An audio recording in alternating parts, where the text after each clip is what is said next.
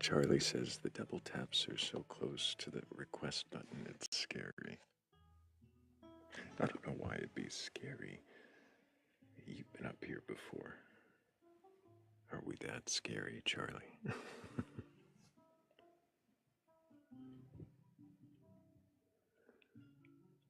No, I know Charlie's not scared, but if you also have a belief in a god or gods, a higher power, or anything like that, and you're not scared to question that belief, then go ahead and request on up. I'll be taking guests very soon. We're already at 5,000 likes. I think that's a great time for me to swap out for our questions.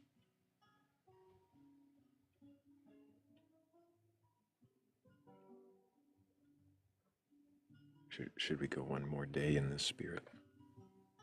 One more day with the silly hat.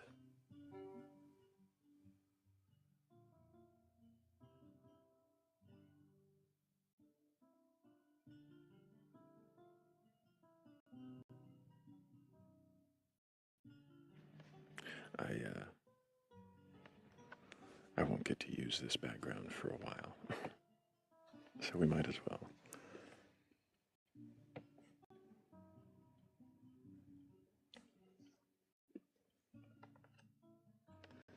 But if you do have a belief in a god or gods, a higher power, or anything like that, question any part of that belief, then go ahead and request up. I'm not here to debate. I'm not here to argue. I'm not here to prove you wrong or make you look like a fool. I just want to know, if you can question it, then what is it that you believe? And why do you believe it? Oh, that was a mistake.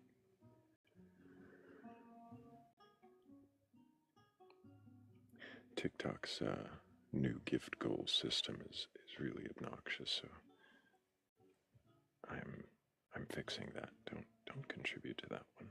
It's all wrong. That's not how we do this here.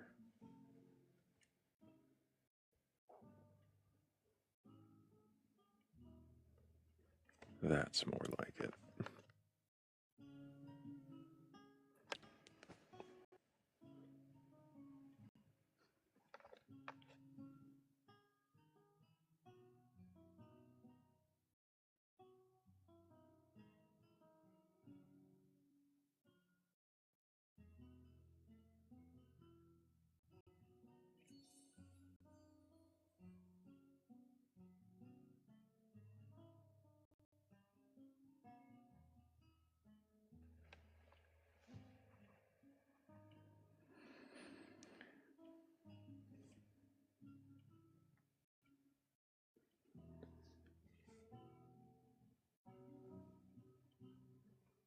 Not the believer I expected, but... Oh, wait. We do have a request. That one was a ghost. But this one isn't. I do not associate with... Excellent. Good to know. Still not the believer you expected. I know. I thought for a second that other one was going to come up, and I thought I recognized him. And then they didn't come up, so I pulled you up. And then they just appeared right after you, so strange. How bizarre. Sorry about that again. How bizarre. We don't have to worry about that one again. We do have another request, and they're gone as soon as I go. How's your day, Raph? It was good. I saw a great movie today, and I had some semi-decent Chinese food. It was actually funny. Like, this place, you have to order like as soon as it opens. And when I went to pick up the food, somebody walked in and was like, "I'd like to place a takeout order." and the person behind the cash register burst out laughing. 30 or so. Wow. And the person walked in. You know, I gotta say something, and this is gonna come off as probably wrong, but like, you know, like I feel like people who celebrate Christmas should be at home with their families, not getting takeout and seeing movies. Like, a little grinds my gears a little, you know. Like, you get your own thing, do your own thing, you know. Nah, come along, everybody wants it, you know. Yeah, I admittedly have gone to movies on Christmas Day with family. No, I know. Yeah, right, exactly. Like you're not celebrating. Well, no, we are celebrating. We're not celebrating the birth of Jesus unless That's somebody right. decides to pull out a cake and sing him a song. That's true. We're celebrating each A other. federal holiday. That's good. That's nice too. Yeah. I'll let it go for next year. How's that sound? Yeah. It was just so funny. Like I felt bad for the person. Like I guess maybe it was their first time through it. Yeah. Yeah. Saw Zootopia 2 and it was tremendous. So I Oh fully yeah. recommend it. Yeah, it was really wonderful. Good to know. Um, Day like any other day, eating Chinese takeout and watching children's movies. Exactly. When you put it that way. I don't know. It almost sounds like a little bit of a celebration. Do you do that every day? Mm, I would say maybe twice a week. Oh, well then, yeah, just like any other day. Yeah.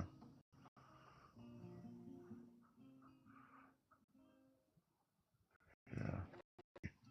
Hmm. Very authentic Szechuan and Chengdu.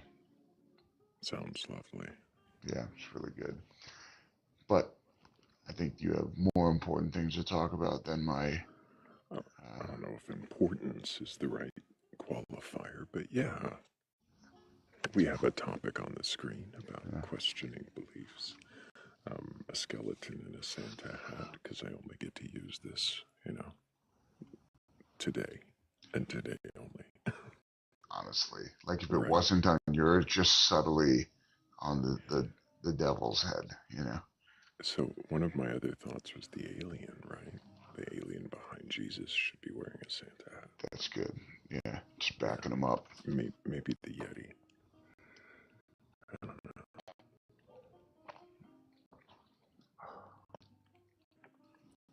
I, I don't expect it to be as slow as it was last night, so maybe there will be some trickling in, some believers and beliefs of some kind of believable thing that they believe they can question. Or heard a good sermon, at midnight mass. And they're like, Yeah, I got the. I don't know about that. I don't fully expect that. But who knows? Who Yeah, knows? Maybe they did. But if anybody watching does have a belief in a God belief, go ahead and request on. I'm not here to debate you. Neither is Rav.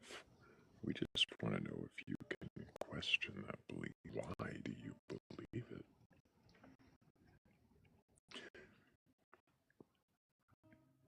also, Satan is an anagram for Santa, so that might also be another reason. It is. It is that. Um, it's also an anagram for a sant and Nas, Tanis. Nasta, Nas, Nasad.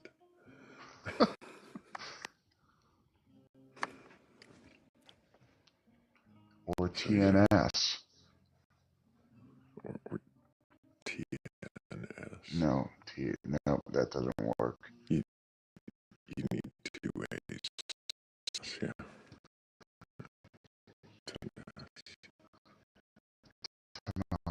Like, I know. I know. You know, I usually wait yep. before I bring any friendly. Feel free to put me back down. If you I may you know, have to. I wouldn't take any offense. Okay. Yeah, thank you. I'm more of a mid-game player. Right. I settle right in. Well, I know, but Well, maybe it'll otherwise, kick. I just sit up here looking lonely while everybody's not requesting because they're not questioning. They might be afraid. You and I together are awfully intimidating. I don't know that I am in any way. I mean, maybe. I don't know.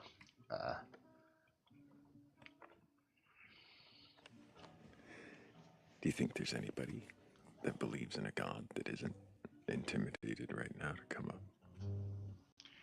I mean, I would imagine that they like my imagination says like if you've spent the whole day in church and like you've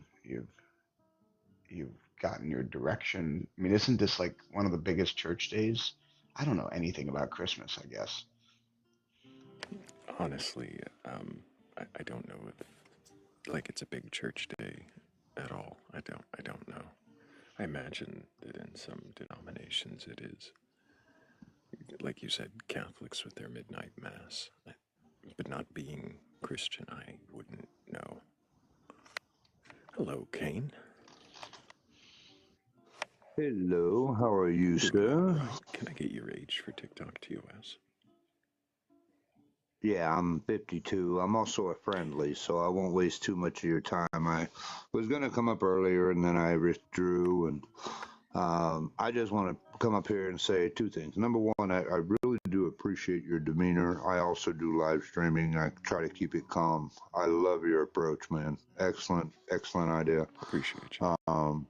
And the second thing is you kept saying, can we question? I don't know about anybody else on the panel, but I find it helpful and invigorating to question my beliefs.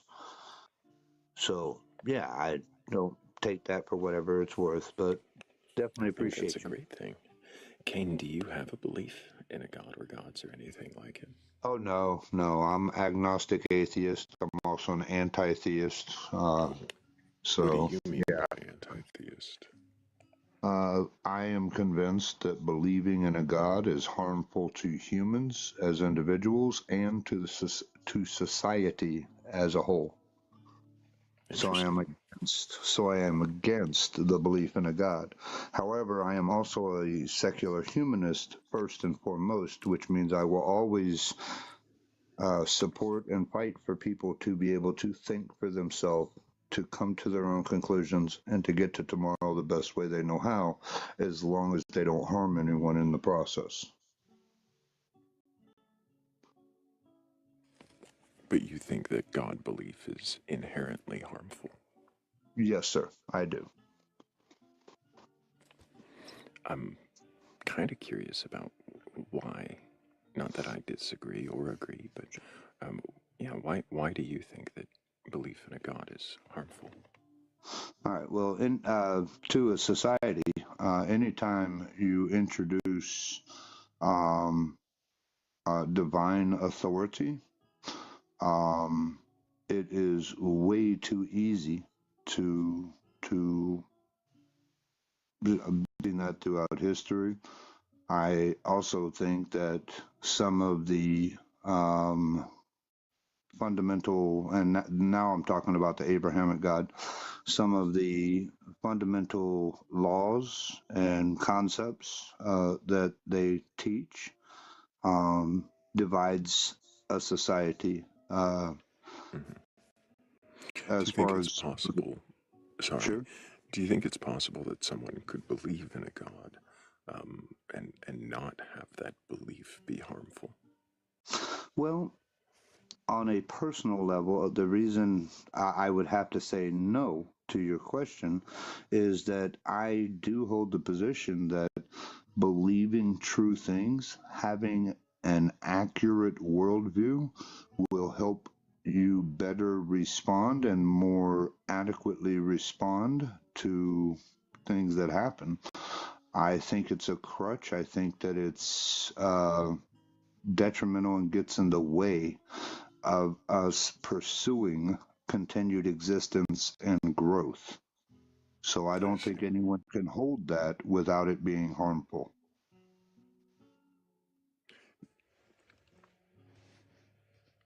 Maybe going through beliefs like that. I think part of that growth is learning how to responsibly and adequately um,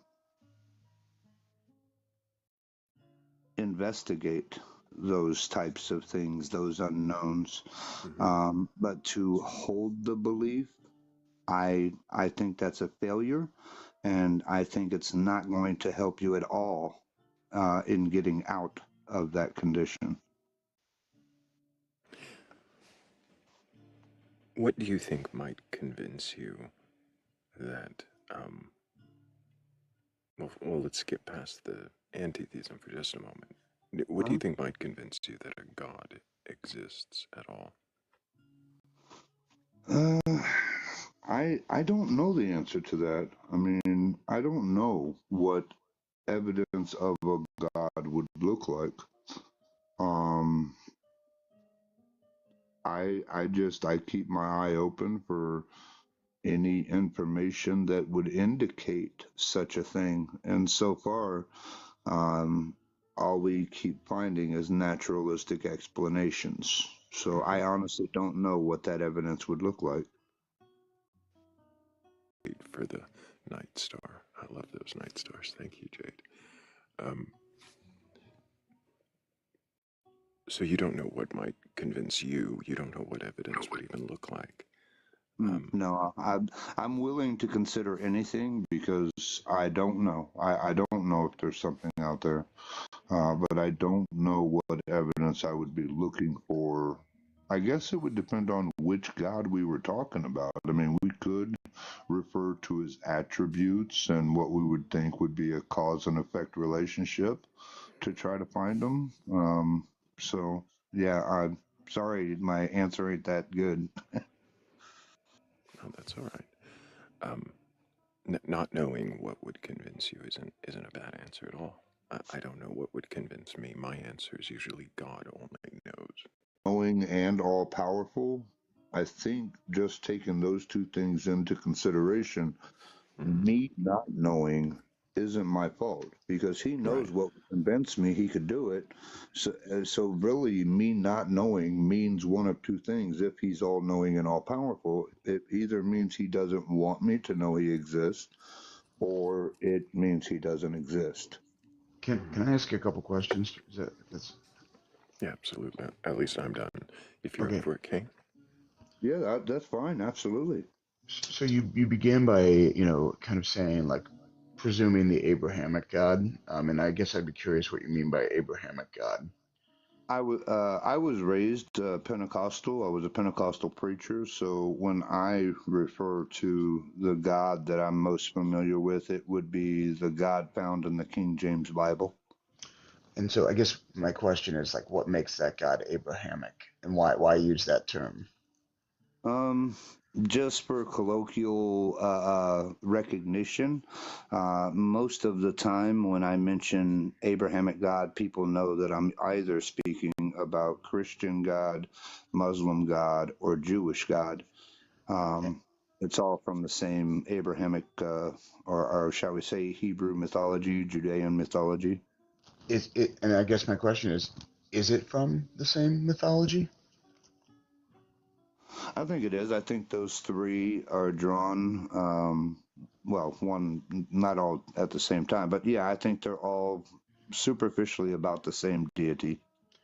That you so do you think that obviously the Jewish people reject the Christian Bible and the Quran after that, obviously.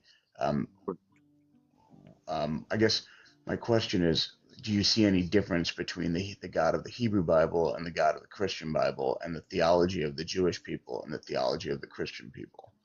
Absolutely. Yeah, I absolutely. And I also recognize that even within Christianity, there are 47,000 disagreements that had to be resolved by making new denominations. So I absolutely agree that there are different theologies. And like I said, really the only purpose of me using Abrahamic God as a label is just to kind of get their most people recognize that, and I'm just trying to get their brain to that particular source deity, I guess you could call them. Sure. Well said. Beyond the ease of the usage of the term, like, as do you think there's any um, unintended consequences, or perhaps intended consequences that are um, maybe even nefarious of that term? Not saying that you're using it in a nefarious way, but um, Not that I've noticed, but I am a 420 fan, so I can be oblivious at times. But no, not that I've noticed. Not with me anyway. I don't know. sure. So I guess who benefited? Um, Again, it would be my individual interlocutor, or in this case, my set of interlocutors. Um, it's just for kind of a common shall we say landmark. That when I say Abrahamic God, then we can kind of zoom into that and not into the Norse mythology or none of those. Hmm. It's really just to kind of get people to understand who I'm talking about. Well, that's why I asked who benefits from lumping peoples together when the mythologies and the theologies are so vastly different. Well, at first, like we did it just now, earlier. At first, the conversation benefits because we're not talking past each other. You kind of know which God I'm referencing, and then, like I did, I mean, I do get into specifics, or I allow them to get into specifics, but yeah, just bringing up the Abrahamic God like that, it's just to get the conversation started where everybody's kind of on the same page, so to speak. And so, what if I told you some like there are uh, what if I told you that Jewish people hearing that might feel like you have just spoken past them? Hmm, that's interesting. Why would me referring to their God as the Abrahamic God insinuate that I was speaking past them? I would put that question right back to you. I I don't understand. I'm Okay. I not don't. sure I don't. I do either. I Yeah, I don't Sure. understand Yeah. how Hmm. if I was talking to a Orthodox Jew and he asked me what God I was familiar with, and I said I didn't know he was Jewish, and I said, well, I'm most familiar with the Abrahamic God. I was raised up Pentecostal. I don't see how that would make him or insinuate that I was talking past him or that I was Hmm. disrespecting him at all. I don't understand. Yeah. I don't think that you are being disrespectful. I just want to just be clear by saying that. But my question is about when um, are you familiar with the idea of supersession and that sort of thing? I am not. So supersessionism is an idea where a group lays claim to a prior group's identity and text and culture so Right. as to both undermine the previous group and bolster its own claim. Okay, I get what you're saying. Yeah, I do agree that Christianity and Islam both did that with the Hebrew God, but Judaism also did that with the Mesopotamian mythology. Hmm. I mean, they literally kept the same names. I mean, Yahweh was the son of El. Um, so, and Jehovah was his brother, I think. So, yeah, I mean, it happens. I don't think that undermines the the original one, though. But they may think it does, but I don't think I'm insinuating that either.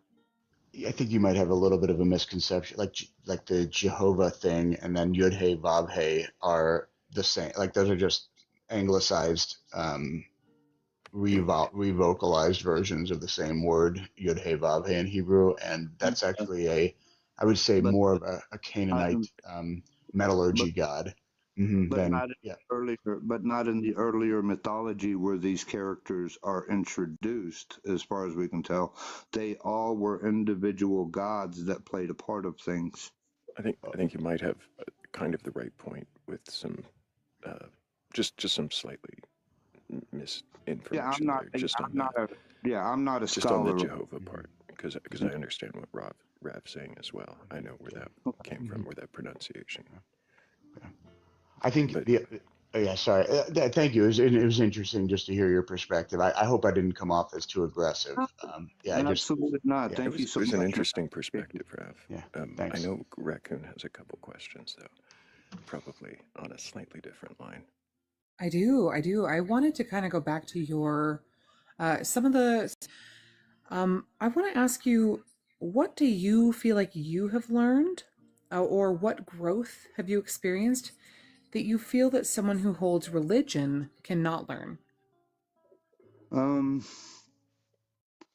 well, the true value of today, since there's no inclination or no tendency for me to think that an afterlife is a possible thing, I have learned to value each day so much more. I've learned that, you know what, self control is important, because I don't have angels or God looking out for me that's going to make things right. I have to do that. Um, When you I were, are you coming from a religious background? Sure, absolutely. I was a Christian for 40 years. Oh, hell. Okay, this is great then. Okay, great. So you have literally decades of life experience being a Christian person. Do you feel like all of the actions that you took when you were a Christian person were with the afterlife in mind? Was there never any consideration towards societal impact or real life, real time impact? Sure, there were those, and you know, my local passions, but Like what? Like what? mm, If that's okay. well, I was real big into homeless ministries. I wanted to help people who didn't have things. Why? I so that, but I do have to point out that as a I was an evangelist and a missionary. Mm-hmm. Um, as me trying to do that, when I referred to supernatural um, methodologies in my teachings, I found that I hurt people. I was trying to do the right thing, but I caused harm, and it was solely because of the superstition. I understand that completely. Do you feel like the motivation behind your actions towards the unhoused population was something for a ticket? Or was there another impact that it made on your life, even though you were a religious person at that time?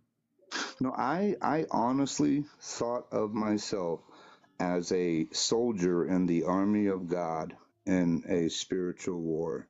So there was I nothing, sorry, I'm not trying to interrupt you, I Oh, promise. oh, please go ahead. Was that the key motivator, before we go further, was that the key motivator in the work you did with the unhoused population? The key motivator that I had was to give them hope in something outside of their current condition, because that seemed to be the main motivator that kept people there. I Did that spent like require God? um in Did my hope eyes, did hope require God? yes, yes. In my eyes, that required God, yes, because it was a spiritual war and they were under attack by demons and devils. So they needed to get closer to God in order to fix their life. Was That there was, no huh? that's okay. I hear how that definitely causes an emotional response from me. I Okay. do wonder, and I think that's kind of the point, right? To create this fear, to create this othering, right? Like, this may be hard now, but we could get better and you could be something bigger in this spiritual war, like kind of like a rallying cry for them. Do you ever think, do you think that there was any value that they got from the experience aside from being enlisted in this spiritual war? Like, did you ever think that maybe the work you did was maybe just having somebody who gave a shit, regardless of the motive, would have been enough to give hope or to bring something positive to them? Or was it all about this spiritual war? So we're still talking about the Cain back that you're saying now, the I'm not spiritual saying you motivation. Are couldn't we talking have. about how I thought then? I think so. Let Huh? me. Okay, so I guess what my questions are getting at is that I'm not sure.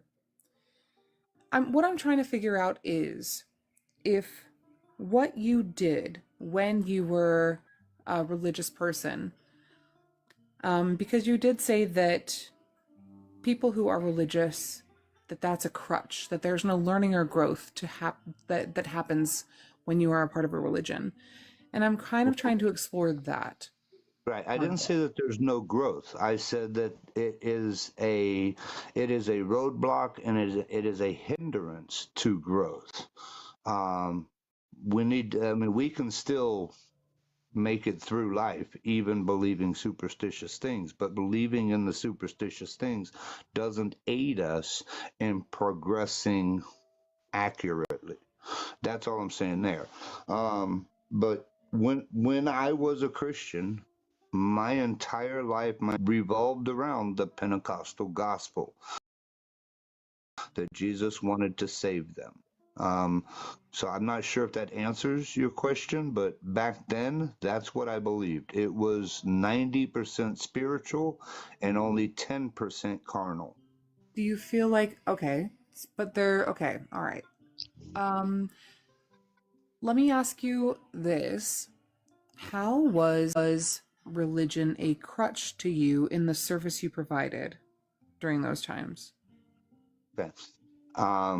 Well, number one, it gave me bad information. Let me give you an example. But that's So not really a crutch, really. You know what I mean? Like I understand how really give bad information, but how is it a crutch?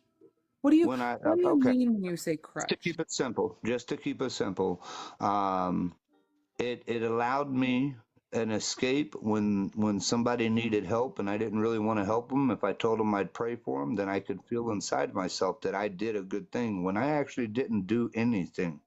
Do That's a crutch. you what do you do now? When you don't have the capacity to help somebody, what do you do now as a So, anti-theist?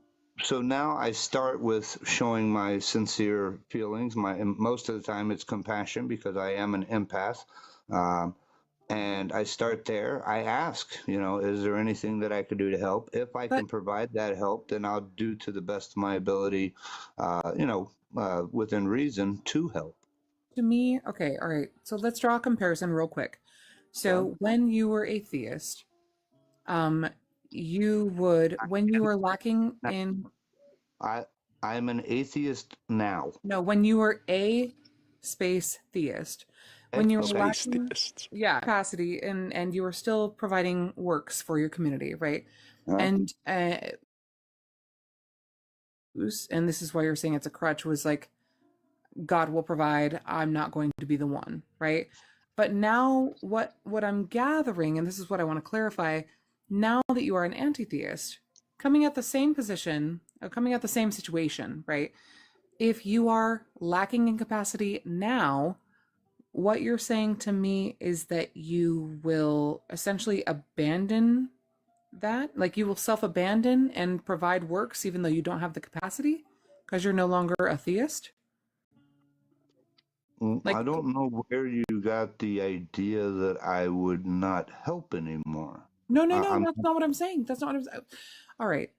Helping someone is great and well and good, and I don't doubt that you do. But you admitted that when you were a theist, a space theist, that you you admitted that you had a lack of capacity at some points, that you were burnt out, there was too much going on, whatever. And in those moments, right, you you essentially told me that you would say, God will provide, right? If Well, if no, if now, no. Maybe we have to critique that part. I let it go when you said it earlier because I don't really think it's a big deal. But my message was never that God will provide. My message is that God would empower, that God sure, would save. sure. They had to do my message was that they had to do the doing. I feel I had to do the doing. So what was the crutch part? It was a moral crutch. When I couldn't help someone, or I just, let's say that it was someone who abused medicine just repeatedly, and they come in at a point in time, you're like, well, I'll pray for you, and Okay.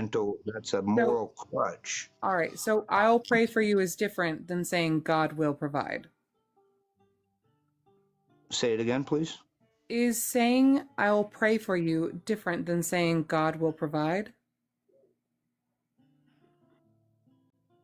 Depending on who's hearing it, I guess. I mean, I guess someone could take that message from those words. Let Sure, me I guess. let me try to put the fries in the bag here. Let me land this plane. So, okay, so you're saying I'll pray for you when you are lacking capacity. You or the knowledge or ability to help someone, and all of that's fine.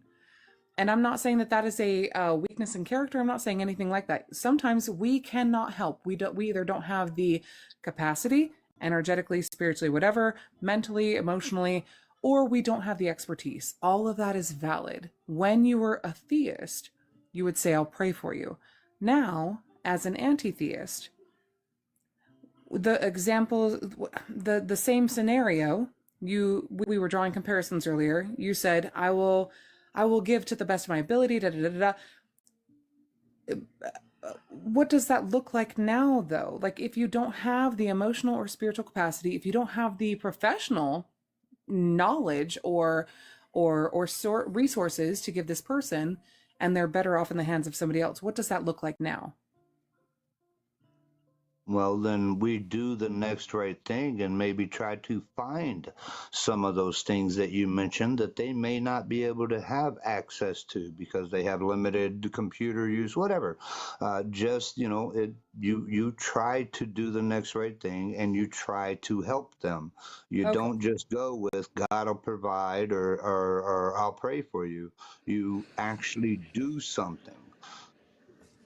that does answer my question. I appreciate that. So now, even if you're so you have resources, if you cannot provide the resources, what if you are at emotional, physical, mental capacity and you cannot take care of somebody? You're not going to say I'll pray for you.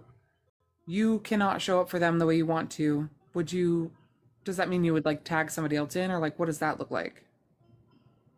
Well, I don't know if that's um, I don't know if I'd use the word tag in because I mean it's not like you're just if I'm not if I'm not a good option for what someone needs, I'll see if I can find someone who is a good option. Right. I'm not right. So yeah, I guess tag in that just kind of sounds weird. I don't know. Maybe go ahead.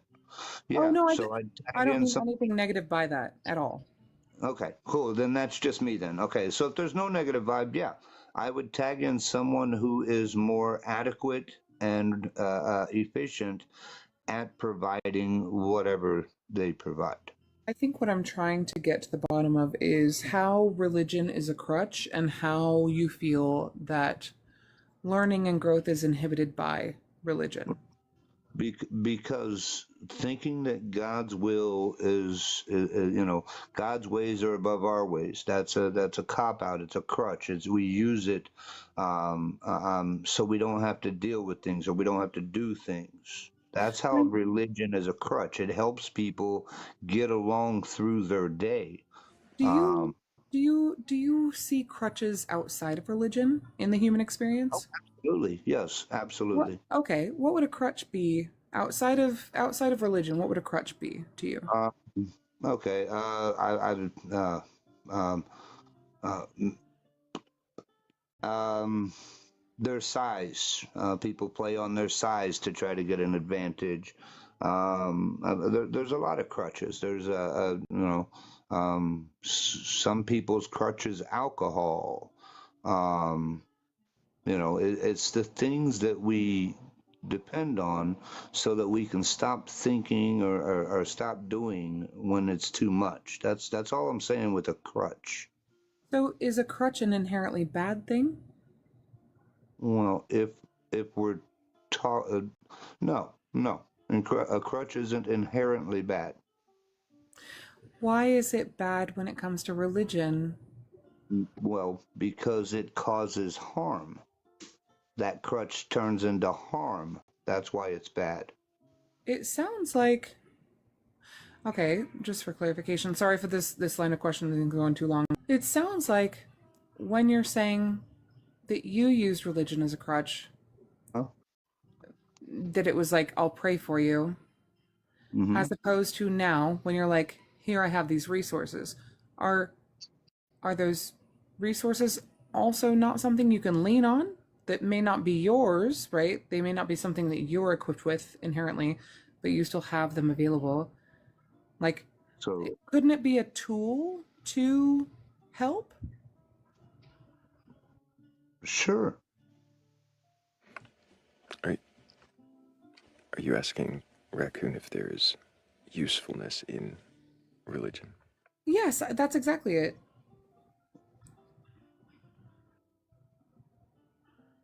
Well, obviously, there's usefulness in it.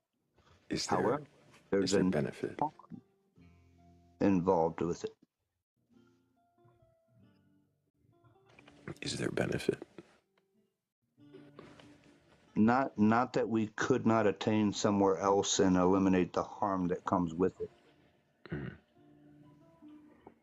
Do you think that harm is not existent in other ideologies or relationships or even like even uh, people will I don't want to go down that road because No, Actually, I absolutely agree. There's harm everywhere. That's why our model is in society maximal well-being, minimal harm. We gotta avoid all kind of things that are not advantageous or not beneficial for us of us reaching our goal of continued existence and growth. There's all kinds of things that harm. really quick, I'm gonna butt in just to talk past both of you and thank Three Pips, Charlie the Hypnotist, Heather's Descent, Morgan Le Fay, and Everlasting Godstopper. Thank you guys for helping with the previous goal. I really do appreciate it. I also appreciate this line of questioning. I don't know if everyone does, but I do question the assertion that there's no benefit to be gained. But I understand what you're saying. If we're aiming for harm reduction, um, is it most advantageous to reduce harm in the way of eliminating religion? But doesn't that inhibit Yeah, some I kind do. I'm so sorry, host. I did not mean to interrupt you. doesn't that inhibit many of the freedoms that we would want that society to have? Right. And that's why I did start with, and I don't know, Raccoon, if you had heard me, but I did start with the presupposition that the, any of my beliefs I love to challenge, I will change them if I'm given reason to, I agree with you. except for one. I am a secular humanist at core. And that means that, like, relevant to what we're doing here, I will always support and fight for your right as a human being to think for yourself, to come to your own conclusions and to get to tomorrow the best way possible, as long as you don't harm anyone in the process. So I would never vouch for the removal of religion, even as an anti-theist. I would never work for the elimination of religion.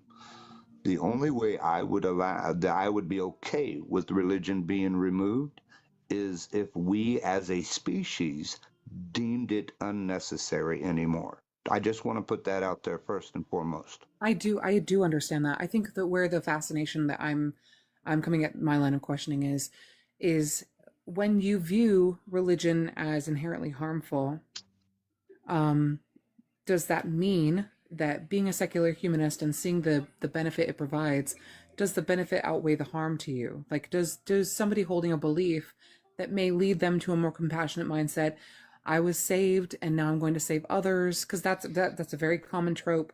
But you do view religion as a inhibitor or a crutch, or and as you've said before, harmful.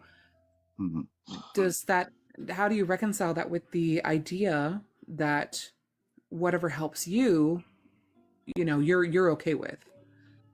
Well, when you say whatever helps me, I don't think that that's Well, being not fair. you, the universal you, sorry.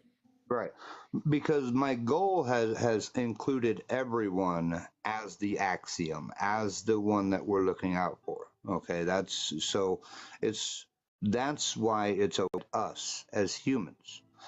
And how I reconcile it is that I haven't yet seen anything that religion can provide that we could not attain somewhere else and avoid a lot of the harm that comes with it.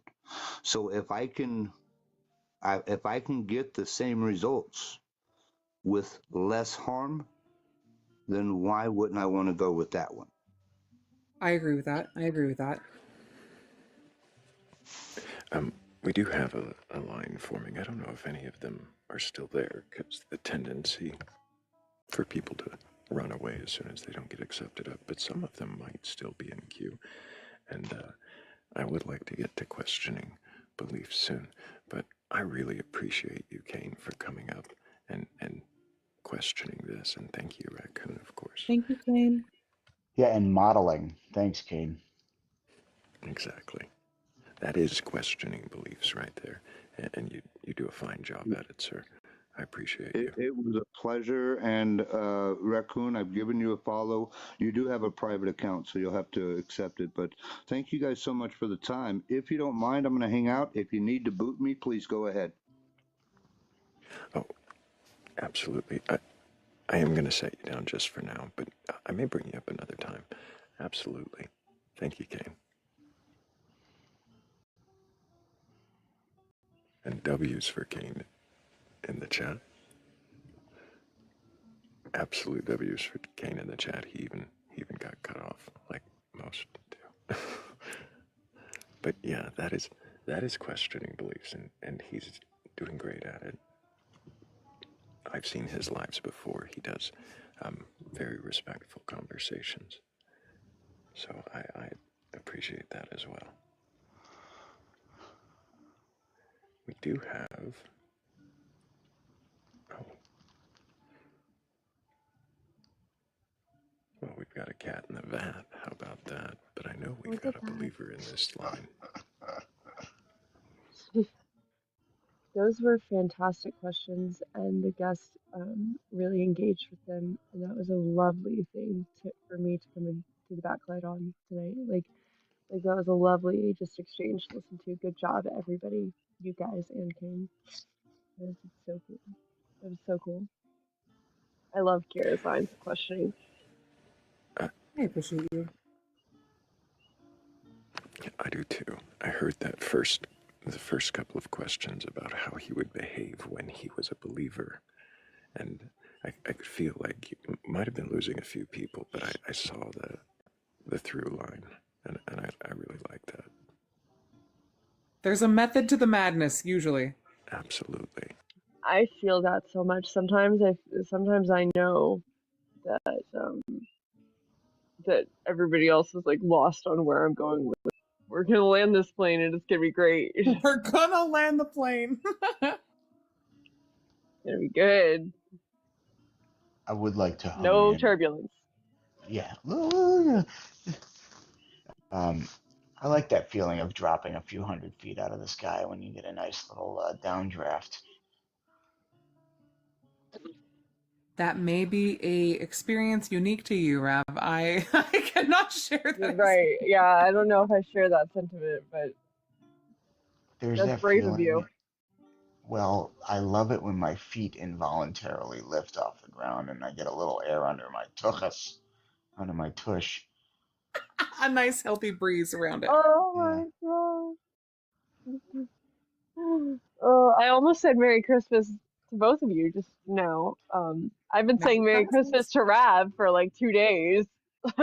Let it rip. Yeah. Uh, yeah. I said it to Tav earlier, you know? I take it in the spirit in which it's meant. I love it. I Right, love the thank holidays you. so much. I love them. Thank you. Cause and Tav and Rav both did too. They both knew how I meant it and took it that way, and I appreciate that. And Merry Christmas to you, Kat. Thank you. I've been saying a lot of Happy New Years. That's really what I'm leaning towards that piece of it. I've been listening to this song Long December. I think I listened to it about 15 times today by the Counting Crows. I just feel like that's like the anthem. Very And good he's song. and he's Jewish. I didn't That's know the lead that. singer. Oh Yeah, yeah. the lead singer. How do Yeah. you know all the things about like Well, I mean, we keep tabs on each other, you know. I was talking about a Noah Kahn song the other day, and Rob was like, Jewish "He's too. Jewish." I was Yeah. like, "What?" Oops, Noah Khan. wrong background. Sorry. Yep, yep, yep. We're slowly running everybody out of the room. Oh fuck. Sorry, dude. But if anybody in the room does have a belief in a god or God's higher power or anything like that, go ahead and request on up. I'm not here to burgle your god, but there is room in the shed for one more. I just want to know if you do have a belief in a god or God's higher power or anything like that, and you're capable of questioning, then what is it that you believe? And why do you believe that? What makes you believe that? What compels you? And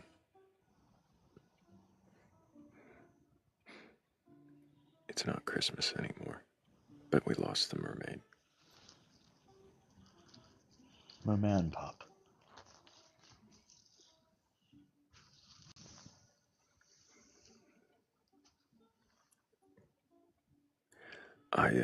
Your lovely conversation, I just realized that we don't have any requests. There's no believers in the room.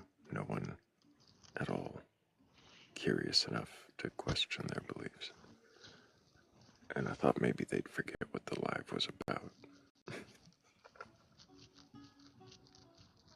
I haven't seen that little AI banner at the bottom in a while. But, yeah, it just seemed like it was gonna be something not questioning beliefs. Almost wish I hadn't run Kane off so quickly. I thought you said there were some other people in the. There were 5. They were all Bef- ghosts. they were all ghosts. Before Kat requested, there were 5 other people in line, and I was accepting all of them. When you say that, what do you mean that they're ghosts? What does that look like on your end? It says there's a request. I can hit accept, and then there's nobody there. And there was nobody there. Seems that we need to like the live a little more and share it out and Maybe.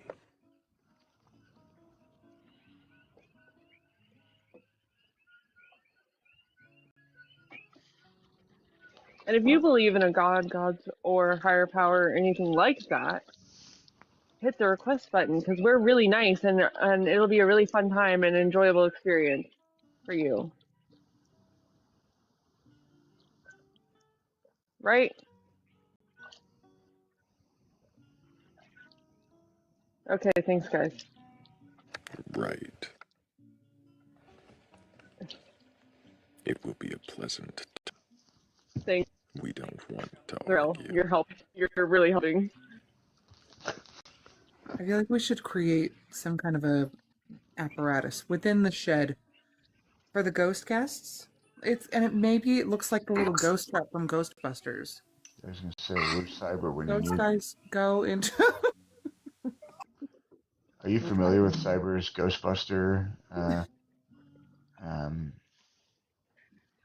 he like is like a full cosplay Ghostbuster. No, that sounds dope though. He cosplays a Ghostbuster? I have not seen this. Yeah, it's pretty epic. Like he's got some really unbelievable stuff, like movie quality. In that movie.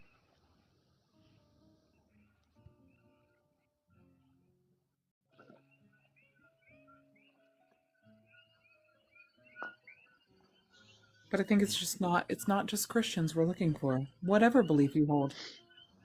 Or lack of belief you hold. We want to explore it. Maybe we should question the Koki's beliefs. The Kokies either interrupt the Wi-Fi I or enhance don't the Wi-Fi depending on know. our mood. I think the Kokies should believe that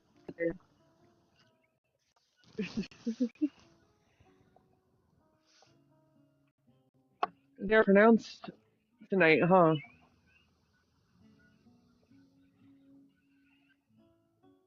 I can hear them.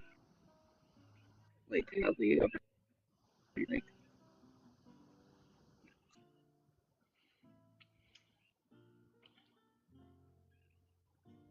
feel like people could also like send those heart me's and like the get popular, go popular thing, and like do all the various Some of those things. Yeah. yeah the accoutrements. The accoutrement. Hmm. things the algorithm likes. A Notion asks, are you willing to question someone's lack of belief? We question a lot of lacks of belief. That's how we started this show. I would like to question a belief tonight.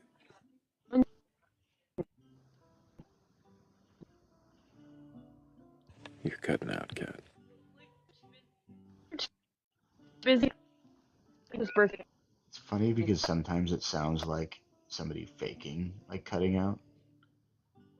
Right.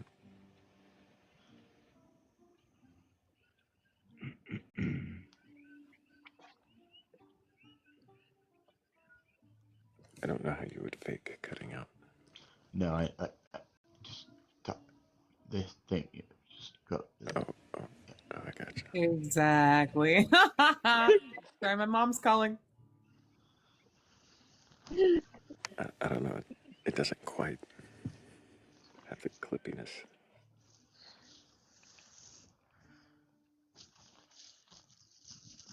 I tried my best. You did good. That was believable.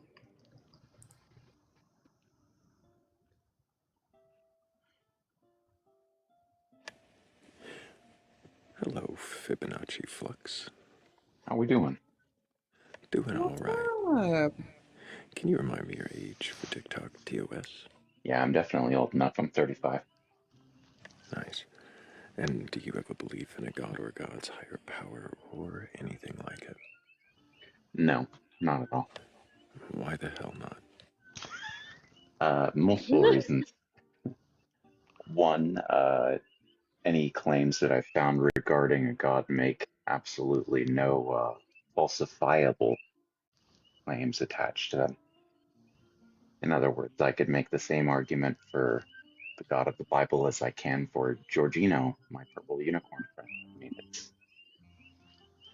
it provides zero predictive utility. It's not useful, not to me at least. Can you imagine any reason why you might believe in a God? Any evidence? In a pragmatic sort of way, of course, I think that that's totally reasonable for a lot of people to think that way. I don't find that it gives me any predictive utility. And when I was younger, I went through some domestic situations where, it became pretty obvious that uh, there weren't very good reasons to believe it. But beyond that, it's been more of an exploratory question for me for a long time. I still ask, and I mean, I don't think that any God is completely infeasible. I need to clarify that. But a for omni God, I don't think is possible at all. Yeah, I was going to ask Kane that question earlier. Like for me, that omni God does not actually exist in the Hebrew Bible. Oh, no, It's not kind at of, all. yeah. Um, so I don't really know. I mean, if God was omnibenevolent, for example, and I was going to say, and you're a rabbi, right? Hmm. Okay. Yeah, I was going to say, I've seen you in conversations with Rabbi Hana. I enjoy listening to both of you. You guys are great. But What was the name of your unicorn again? Giorgino. Georgino. Yeah. Georgina. Mm-hmm. No, Yeah, if he's you, purple. I love it. Great Yeah, color for a unicorn. he's beautiful. Have you seen the Rapidash on Pokemon Go that's purple and blue? In talking about Galarian Rapidash, yes, Yeah, it's fantastic. Anyway, you, so you've you've activated my special interests. Yes, that's one of them. man, I enjoy collecting things, so oh, that's in there. gotta catch them Um, all. But what I was going to ask was, like, if Georgino becomes a receptacle for your awe and gratitude and sense of connectivity to other things and mhm. that sort of thing, like, does that not? What utility does then that serve? Well, I think, and for the record, I just need to be very clear with anybody. I'm being entirely satirical when I say that Giorgino is my purple unicorn friend. I do not believe that there's a purple unicorn. You got to be kidding me. I know, how dare I? But uh, to clarify, I think that I sign a label for someone or something to be grateful to for something, if that makes sense. We have a tendency to anthropomorphize, uh, to reify things, to give things substance that don't necessarily have them. It's convenient narratively, and I'm not going to argue that. But I don't think that it holds true in an objective sense, if objective anything exists.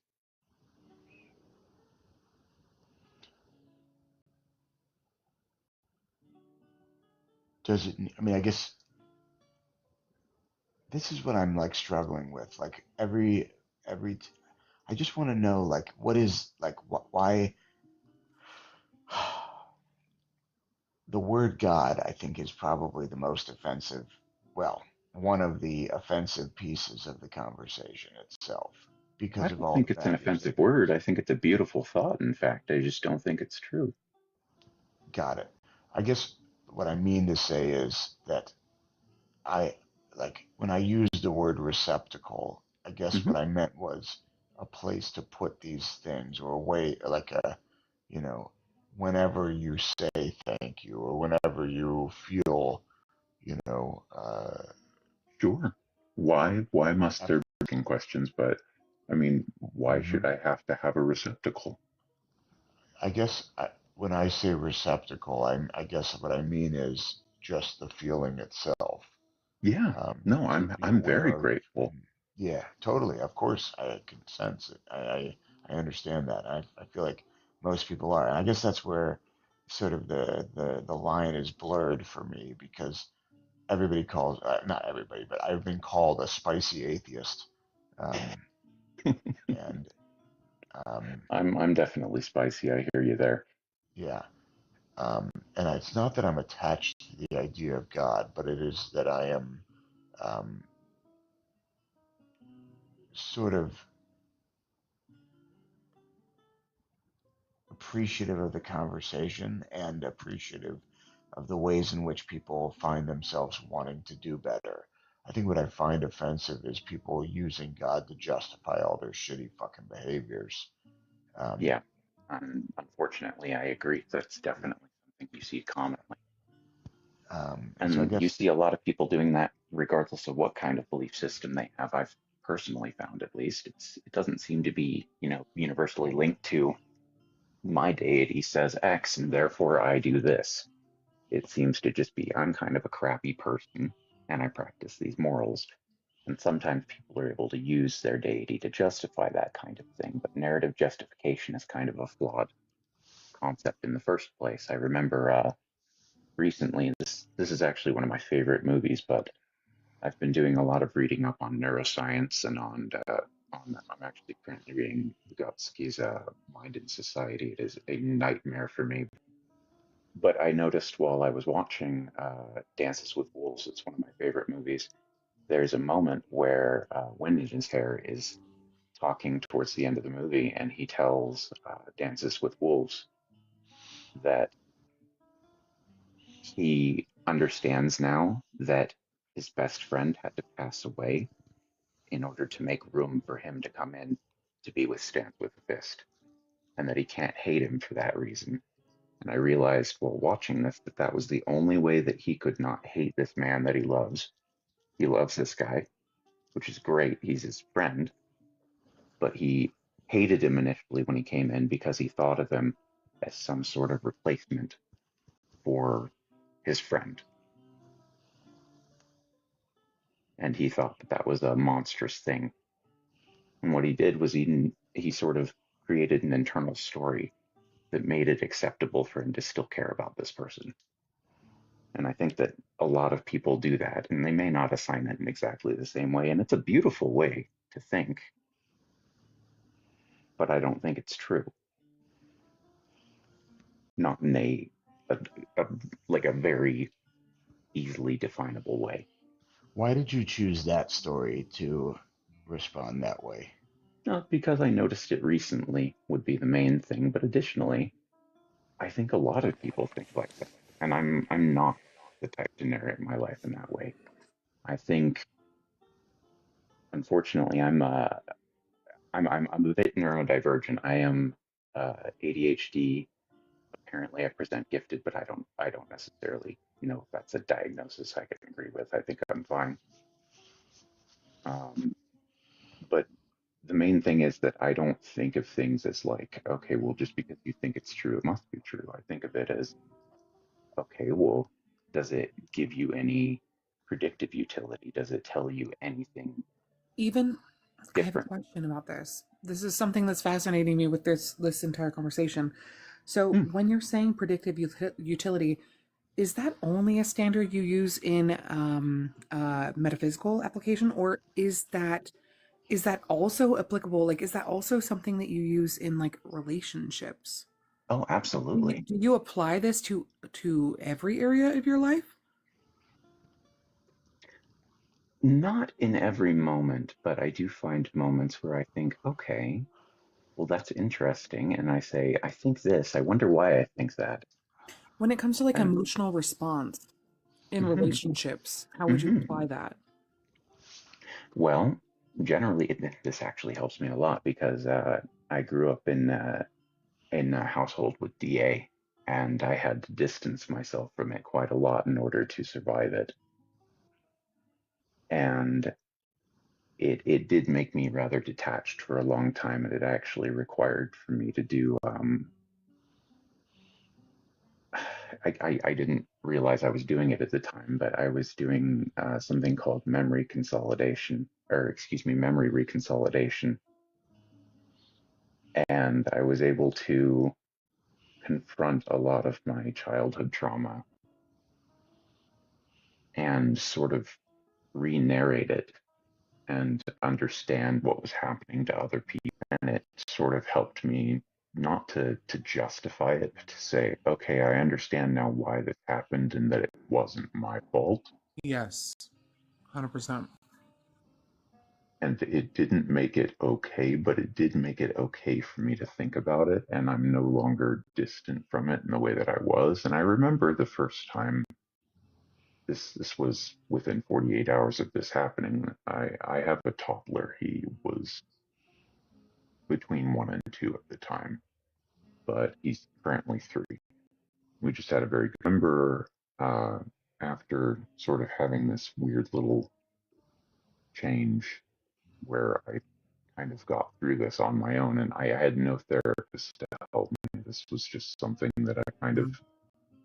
worked myself through. I'm not even really quite sure how I did it, but it's had a long-standing impact. So I'm confident that it's not a sort of extinction thing, Sure. and it is actually a full-blown reformatting, which is pretty crazy. I'm still surprised, but I remember sort of going through the motions. I was very much one of those people that I would do things because it was a requirement.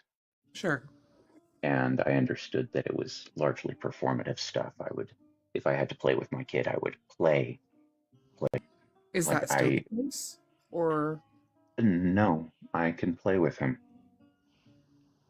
okay. And the reason that I bring this up is because I remember, I think it must have been the morning after this happened, but he wanted me to play with him, of course, because he's a child, which is Right. wonderful. And I was playing pretend, but I realized while I was playing with him, and I could see it looking at him that he saw that this was happening while I was playing pretend with him. I didn't have to play pretend that I was playing pretend. That's wild. Okay, I love that distinction. And I know for somebody who doesn't understand what I'm saying, I know that probably just sounds like, ooh, profound. No, it was, I had found that I no longer had to like create this extra narrative on top of myself. I was able to be present with him, and it was, well, I'll be honest with you, I cried uh, the night after I had done this, and it was something I hadn't done for a long time after my both my parents are at ghost practice. I'll phrase it that Hmm. way.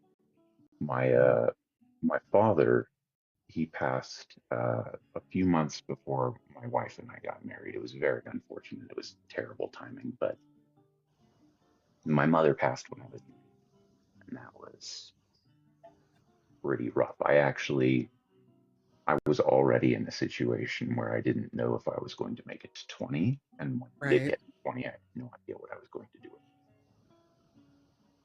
That's a beautiful thing, though. I'm glad that you were able to reach that experience. So, okay. So, there are things that you experience then, it. Mm-hmm.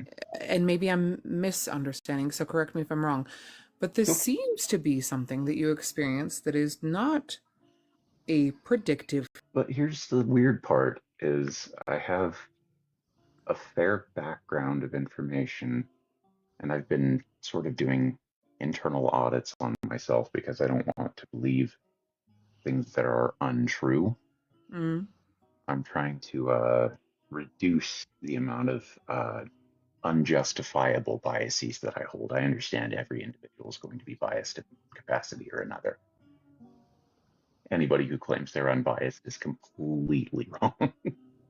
oh, You everybody's cannot. not biased. Everybody's You. every. I agree with that.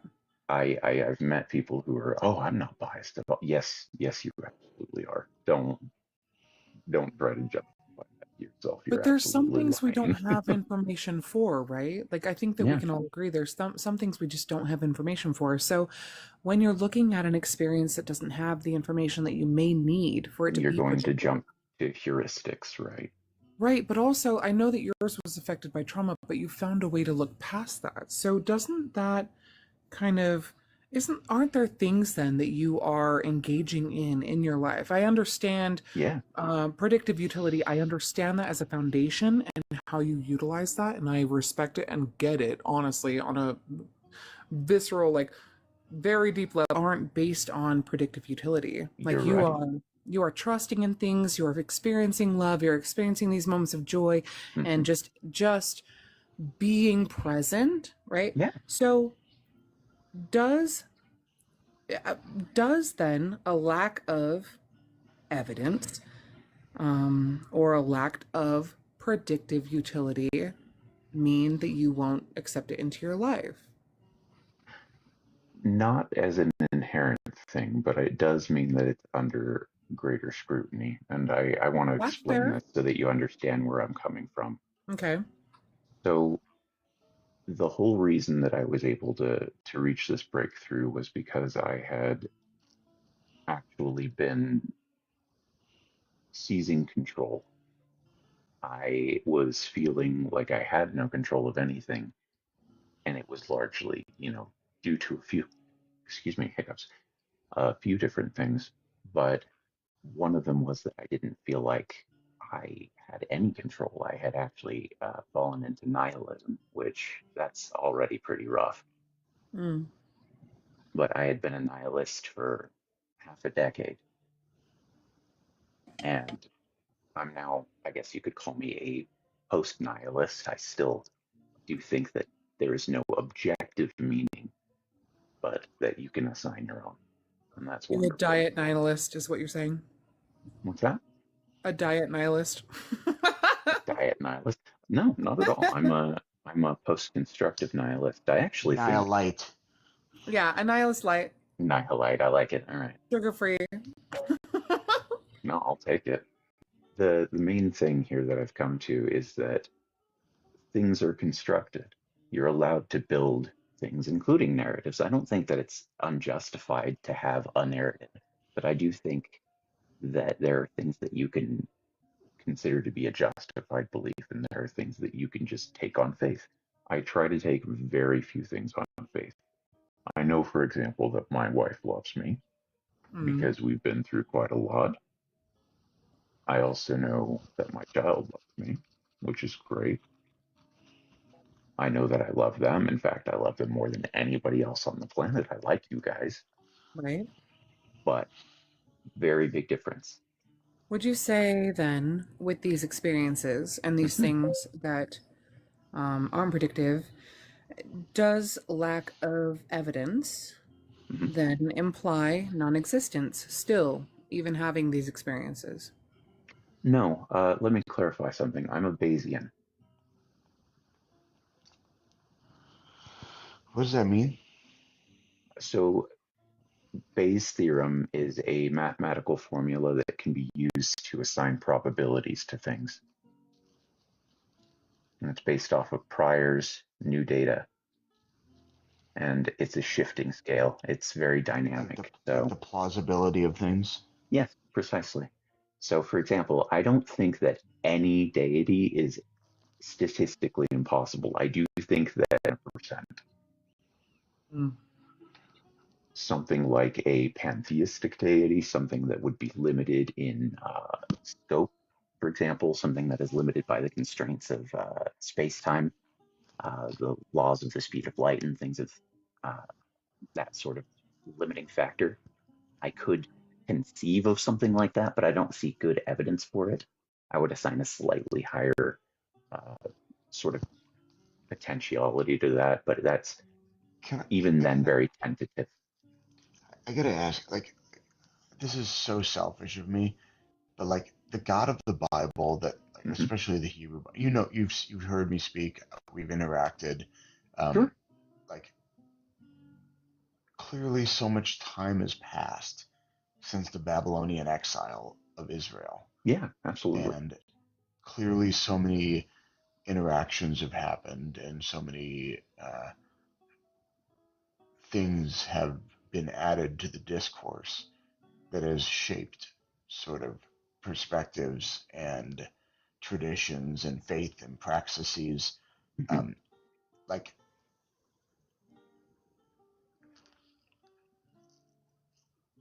I guess, you know, to look at the God of the Bible is almost obsolete. Like, there's a great story where Moses joins Rabbi Akiva's class. Rabbi Akiva is a first century CE rabbi and Interesting. famous. Okay. Yeah, and Moses somehow joins his class, and Moses is like, "What the fuck is this? Like, this has nothing to do with anything that I I was going to experienced." say, I wonder what kind of Greek thought this Yeah, was. This was very right, interesting. Okay. totally. And Rabbi Akiva says, and we learn this because Moses said this and experienced this and this. Mhm. And like, what I think the story is trying to say is that there is an ongoing conversation, agree, parts Mhm. that disagree, and ultimately produce, ideally, a new idea, a Sure. synthesis of some sort. And frankly, I think that we've been spinning our wheels in a lot of ways, that there's not been a lot of synthesis. There's just been a lot of, no, this is the right way. This is exactly how it should be for Oh, I pretty much the agree. last 2,000 years. And like, it's pretty wild. Like, I think the Enlightenment was a really huge watershed moment. Mhm. And frankly, like, I think this is going to sound so extreme, but like the pandemic and George Floyd were like Yeah, extreme those were wild. moments. Yeah, like that was truly like it felt like I'm getting emotional just thinking about it. Like those were moments of immense reckoning, and I have been calling it in my own community um, a a great reckoning, Mhm. and like where do we sit among this discourse that is clearly a product of everything that came before it, and yet completely blind to everything that comes next? And what role do we play in sort of one of the great lines that I ever heard? There was a great disagreement, and I don't even want to bring up what the disagreement was because it would completely detract from this conversation, but the disagreement It's was fine. great. And the person said, I need to consult with a few people. And the person came back, and when asked, who did you consult? They said they consulted their great great grandfather and their great great grandchild. Mm. And I Interesting. think that, yeah, I think that honestly, like that is like the most, um, that's it. How do I, how do I understand where I came from in a way that renews these days, in a way that looking towards one that is better, leave it better You're than you found it. I mean, it's so no, simple, I and hear I you. don't like, yeah, yeah, yeah. It sort of So sounds like, and correct me if I've misinterpreted you.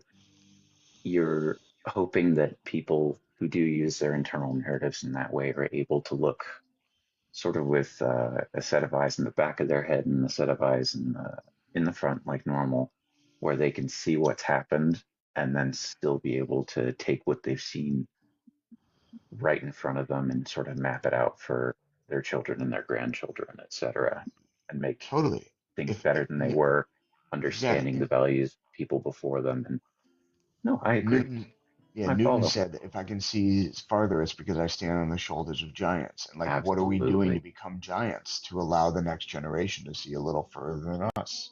And I think one of the biggest things for that is not depending entirely on your own perspective for things. That's just, which is one of the reasons I feel like I'm very open to audit. I refer to it as an audit just as a convenient term, but basically A I life can audit? always be wrong Yeah, about anything, and it's a difficult thing to be able to, well, not to be able to say. A lot of people I'm sure could say that, but to actually be okay with it. It's a very sort of vulnerable position to put yourself in. but it ultimately comes down to whether or not a person is wanting to be just completely content, or whether they want to be closer to one human being can contain the entirety of knowledge within themselves. I think that's nonsense, and that actually applies to any deity as well. Hence why I was saying that, a pantheistic deity would be limited by scope. And if they were, individuated like Yahweh, uh, or Adonai, whichever you prefer, it doesn't matter to me. But if they were, individuated and they had their own desires, then I think that they would be largely limited and selfish. That's why when people pose the four omnis, I think it sounds ridiculous. Have you ever read Nicomachean Ethics by Aristotle by any chance? This is probably going to sound absolutely silly. I've not touched Aristotle.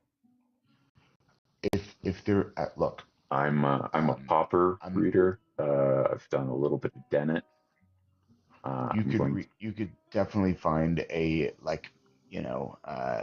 I'm positive that Nicomachean Ethics is well discussed and well. If you were to find if there is one through line through the entire book, Mhm. it's that there is a golden mean to every extreme. So there are extremes, and that there is a golden mean to be found at the middle of all of these.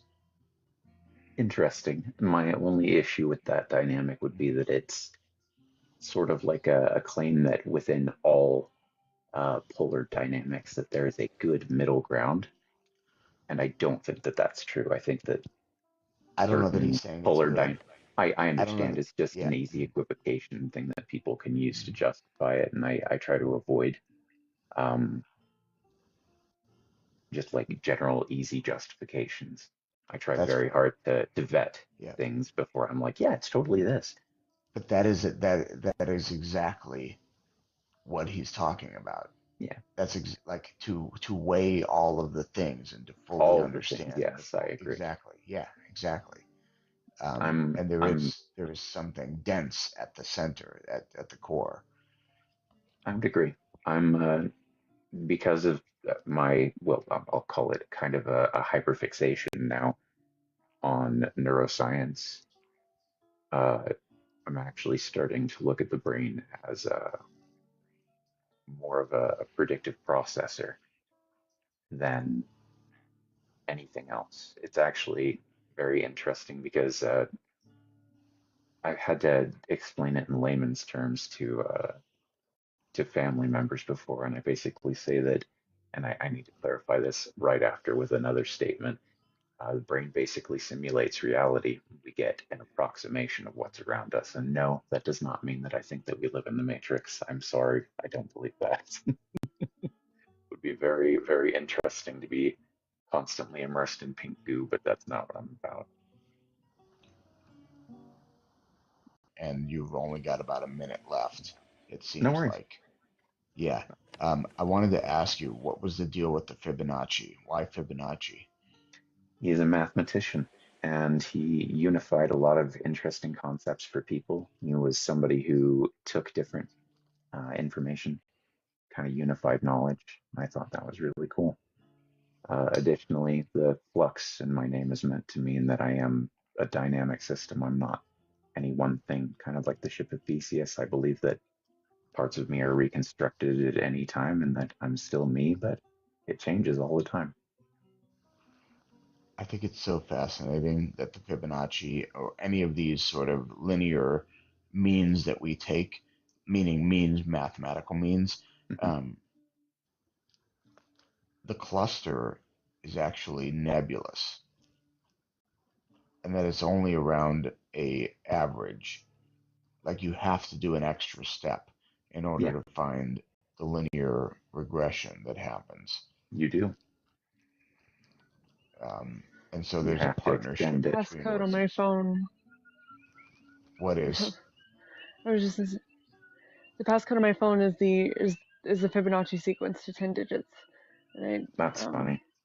have done a I've done a lot of art with it, and It is an interesting, and I'm not that into It, math, but it is very interesting. it's very beautiful, but there are people who will overextend that and try to make it mystical. But that's Any what of I'm that saying. stuff Like that you see in nature, it's not a perfect representation. It is an that's approximate. exactly what I'm saying. It's not a perfect approximate.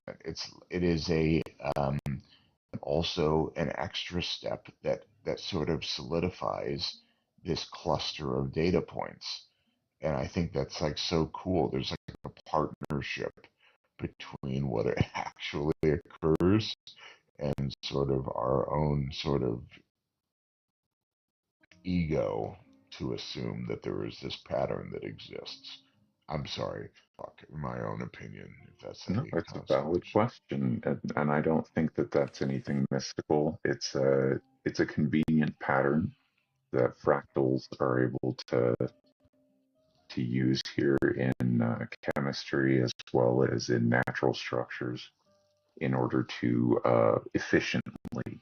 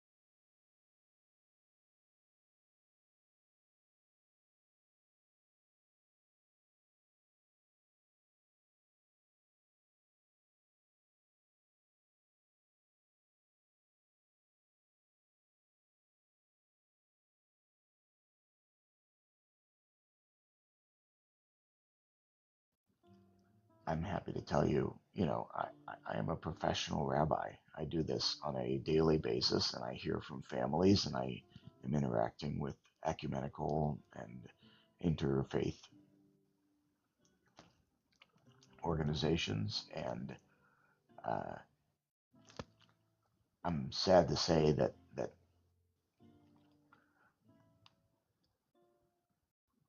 the internet has become real life. It's not just what we're doing here is so important because it's actually informing real life. Hey, so like I'm like Not a baby child. Goodbye. Nope. Go to bed. Or listen, frankly, and Well, they understand. can't. It's an adult life. Already on the naughty list. Already on the naughty list. It's not even over. Christmas isn't even over yet. Completely ruined your next Christmas already. It hasn't even been like 3 hours, dude. 2 minutes in for me. But who's counting?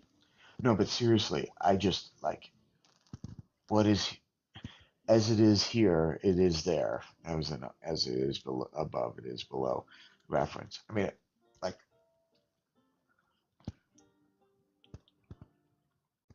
I'm worried, frankly, about people's ability to think critically, about people's ability to find community, about the people's ability to um, interact in a world that is frankly unkind and disinterested in their own success. And so people are going to lash out at other people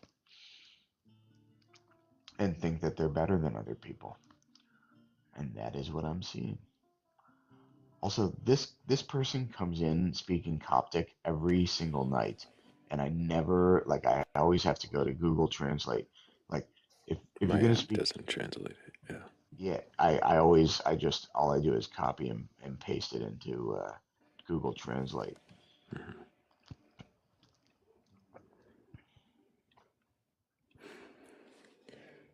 But if anybody has a belief in a god or God's higher power or anything like that, and you're, speaking English for the most part, um, then go ahead and request on up if you can question your beliefs, that is.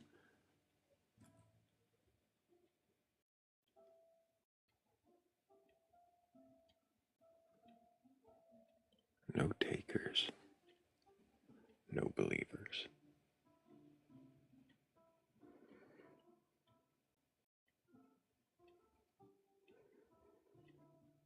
That, that is a belief, Sage, but that's not what I'm here to question. Definitely not. Though sometimes a God claim turns out to be exactly that.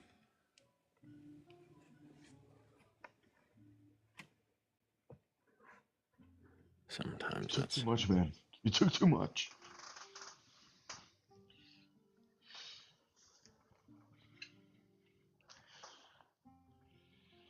Usually it takes place on the edge of the desert near Barstow.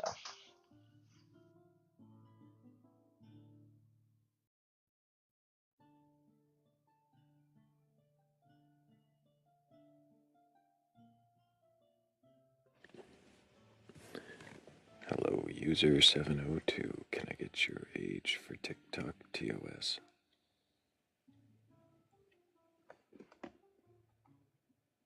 Are you there? Okay. Yeah, Tavium. That was a horse. That was a horse.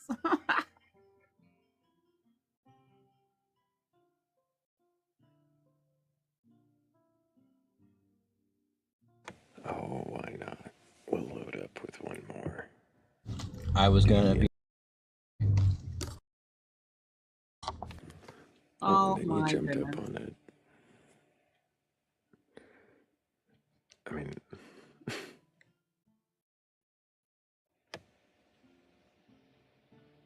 feel like that is how a lot of our questioning goes.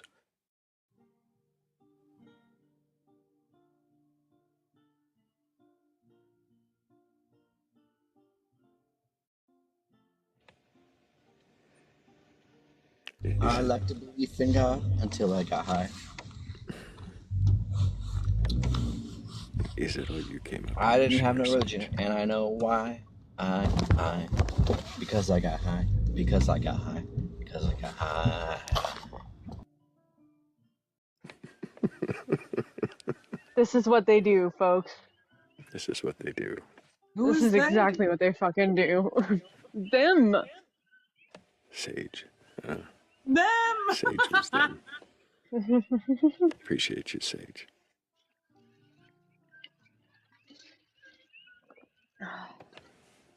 I'm making a whatever I could find in the yard in the pantry soup right now. And I believe... kitchen table soup. yes, and I believe that it's going to be good. Oh my god, thank you so much. That was so fun. Wow. Wow. One love showing all the love there. That was so fun. Thank you. Oh my gosh. It's cute. Huge. This is the most gifts I've ever had ever. Like I probably had about this like hosting my own, but like that's so nice. Thank you. Merry Christmas. Jeez. That's awesome.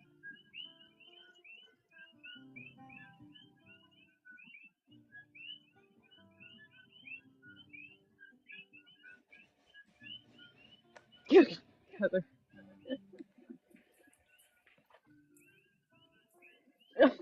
What? Yeah. Jeez, thank you. Oh. One love, thank you so much. Wow.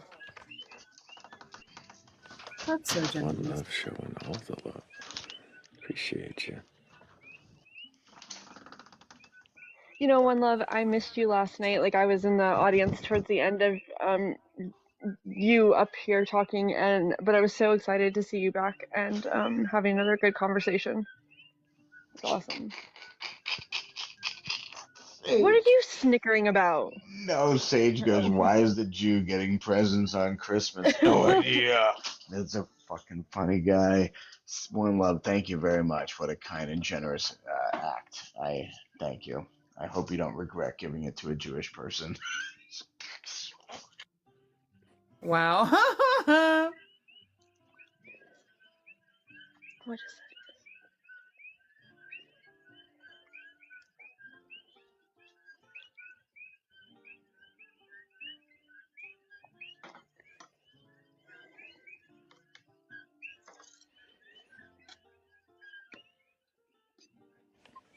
I wonder if there are any believers in the audience who have a belief in a god or gods, a higher power, or anything like that, who might be able to question their beliefs. If that's you, if you believe in something like that, and you feel that you can question that belief, then go ahead and hit one of those boxes, or the two little people next to your chat box, and request on up. We're not here to debate or argue. We're not here to tell you that you're wrong. I just want to know, if you can question your beliefs, then what is it that you believe, and why do you believe it?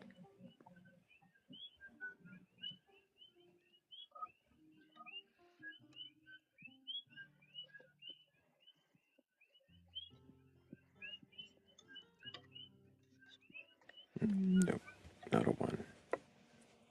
107 people in here, all tapping the screen, by the way. I appreciate that. Nearly 49,000. Oh, nearly 50,000. Yeah, you guys are awesome. I think you won, Thrayle. I think that's the end. I don't know if it's winning when people stop questioning. That's a great point, too. Yeah, I feel like that's a loss in and of itself.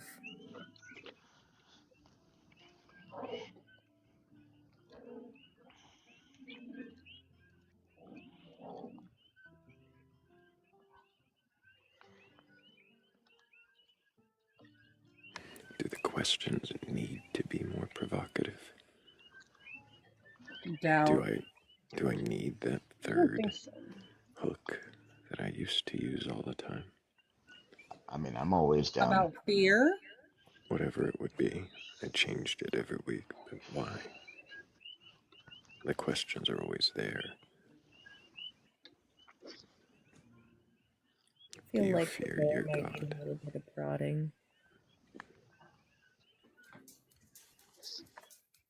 Oh, Wow, one It's love, not quite thank what you. I meant, but I like how it has music that goes with it. Like, that's Yeah, really that's fun. wild. That's so cool. Also, it reminds me of what's that movie with Ted?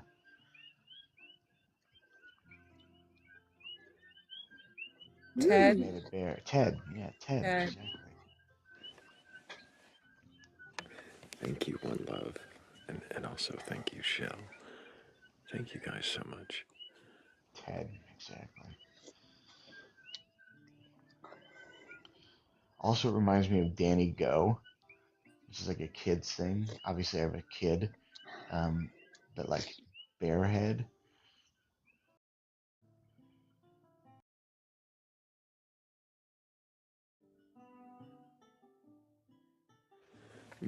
Bearhead.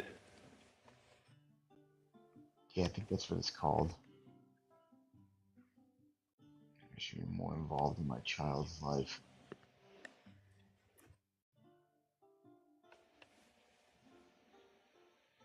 Not the photo change at Bearhead. dun dun dun.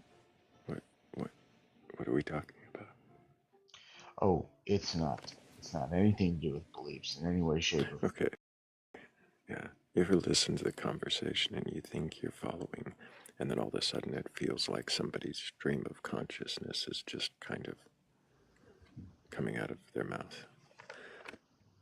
As someone who doesn't watch TV and really hasn't ever since I was young because we were poor, that happens to me all the time. This is my life with pop culture references. Like, what do you mean? Why did those words come out in that order? What were you saying?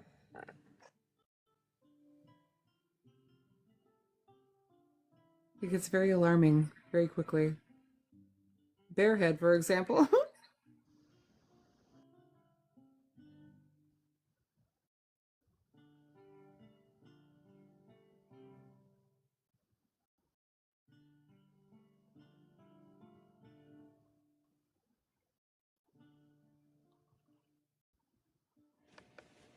Back in hell. Um, Wait, should we be in hell or should we be in the shed? Let's be in the shed. Yeah, it's cozy tonight. Mm-hmm. One more night before it absolutely gets devastatingly cold. The real feel is -9 here. No.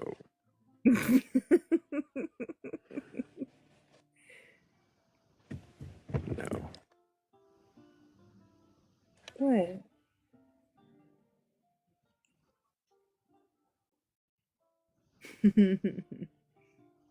You might not believe in Santa, but Santa believes in you. He believes in you, he believes in us. Yeah, Santa is always cheering everyone on. I love him for that. Santa's the goat.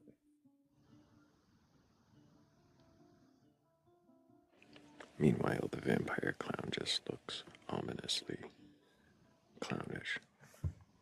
Vacant. I actually think he's the most relatable. Why is that That's wrong? Should we question I, that? sure. I mean, that's the most approachable person in that room. Like Santa actually has a furrowed brow. Like I'm not approaching that person. Like the raised eyebrows of the clown are like, hey, like what are you talking about? You know, what's going on? Like also Santa looks like look, he's a revolutionary. He's not overly interested in like small talk or And the alien is looking real inquisitive, like just not trusting. I honestly am not engaging in a Yeti or Jesus for that matter. There's someone between the clown, Satan, and Jesus. Or sorry, the clown, Satan, and Yeti that I don't recognize.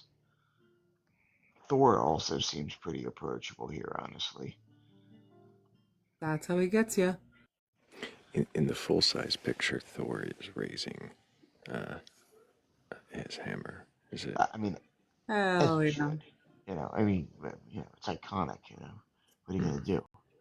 But who is that person between, or who is that deity idea between Satan, the clown, and the Yeti? I Sort of don't know. around. It looks like that Italian painting of Jesus that got screwed up in the restoration. Yeah, you're not wrong. Oh my god, it does. I feel like that's what we should call it.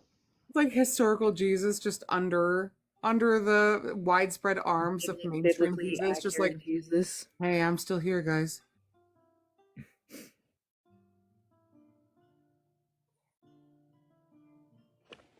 I almost feel like pulling out the full-sized image.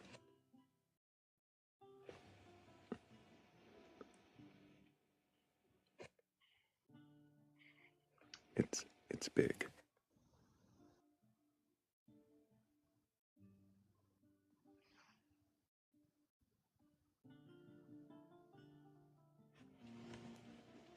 Yep, that does look like it, Rev. It's like That a might be slightly him. mirrored. No, that's spot on. Incredible. Botched Jesus? Is that what that one is? So you got Satan, botched Jesus, clown, Yeti, Jesus, Santa, alien, Thor, Batcolyte, of course. Don't forget little tiny baby Smaug on his little pot of gold. He's so adorable. Oh, Mothman too. Why did I miss There's the Mothman? actually two separate Mothmans. There's one in the front and one in the very back. Oh, good eye. Unless, is that a bat also? In the back? I mean, it has red eyes, which makes me think Yeah, Mothman. that's fair. And That's fair. I'm not sure. Certainly in the Mothman canon universe. At least adjacent. Yeah. I see no Slender Man unless that's Slender Man just behind Santa's left shoulder. Slenderman is only in your dreams. That's fair.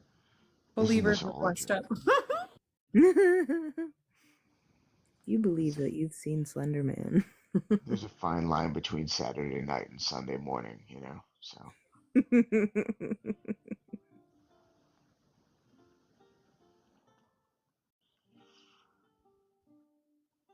Can I tell you the most profound belief that I think I developed this year? Is the idea that we exist and that we don't exist at the same time. What do you mean by that? What does that look like? Yeah, so we're doing this, we're having this, like this is a conversation, it's really happening. I'm living my life. I'm very Yes. Yeah, I am enjoying my life. My life is complex. It is full. It is awesome. I'm just fucking like, it is a thing that is happening, and I imagine that your life is complex. You and the 91 people plus the panel and all that are secretly listening even. Did you remember to push the buttons on YouTube in the proper order, Thrayle? Yeah.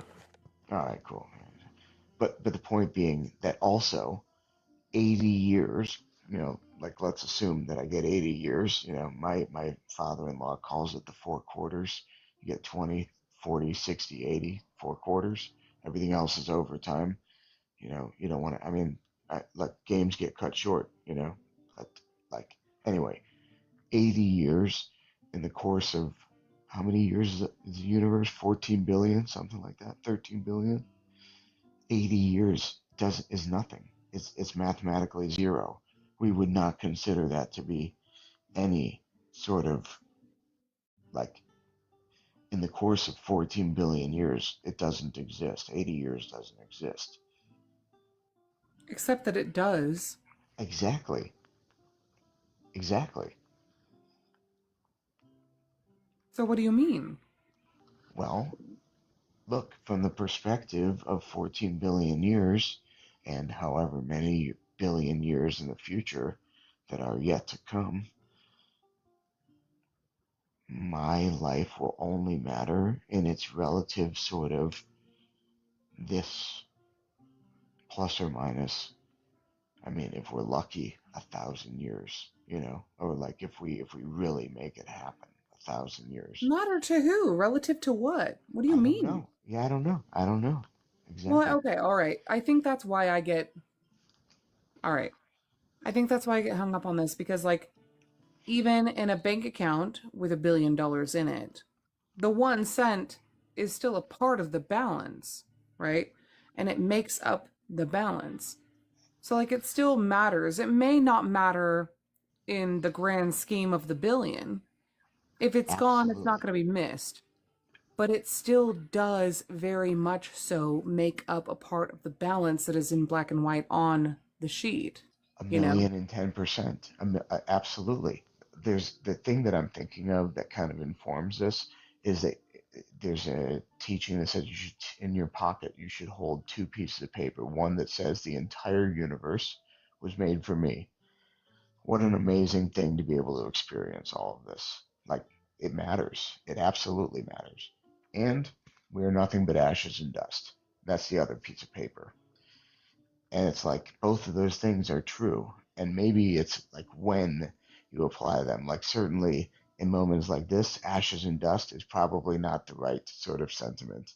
You know, the moment like this where we are in hibernation, where we are, um, in our most sort of fetal, just, I don't know. Are you feeling fetal?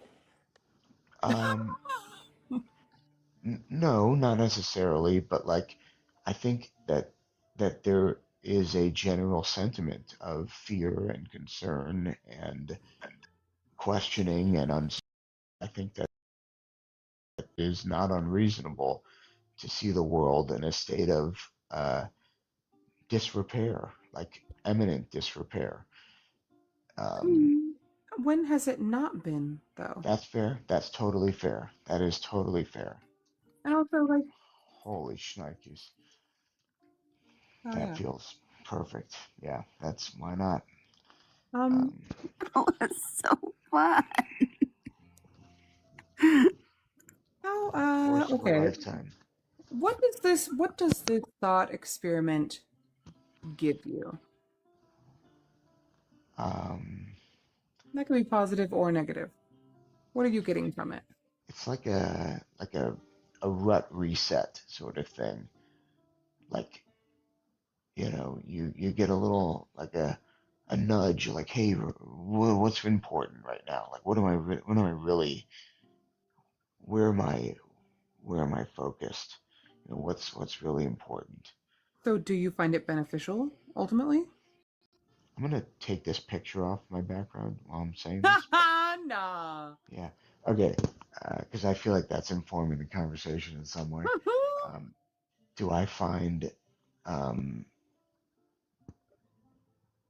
holding two extremes at the same time beneficial? I think it gives me the full spectrum of what sort of is, and it reminds me that, like, there's a whole sort of I really do see things as this nebulous core that is dense and drawing hopefully good ideas and good thoughts and good words and good actions and whatever that is, like, towards the center, and that there's a sort of nebulous sort of conversation around this dense nebulous something, and that there are also things that pull people from that, and um, I don't know how to really explain it, but like, sometimes when you feel pulled from what is important, it is important to sort of get the elbow or the shoulder into this. What Thing that, determines the importance of one of these theories? say it again, sorry. What determines the importance of a theory or a thought exploration?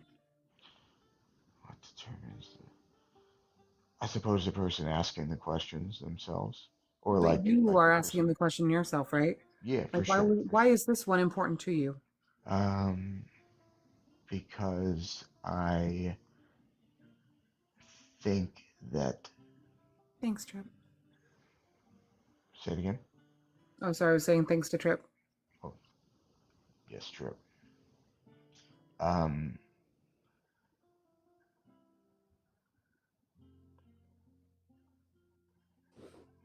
well, frankly, it's just hard not to see it through the lens of my concentric circles of responsibility, Mm-hmm.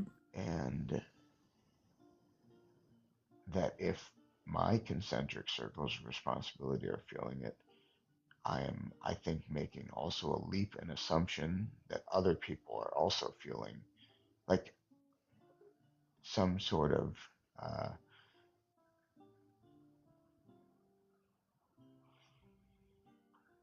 I don't even want to name things just because I don't think it actually benefits anybody, but just to say that if other people are feeling this immense tension, I feel like these sorts of questions are actually ultimately what allows people to um,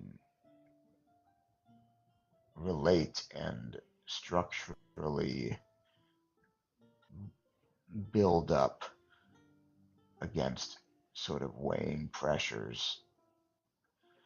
Hmm. Um, I think I'm understanding why this is important. When you are holding two extremes,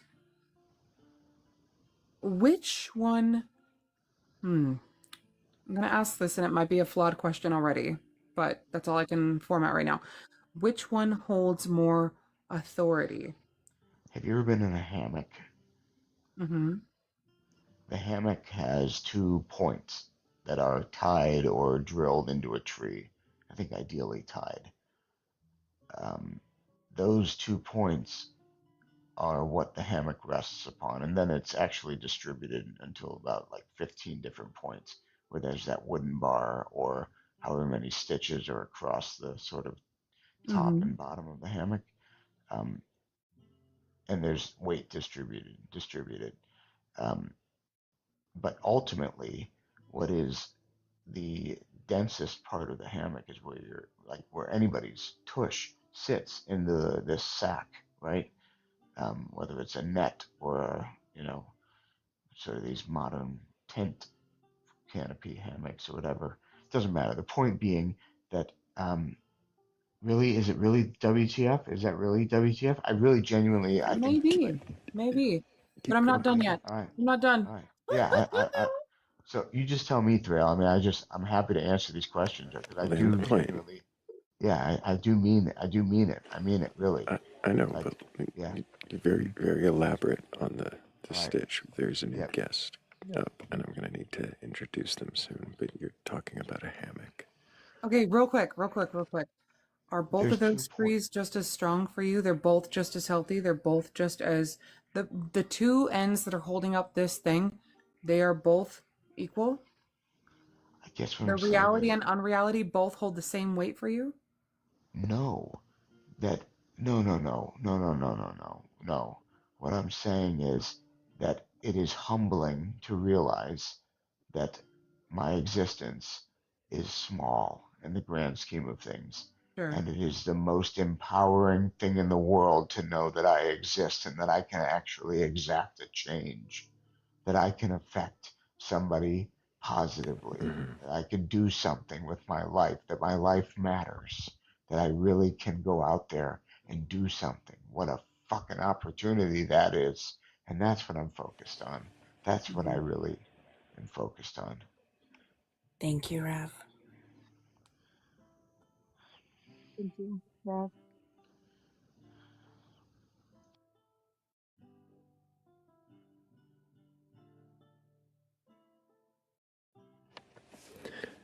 I appreciate you, Wrath. I wasn't trying to diminish what you were saying. The hammock analogy was kind of getting Yeah, I away from the apologize. point. I appreciate the reeling, you know? Like sometimes you're out there swimming and fishing and you know you gotta get reeled in. Mm.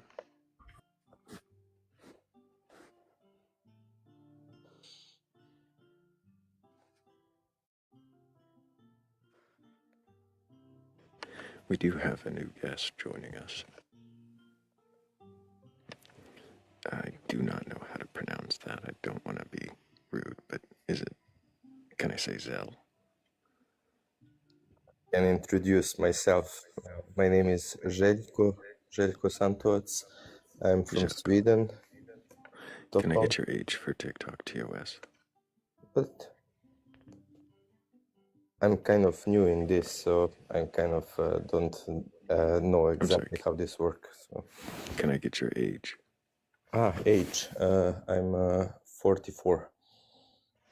Do you have a belief in a god or gods, a higher power, or anything like that? Of course, I think this is the basic of all our belief. But basically, I'm an explorer, sailor, and adventurous, and adrenaline seeker. So I like to. I'm kind of like flying with a paraglider. I'm a skydiver and diver. I like to go around the world. Željko, Yeah. I wasn't asking you about your hobbies. I was asking if you had a belief in a god or gods. I believe in energy. I believe that there is something that creates this reality. Can you tell me what energy is?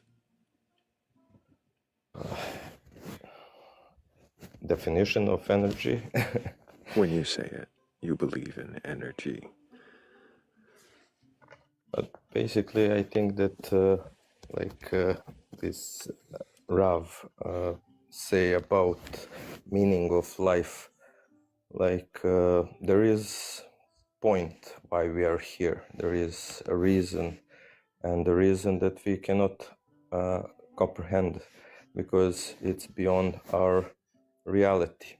It's like if you will ask the bird about poetry, she will not know to explain about reading and writing, but she doing things that is in their DNA. Luckily, as an intelligent civilization, we discover many things now, so we know quite a lot about how our reality work up to point that is matter to us on the material world. But from spiritual world, when we hit the wall, we always grab to some belief. Some people believe in God, some people believe in spirit and stuff. But basically, the facts is that we are alive and that we are driven by some energy. And that energy is what defines us. So, depending of like... I was with you.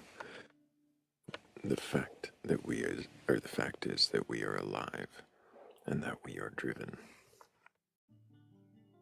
But when you say energy, I'm still not sure what you mean. Driven by some energy.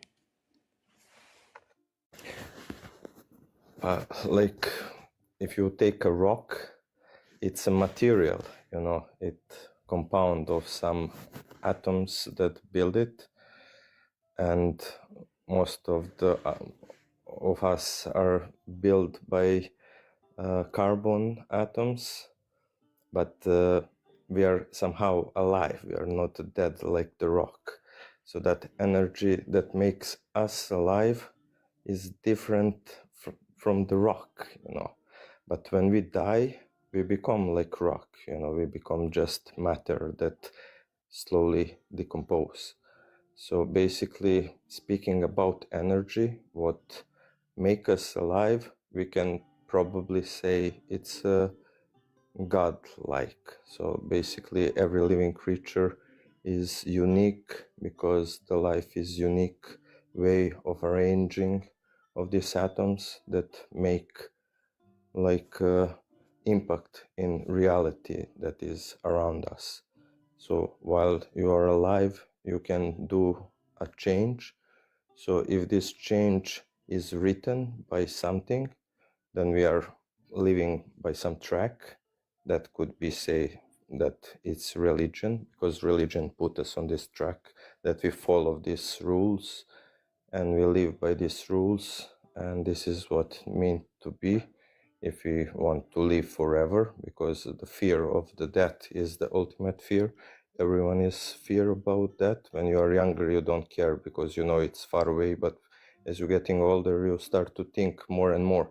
So the old people, they are scared the most, so they trying to do anything that they can. Okay, Jacques. What was? Sorry. Go ahead, Billy. Sorry, I was just going to ask what the question was that's being answered. What is energy? Okay. Yeah. There is definition of energy in like science, but I don't know if this is the answer that we are want to hear here. Do you feel like the definition of energy in science is what you're talking about when you say it's something that drives us? I cannot be certain because no one knows what is the energy, basically, but we all feel it. So every one of us experience that on a different level. So we can speak about our perspective of what we feel about our reality, but my reality is probably different from yours. So if we can find the different angle, maybe we are going to same direction. So basically, more people talk about these kind of things, we can be more precise about what energy actually is. Maybe it's love, you know. Maybe the love is the key of everything. Maybe life is start because the God was love, life. So that's how we get here. Or I'm maybe we are sorry. just... Are we still talking about what is energy? He did, to be fair, say that he doesn't know, that we don't know, but then continued to explain it.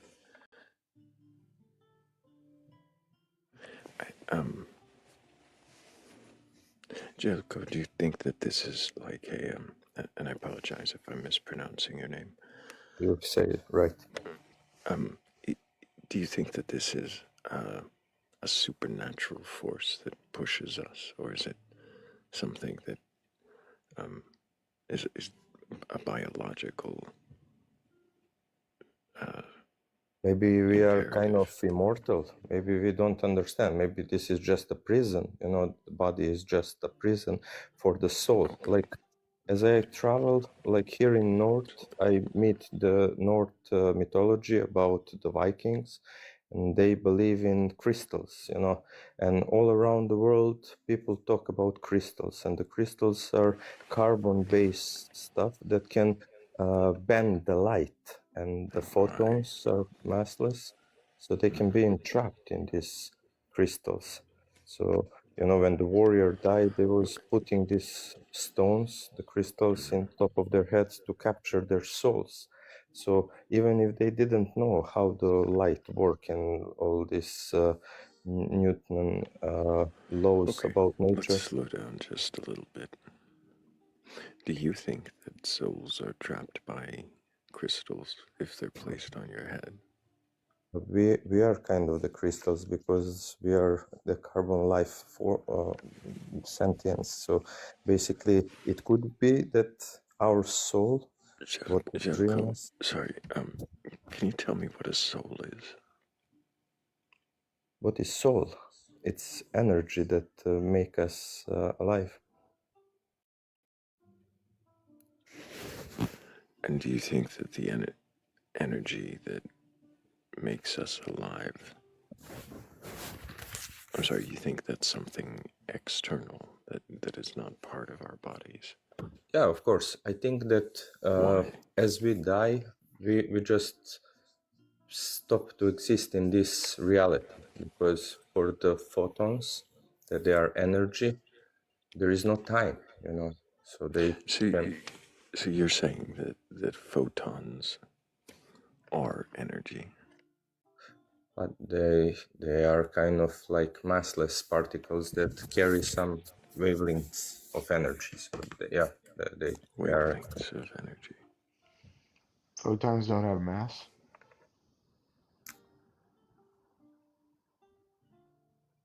photons. Yeah, they are They don't? massless. They don't have mass? Yeah. You sure? Well, maybe they have some kinetic energy while they are traveling, but I think they are without mass. I'm not the science, I'm just kind of like You brought it up. I mean, yeah.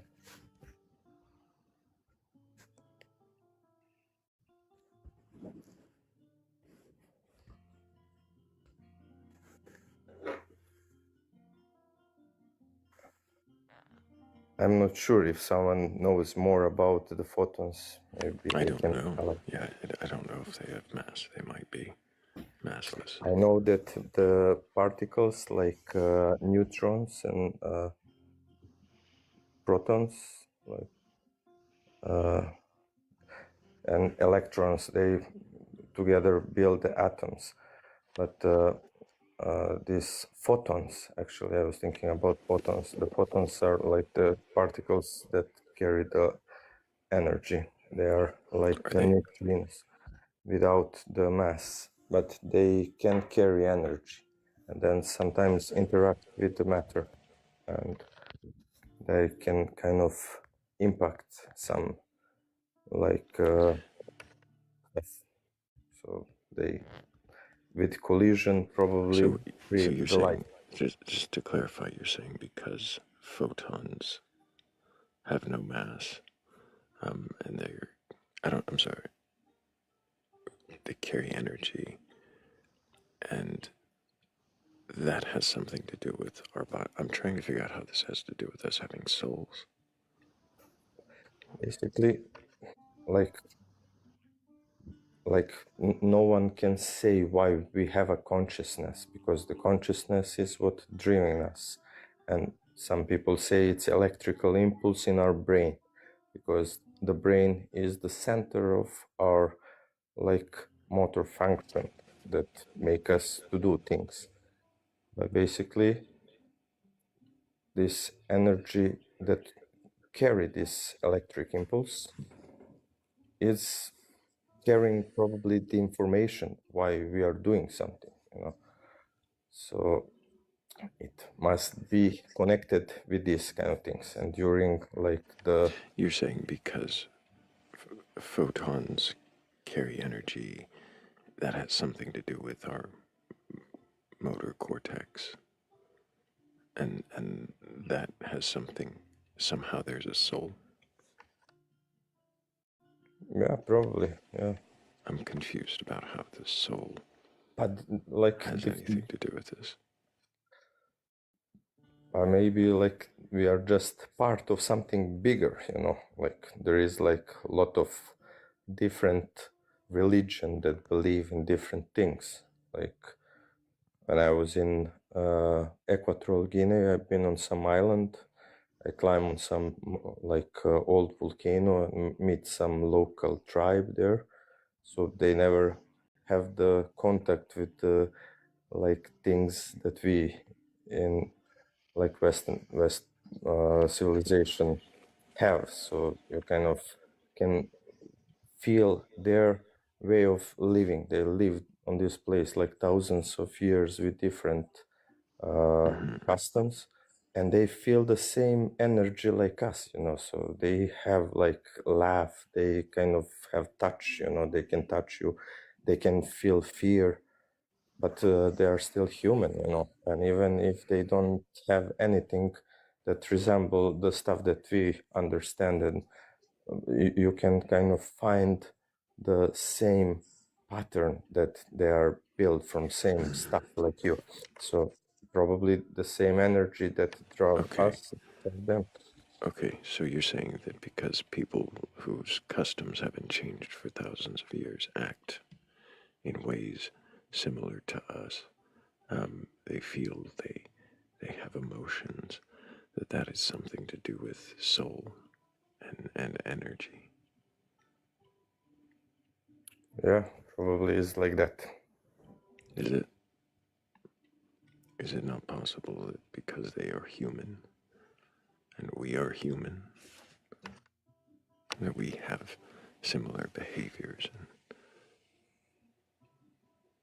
Because of our cultural stuff, because we are born and then we kind of have information in scripted in our DNA. So basically, depending of the place of your living, your ancestor have some skills. If there was pottery or there was hunter, probably there is a big chance for your like offsprings that they will be hunters, because this is like natural transfer of information. Are you sure it's a natural transfer of information on that level? It's Hunters. kind of theory, but it's kind of usually when you have a dogs that are sprinters, you breed them with the best sprinters because the offspring will be the good sprinters too, you know. So people do that. Yeah, but So you were talking about physical ability for dogs and a skill for humans. Do you think that that's the same thing? I cannot say with a certainty, but it seems logical that it's like that. Why? I don't know. That's what we need to figure it out. Curiosity will give us the answers. Probably at the end of our lifespan, when we die, we will see the truth that we will not be able to share with no one. It will be only true for us when we are finished with this life circle.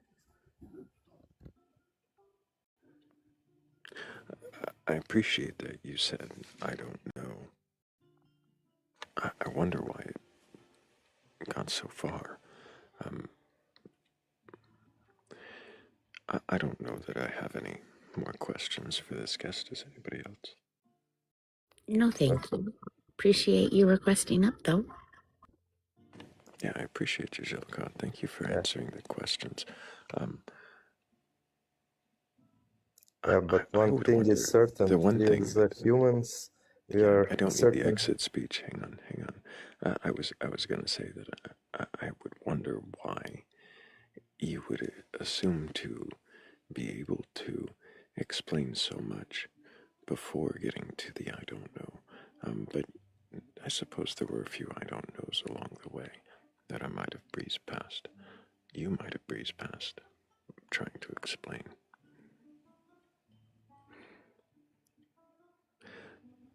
But keep asking questions. Yeah. Yeah, I don't like the exit speech.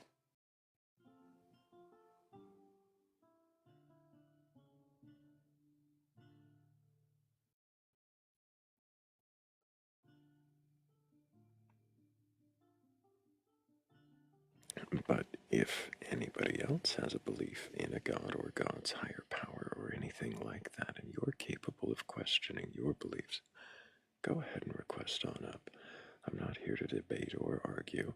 I'm not looking to burgle your gods, although there is always room in the shed for one more. I just want to know, if you can question your beliefs, then what is it that you believe, and why do you believe it? How can there always be room for one more? I guess if they don't take up any space at all. That's what I was thinking. As if they didn't exist. Mm.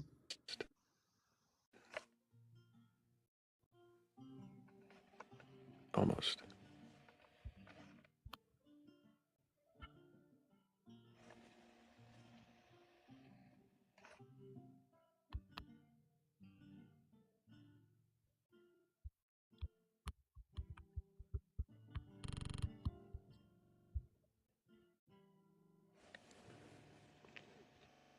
I mean,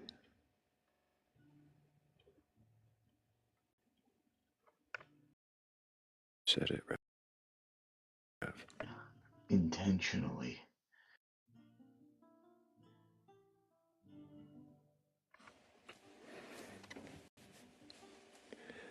Am I missing something? Me. What was that? Am I missing something? No, no. Oh, just that God, like I think that if there's room in this, if there's infinite amount of room in the space of the shed, which presumably is already a small space, then whatever is filling the shed can take up an infinitesimally small space. If there's always room for one more. Yeah, if the space is finite. Mm.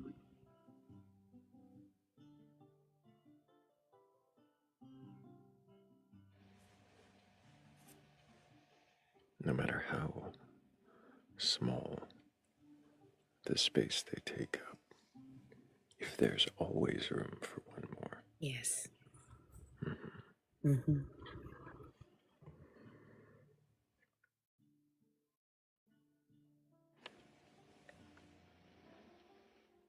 Yep, that happened.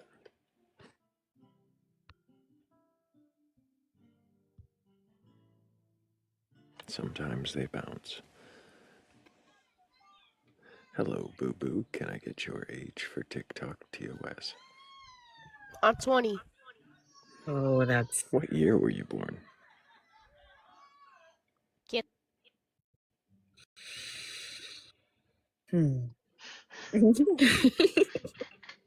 Interesting.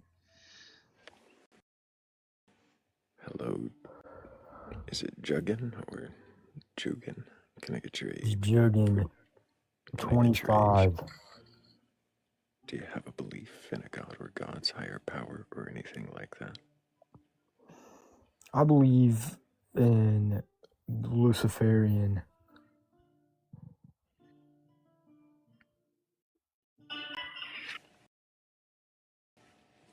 You believe in Luciferian what?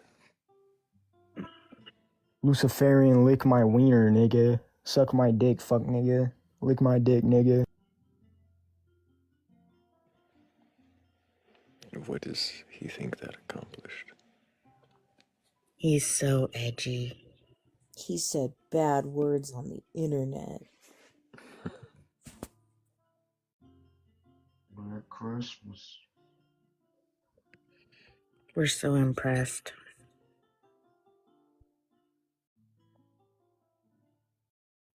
He said 25 shell, but I didn't believe him when he said it. I'm sorry, was there a guest here? Did you hear something? I didn't even hear anything. Nope, nothing happened. No attention paid. 'Cause it didn't even happen. So if you have a belief in a god or God's higher power or anything like that, you're capable of questioning your beliefs. Go ahead and request on up.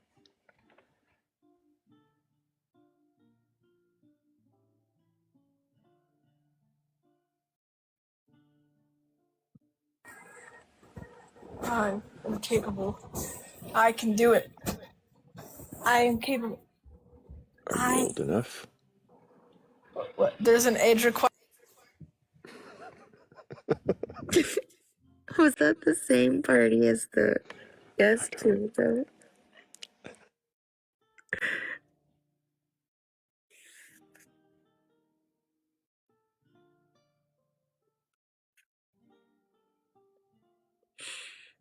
When this happens, is it because it's one person? No.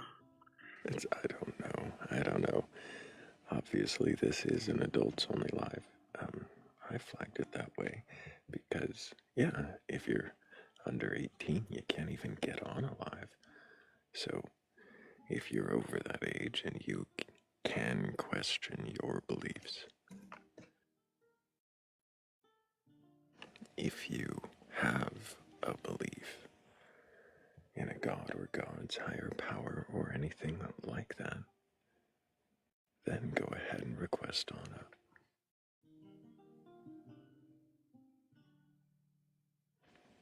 I'm going to ask the last guest to put their age in chat before I even accept them up.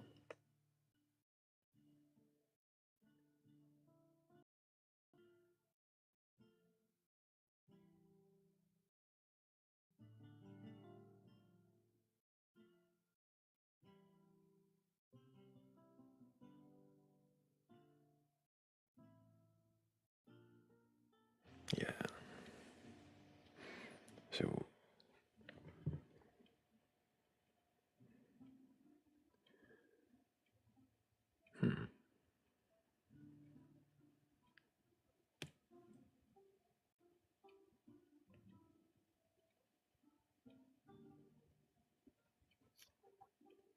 that was strange. Okay, if anybody has a belief, go ahead and request up. Hello, JC. Guys, Can I get your age for TikTok, TOS? 27 years old. Do you have a belief in a god or gods, a higher power, or anything like that? I do, and I'm really questioning it tonight. And what god is that? Just a higher power that I can't quite name. Just some sort of higher power, some sort of interconnectedness. But I don't know, you guys. A lot of stuff is coming up, and I'm wondering, it's like there's this duality where I feel like there could be a part of me that feels like, do I hold on to these beliefs so dearly because of the trauma that I've been through? Does that make sense? Some kind of higher power belief that will make me feel better. Maybe it's a form of escapism.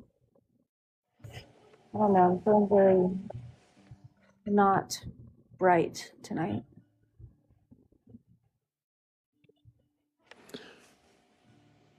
When you say higher power, what is it that you think is there? You said interconnectedness. Yeah. It's like something I can't fully articulate. It's like this, it's like this source of all. It's like a divine consciousness, like an omnipresent source, I guess would be the best way I could describe it.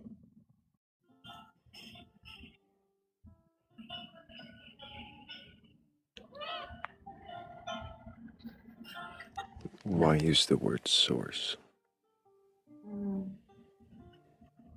Well, I mean, some people could call it God. Some people could call it a higher power.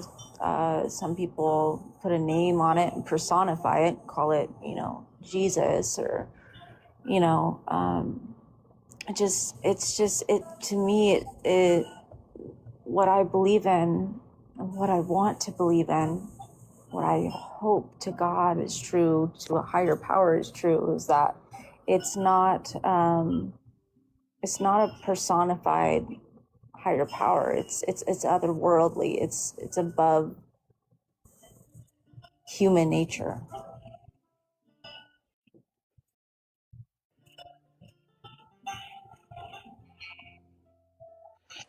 Why do you hope that? Because sorry, you guys, there's so much coming up for me tonight. My life, I've just experienced so much suffering in my life that I just want there to be something better than what I've had here.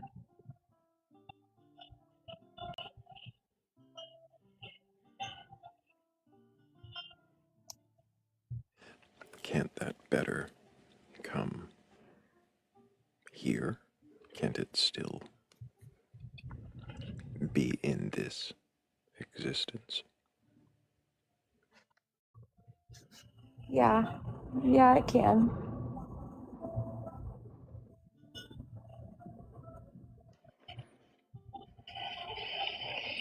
Wouldn't it make more sense to focus on this existence than to try to build up some future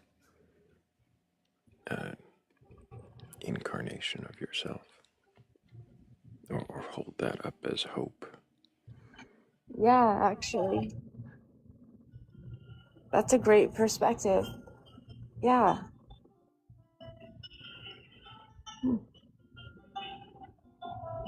I've never been asked that before.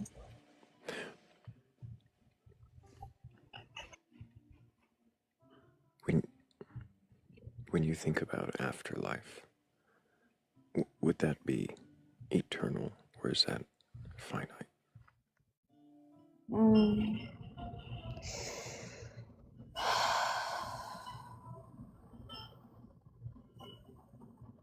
Eternal. Like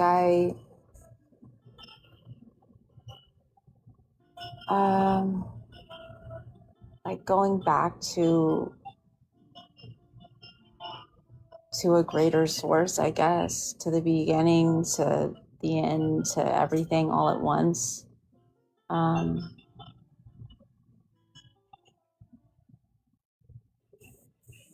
That's what I think happens. Going into everything all at once? Yeah, like becoming omnipresent. Like a consciousness expanding.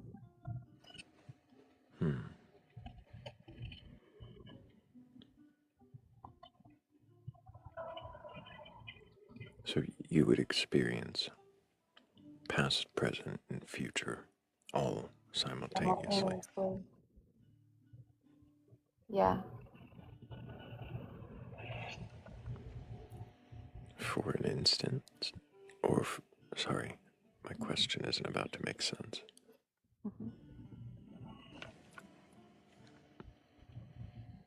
Would you experience it for just a moment, or would it be an everlasting experience of everything? Everlasting. Doesn't that seem like it might grow old? I mean, it could. Would you ever get bored of everything? I don't think so. Maybe. I guess I won't know until I'm there. I'm glad I requested up. I didn't want to stay up too long. I won't keep you guys too long, but... I understand, JC.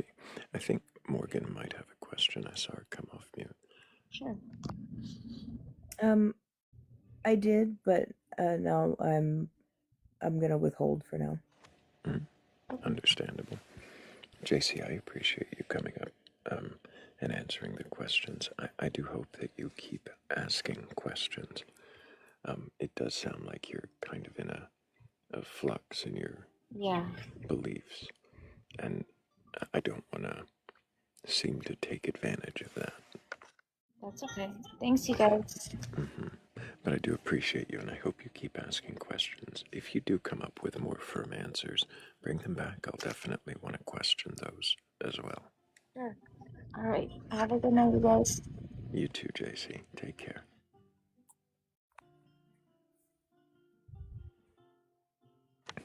W's for JC for actually answering the questions honestly and really giving them some consideration. Being on a great journey of questioning.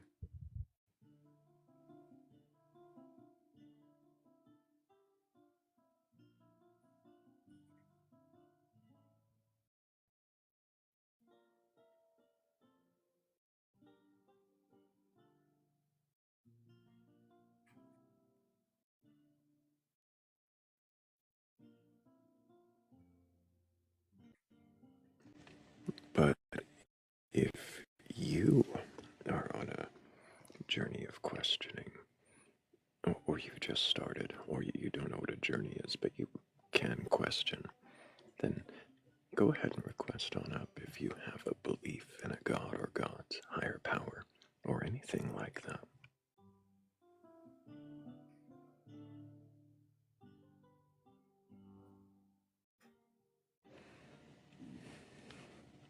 And another ghost in the queue. Sad.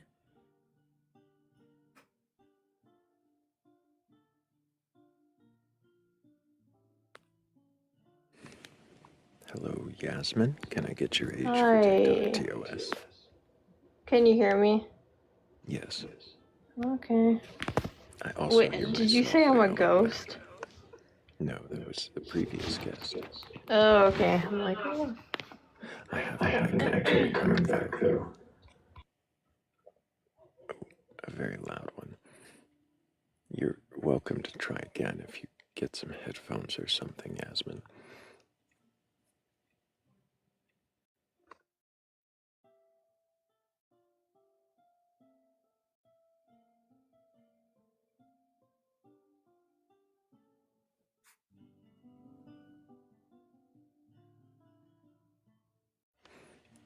Well, hello, DD Chickadee. Did you mean to request up? Yeah, I did. I did. Let me put this TV on pause. Yeah, it's very interesting what you talk about. Mm-hmm. But Can you yeah, remind I me just, your I age for was TikTok 64. TOS? Thank you. And do you have a belief in a god or god's higher power or anything like that? I believe in ourselves. Like, we are our own gods. We all have special abilities and always have, but people forget to know how to use them until it happens to them. What do you mean by special ability? Like mind over matter, or you see something before it happens, you question it, you talk to people about it, and then it happens.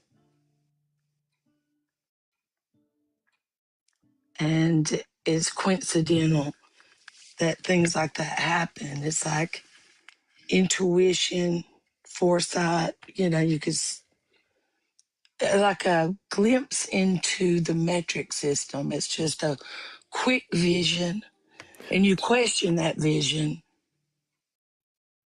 and then something happens, and that was your vision. Mm. Is it possible that, well, before I ask that, are you talking about specific visions and circumstances? Yeah, you actually get a picture in your head of something that's happened or fixing to happen.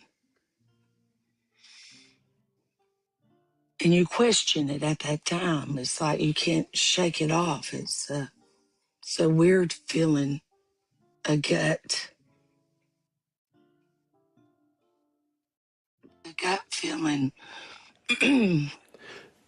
Help me out here.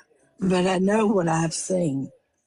Could it be in the, excuse me, could it be in those circumstances that this is um, um, pattern recognition and Pattern intuition? recognition, yes. And are there times that you get these feelings, these premonition type thoughts that things don't happen at all the way you predict? Patterns usually are patterns, and it usually happens. Thought signals, I don't know what you call it, but I've grown up that way, and even my family questioned it, that I knew something was going to happen before it happened. I mean, to the point of your brothers tease you as witch, stuff like that. And I don't study magic or anything, but I know what I've seen or wished upon. Dangerous thoughts. I think we are more powerful than what people realize. Powerful. In our thoughts, visions. I don't know how to explain it. Growing up, they always said in the spirit. Like you have ancestral spirits. To me, that is knowledge, wisdom that's been passed down in some kind of way. I just have a weird belief that we're more than we're been taught. The Bible was something to follow, like a lesson that it's. We're kind of going off in left field Yeah. here. Do you believe the Bible, Dede? I believe the Bible is a story about a person in the flesh that things have happened to, and the story's been passed down as wisdom. Some people have certain beliefs, and do you believe that Jesus resurrected?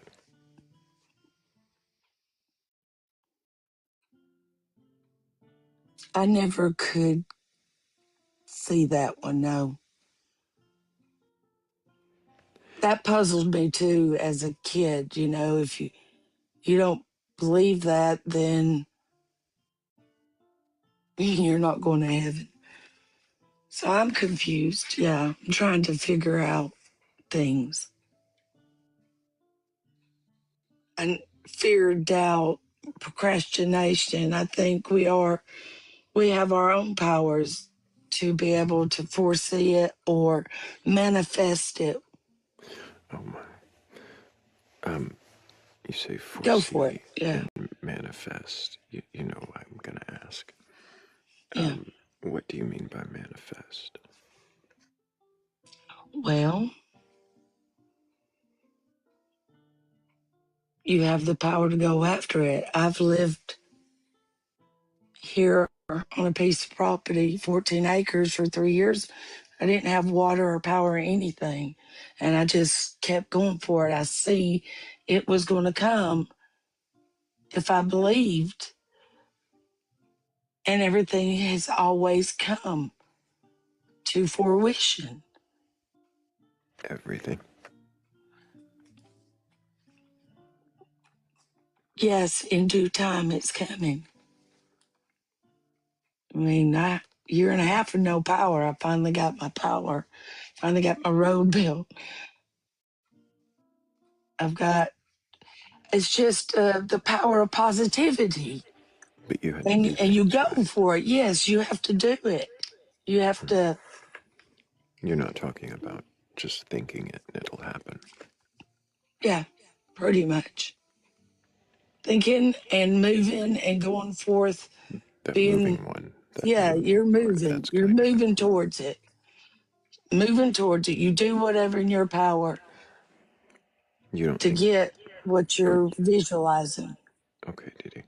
Do you think that when you think it and visualize it, if you don't do anything, that it will still happen? No. Mm-mm. No, the power's in you to go forth for what you needed. I need water. So I found out who owned the land in front of me and questioned to get a water easement. Yeah, I felt I could do that, and I did it. I went forth. The power's in you. Go for, work hard. But you do have predictions and good feelings about it in your gut, Didi. and do it. Yeah. But do your predictions always come true? Mm, usually, yes.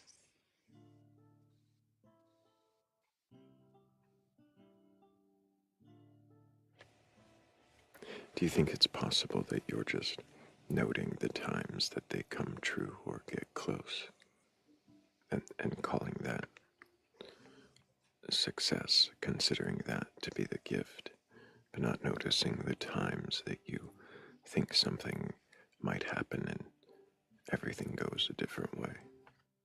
Well, I try not to have fear, doubt, and procrastination. I believe in me. Mm-hmm. I'm not quite sure that my questions are being heard, Didi, but I know Okay, you would one be more time. respectful. Go ahead. Mm-hmm. I'm dyslexic, so I'll listen slower because my brain spins. Have you been drinking tonight, Didi? No, I don't drink. Okay. Fair enough. So, I kind of... It is 4 a.m, and I am Well, losing my voice. there's that possibility that you're tired, Didi, but what I was asking was about ignoring the hits and ignoring the misses and counting the hits. So, Okay. assuming that your predictive power is accurate because you only, is it possible you only take note of the times that things go according to your prediction and forget about the times where things go different? Yeah. It just seems like sometimes things go in a pattern and a time stamp to it, but I'm just here recently since I've been isolated for 3 years trying to figure things out from what I was taught and what I believe. I believe they are a higher power. I don't know if you want to call it God. It's not about what I want to call it, Didi. What people call it, yes. It's about what you, well, up here we're questioning your belief, right? So do you consider it a god? And if so, then what is it? What is it? It's not to me, I understood a god was a symbol, a statue, something you worship.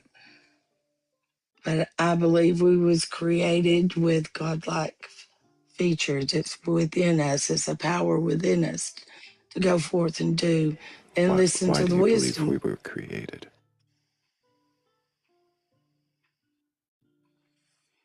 That's a good one. I think everything's just a recycle. It's a circle. It just continues on and on and on. You go to dust. Why do you believe that? Because I believe in ancestral knowledge, spirit that's been passed down through history. So, because you believe Yeah. that something knowledge-like is passed down through ancestors, that tells you that things just go in a circle, on and on and on. Yeah. You could call up on your archangels. Michael. Didi, Yes.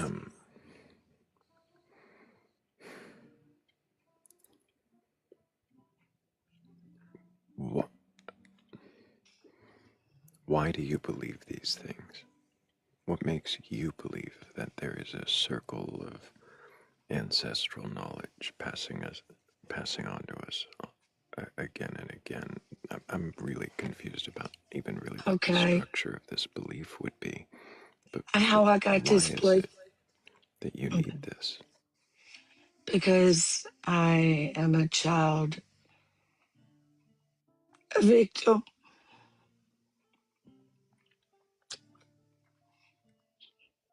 At the age of 3, I hurt terribly bad. And I believed that's how I was protected.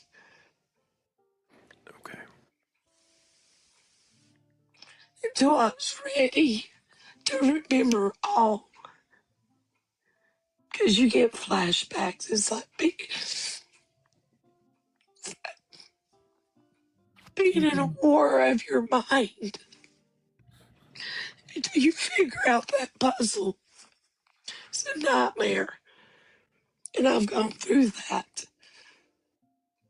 It's took a long time. And I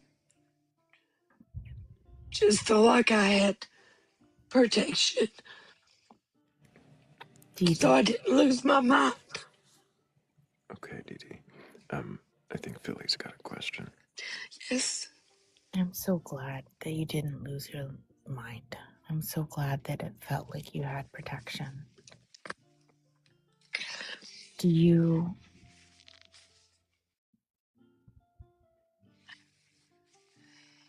want to stop this line of questioning? No, I'm okay. I've put myself in isolation for 3 years because it's been a puzzle piece and a war for me since the age I was 3. And I had blocked things out. I've been in therapy my life because it actually damaged my body. So there are medical terms and everything, but I had to figure it out. And yeah, they're records. They're everything. I know what happened to me, and I just had to come to terms with it.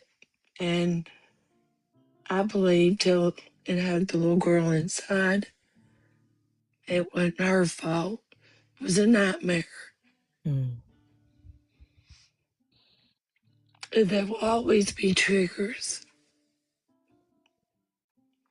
So I guess that's what protected my mind. To believe that Archangel Michael or someone protected my mind. The whole 60 years that I went through, the trauma in my head. But anyway, I'm a child of incest. You didn't have to share that with us either. It's okay. Dee Dee, Yes. do you think it's possible that you are, as you said, using this belief to protect your mind Mm-hmm. and still doing that? Yeah, yeah. Yeah. You, It's been a journey. It sounds like it has served you well. Well, there was a point that psychiatrists said, and they tried to do hypnosis and said I would never come out of it. So that just put more puzzles until I figured out, when a child's moved from California to Tennessee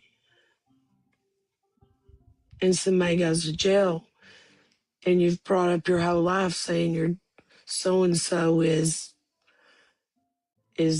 a strange person in your family, and you question this because you have flashbacks of things that happened at 3 and pain. And it puts you a prison in your mind until you figure out all the details and question all the family members. Some people take things to their graves, but I was hid. Dee Dee, it sounds like your belief helped you. Is that the case? Yeah, it is. Protected my mind and understood. I learned to understand why people back in the day were the way they were. They all have a story. If you It's didn't have, past.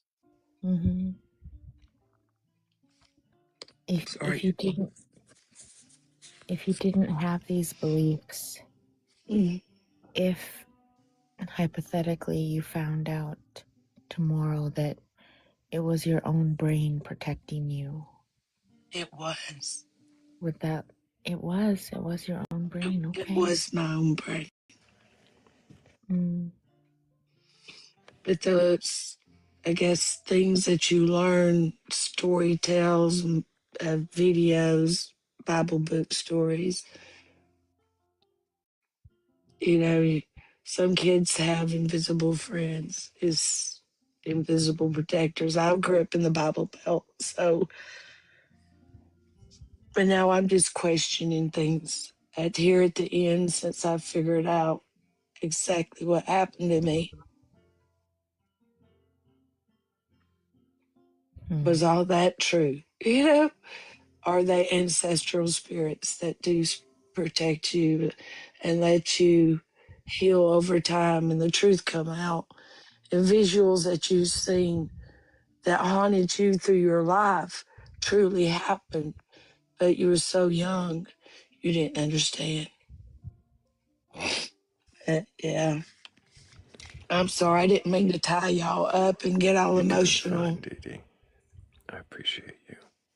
Thank you.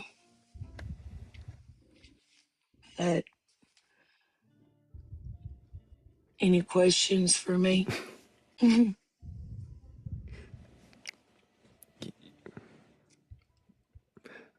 I might, but I need just a moment. Sorry.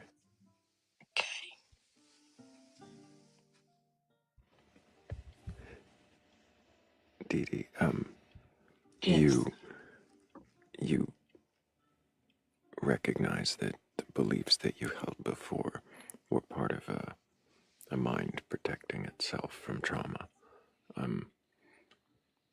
And it Yes. sounds like that revelation is kind of new.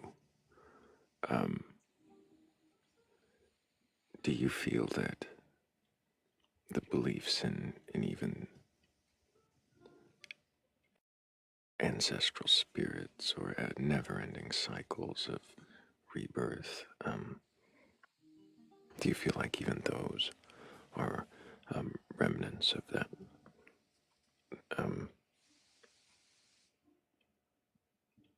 previous belief? That even those feel like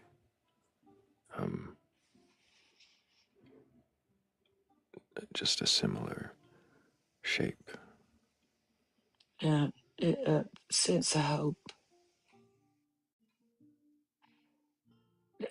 Gut feeling, believe in yourself. Things happen. I don't know how to explain it, but I'm just glad I come through it. I am too. And I'm on the other side of healing and trying to figure things out.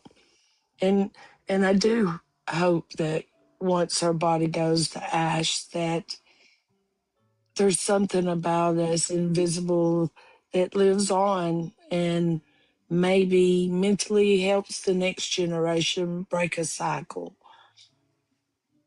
until it gets right. So it's weird beliefs all jumbled into one.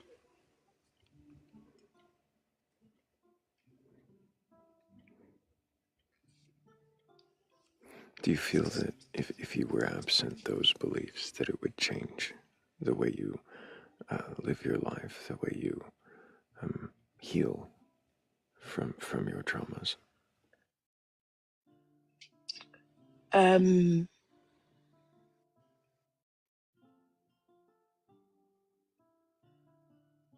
I don't. I like that belief. I like that belief that gives me strength to push forward and continue to break a cycle and realize why people are the way they are and be nice to people. You get what you put out, mirror image sorts. If someone is not matching your energy, why waste your time? You can't get that time back. Don't put yourself in that kind of stress. Be kind to people, help them out. Love everyone. Forgive for yourself, not for them. Whatever made the monsters they was passed down. And I call that ancestral, not good spirits. Stay away from it, avoid it. Even if it's not a spirit or an entity, a thing apart from behavior learned. Behavioral learned. Behavioral learned, and where you get the forgiving heart is because you realize that is behavioral learned. And if it wasn't for all my therapists, I would probably have a different outlook. And even though I went through a lot of therapy, I still damaged my children. So it's going to take time. Just always. I think I see what you mean now. Yeah. I damaged them with my trauma, not knowing why I was that way. It come attitude, I guess. I don't like to be touched. I'm not very huggy. You know, it scars your children. But that's what I'm figuring out. Just what the world needs now is love, sweet love, and just love everybody. Forget, look over the past, go for the future. It's a gift. That's why they call it the present. I don't know. But it's nice talking with you. I'm not going to argue or question the deepity held at the end there, but I do appreciate the sentiment of it, Dee Dee. Thank you so much. Thank you, and I love listening to you. I'm learning too. I appreciate you. All right. Thank you for asking. For answering the questions, for sharing your journey with us, and I hope that you keep asking questions. I'm going to keep listening. Bring back your answers if you find any. You know we're going to want to question those too.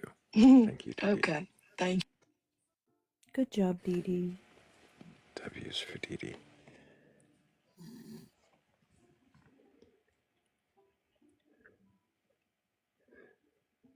I wonder if Rab's even still awake. It's usually I have to ask him and find out that he's awake when he ends up in the comments. That's almost always how it happens. Let's see. He was awake a minute ago, says Catfather. Oops. So yeah, I dropped him down. He'll be back in a moment, I'm sure.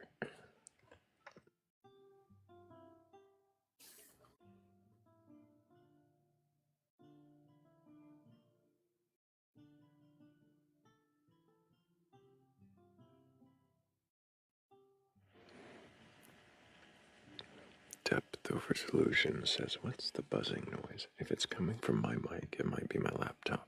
I need to fix the fan on it.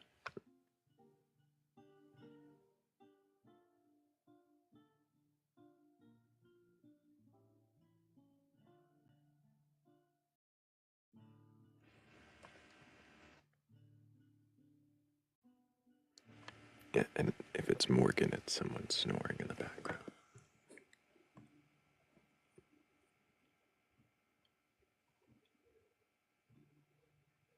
But if you have a belief in a god or gods, a higher power, or anything like that, and you're capable of questioning your beliefs, well, then go ahead and request on up. I'm not here to debate or argue. I'm not looking to disprove or burgle your God. I just want to know if you can question it, then well, what is it that you believe in, and why do you believe it?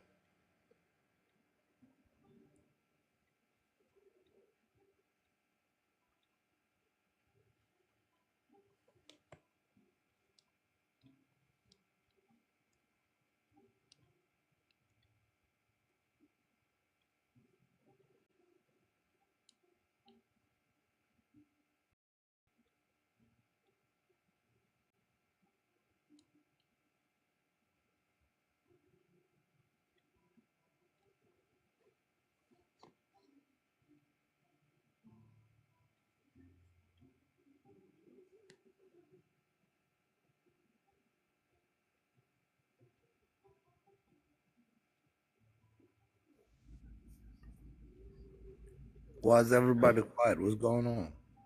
We're waiting for you. Can I get your age for What's TikTok? the TOS. topic? We'll get there and I need your age. I'm 40 years old. I'm too old for TikTok. Too old for TikTok. So ancient. Yeah. Ancient. Old of days. So, do you have a belief in a god or God's higher power or anything like that? Oh, 100%. But at the same time, I wanted to know what's the topic of the room. Sure. What do you Now believe? that you're, yeah. See, it says, "Can you question your beliefs?" Can you question? I'm not gonna question my beliefs, but I'll take Why any not? question that comes towards my belief. Why can't you question your beliefs? Hypothetically, for the sake of the room, I can. But if you're Hmm. asking me naturally, I'm set in my beliefs. I'm being honest, right? Yeah, no, I appreciate the honesty, King Kong. I'm not upset at all. What's your belief, if I may ask? I'm not really interested in sharing at the moment, but Okay. Why are you Yeah. so And that's sad? unfair to ask me, right? That would be very unfair to ask the guests what they believe if you can't share yours. No, it's not unfair at all. There are times That'd when be I very do unfair. share. It's like Sure. saying, "What's your name?" King And I say, Kong. "I King give you Kong. my name." King Kong, please don't interrupt, okay? Yeah, it's not about being fair, King Kong. I'm just not interested in an argument about ideologies. I'm not interested in having you compare yours to mine, because, frankly, far as it goes with God beliefs or anything like that, I don't have any kind of belief one way or another. So I'm just asking people what they believe as far as a god or God's higher power, to see if they can question their beliefs, not to engage in an argument. Okay, shoot away. As long as nobody else interrupts. This is not a tag team. I don't need somebody else jumping in, but shoot away. I see. I'll answer. So again, it's It not is a panel. competitive. Exactly.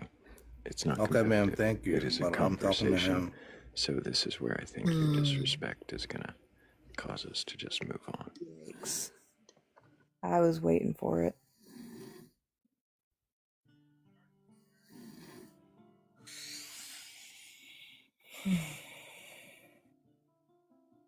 I was hopeful maybe somewhere in there we'd find something, but yeah, was it the second or third time he dismissed Philly? It was too many.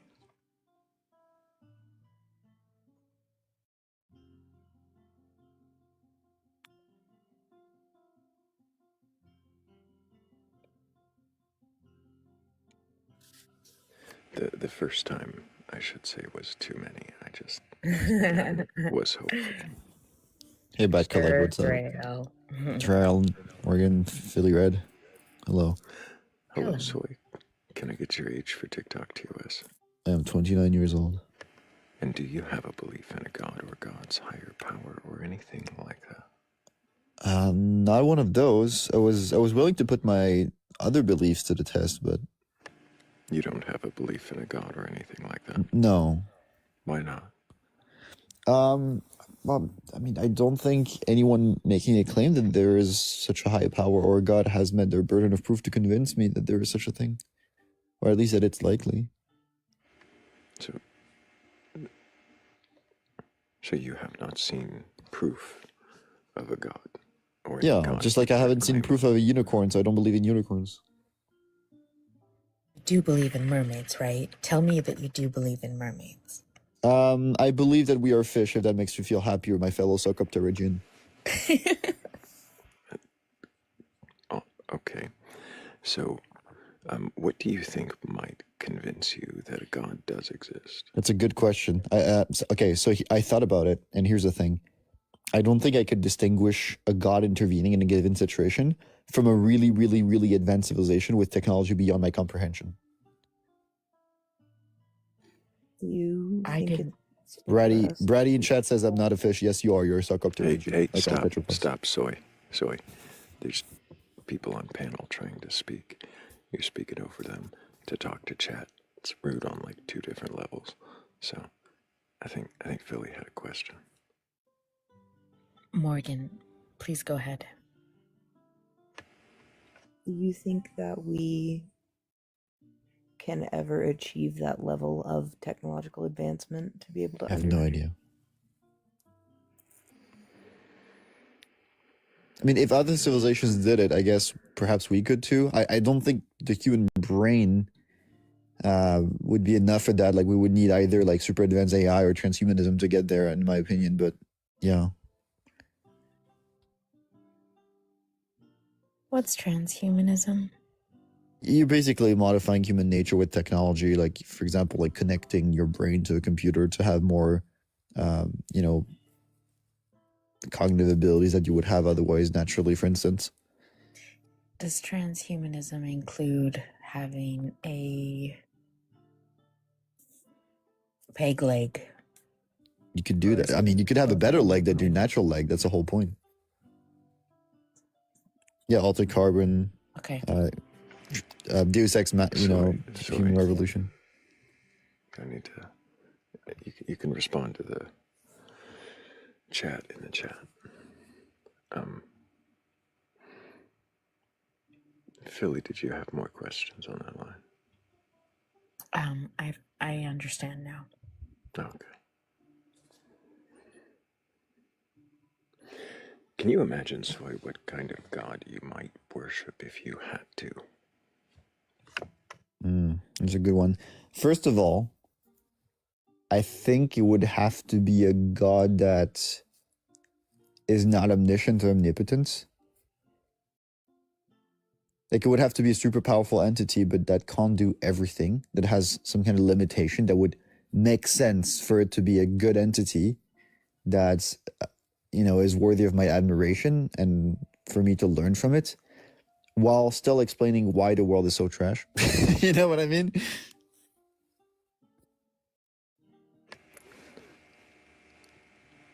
Do you think that's possible for such an entity to exist? I mean, I can't prove it's impossible. I mean,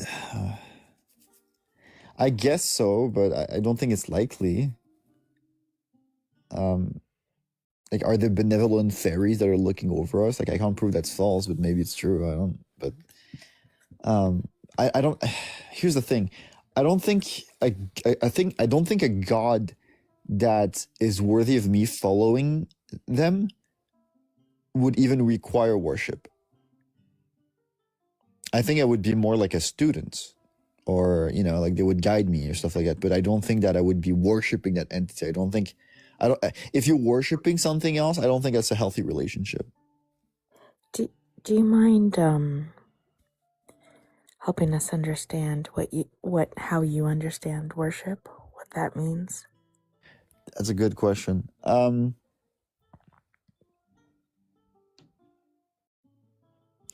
I guess, how would you define? I guess it would be like a sense of profound admiration to the point where you're basically bowing down to that thing. I don't know. Maybe worship is just having a very great amount of respect towards something, but it doesn't mean you see it as like the best thing ever or like it's completely flawless. I don't know. Maybe I think I'm scared of the idea of worship because I associate it to unquestioned authority. But maybe worship can exist without that, and if that's the case, then maybe I would be more open to it. Maybe worship doesn't require unquestioning. Yeah, then that's fine. I mean, I guess we would have to ask people who claim to worship something else, what do they mean by this word, right? I'm not really used to using it, and maybe I'm kind of limited in my understanding of it because I don't really use that word in the same way that I don't really use the word spirituality or spiritual. I don't know what that means. I see people using it in very different ways, and I think the same is a bit true for the word worship. So I guess I would have to come up with a definition that is suitable. Did you just make that? You did not just make that. Not just now, but I don't think I've used it yet. I've never seen it.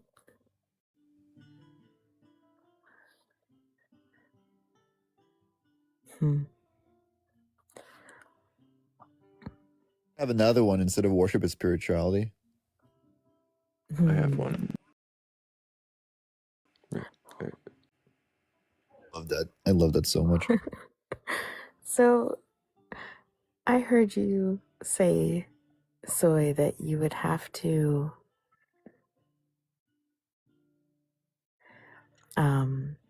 understand a God to not be omnipotent or omniscient in order for them to be good, and therefore potentially worthy of worship. When you think of, I guess it makes sense, right? What you would greatly admire would have to be what you consider to be good. You link those two? Have to be an entity that is genuinely doing its best, given its power and its knowledge and wisdom to make the world a less shitty place. Mm-hmm. And if that entity is omnipotent, omniscient, I'm looking at the world around me. I don't think it's doing its best. Mm-hmm. Unless there potentially are, I guess not if it's omnipotent. Yeah. Yeah. Yeah.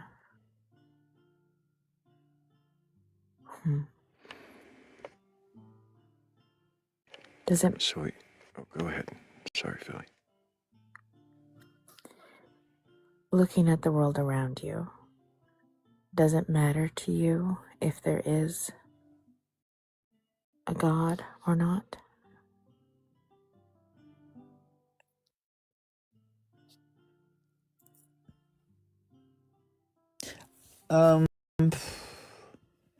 I guess like if there is a God that has limitations and that tries to improve the world, I guess I would have to be convinced that having an interaction with that God and having a relationship with that God and learning things from that God would improve my own ability to make this world a better place. Like, oh, that was an option and I never knew about it, kind of situation.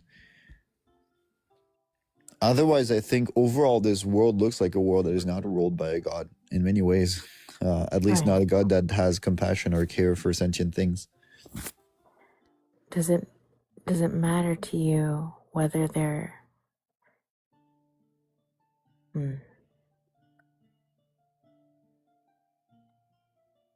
Not really.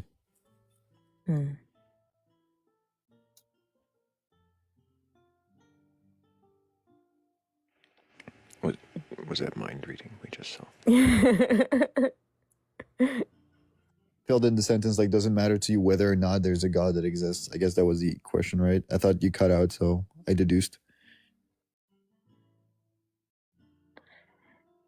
I appreciate that.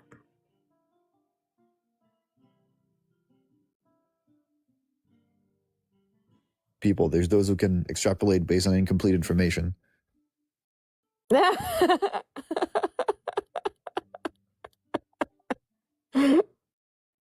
I definitely appreciate that. I appreciate you answering questions. So, you said that wasn't the belief you wanted to challenge or question. I am looking to question believers in a God tonight, but what was the belief that you were hoping to question? Oh, yeah. So the claim I was going to make is I don't think it is any more really justifiable to exploit and eat pigs compared to exploit. Yeah, I'm glad we went the route we did. Appreciate you, Soytanic. I hope you keep asking questions. And if you want to come back another time, who knows, maybe we'll have questions for you. I do appreciate you. W's. I almost dropped him before he got it out. I almost dropped him before he got it out, but I wanted to see where he was going. Either way, we were done, but I appreciate you, I do. Let's see who else we have waiting in the queue. I enjoyed that conversation. I did too. I wasn't sure I was going to at first. When he first came up, I was like, oh, is this a hot-headed Phil bro looking for a debate? But no. It was very enjoyable. I'm sorry that I snuck my mermaid silliness into that conversation. It was great. I realized you weren't, I don't know if you were here for it, but when I took the Santa hat off of Thrayle, I realized that meant no more mermaid in the background, too. Oh, I realized. Okay, sorry, were you not finished? Sorry. No, just that there was no more mermaid in the background now. Yeah, I pointed it out in the chat. Mm-hmm. We'll have to find another place to cram her in there. There is room in there. We'll find. What is a sarcoptery? TG. Yeah, what is that? To be honest, have never seen that word before in my life. Oh, and Crows is complaining that there's no horned god. Okay. Horned god, mermaid. I need a list. Well, you gotta keep the flattened, corrected, painted face of Jesus on there after Rab pointed out that comparison, because that was... No matter how many times I have tried to get it to replace that character with one of the ones I want, it won't. That one never goes away unless I change the whole scene.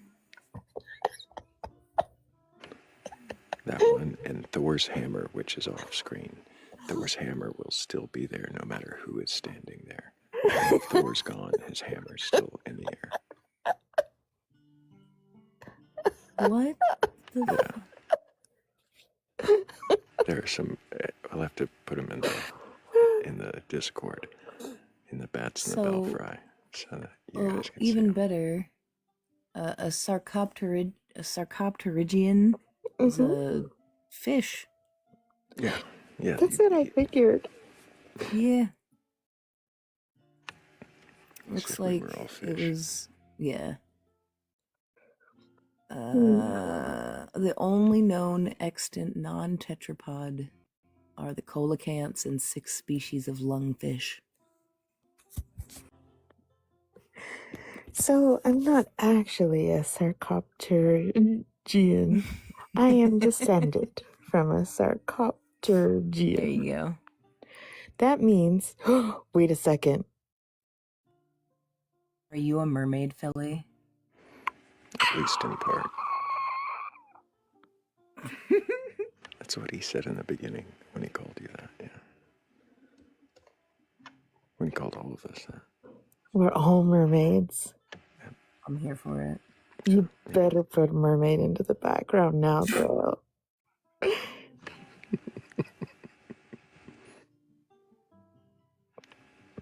My belief has been proven with evidence.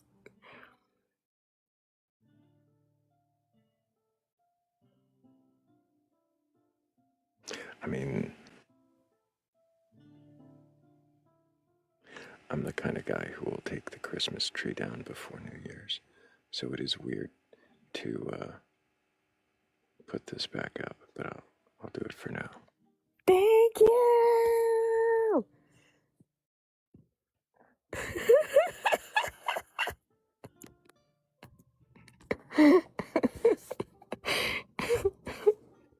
Well, it is still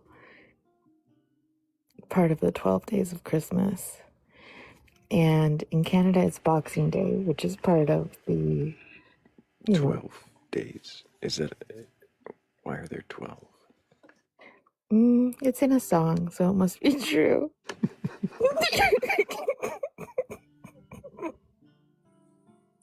So, there is a history behind it. And I'll get into it if you want me to. I expected that you would have a story. Morgan with a story? Never. Me? Never. But I won't get into it if you don't want me to. I'm a little curious. I did ask. Oh, wonderful. Okay, great. I love hearing that. Anyways, so because of the lack of light, as the Earth obviously tilts away from the sun during the winter months, the generally held belief was that because of the lack of sun, that this period of time was outside of regular time. So it was a liminal space of roughly 12 days. So quite literally from like I think it's the 21st or the 20th all the way through the 1st.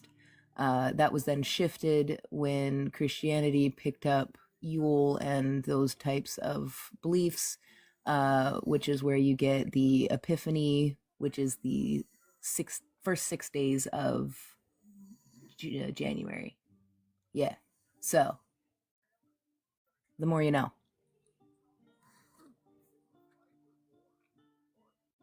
I saw you put that in the comments earlier, and it was like, ooh, yeah, that is like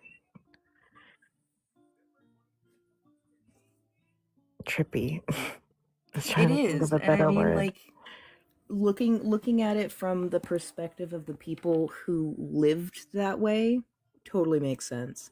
I mean, and think about like how much you lose time, like once it starts to get dark earlier and earlier. Like, oh my God, it's it's 8 p.m. when it's really like 5 o'clock.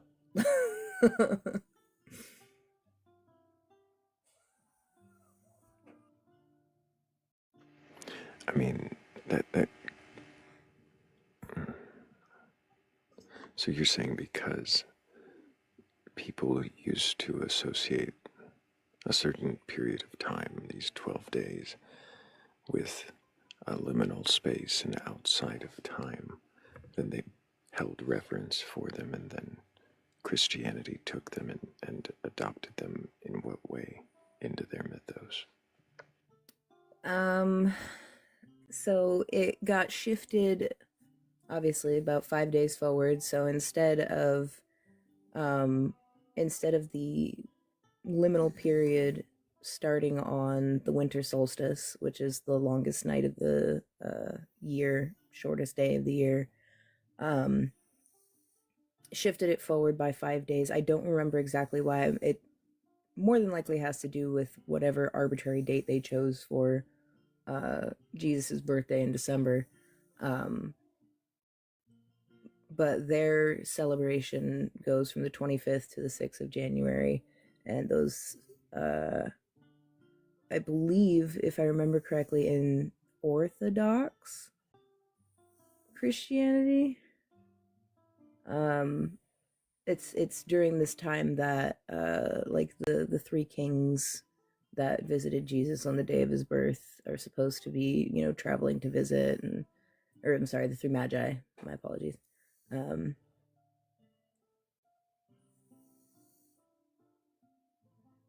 But outside of that, I would have to research a little bit more to get a more definitive answer on why it was shifted by that much.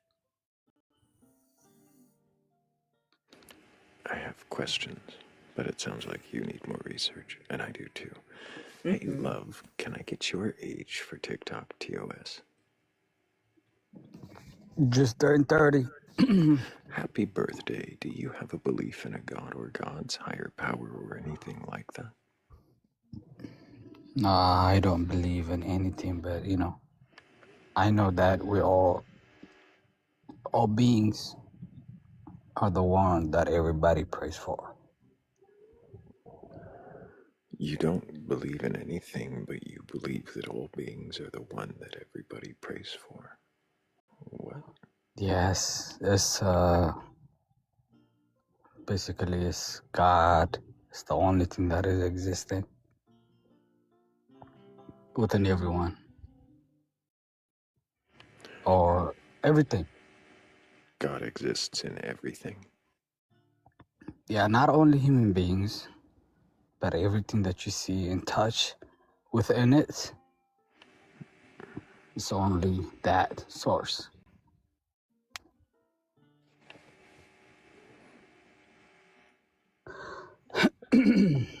So God is everything and is source. Yes, everything. And even the word everything, the mind kind of limited. Like when Okay, I so say not everything. it is everything, it is everything. Like anything that you can imagine, like your words, your thoughts, My your toenail clippings. yes, like whatever I'm talking to you right now, the thing that will cause in your mind, the understanding that will cause in your mind, even that All of that's God. itself is made of that. The food, the feelings, the thoughts. Why are you taking everything and this all-encompassing anything and calling it God? I'm not calling it is. That's Why? why am I? Why is it God? Because nothing else exists except it's God.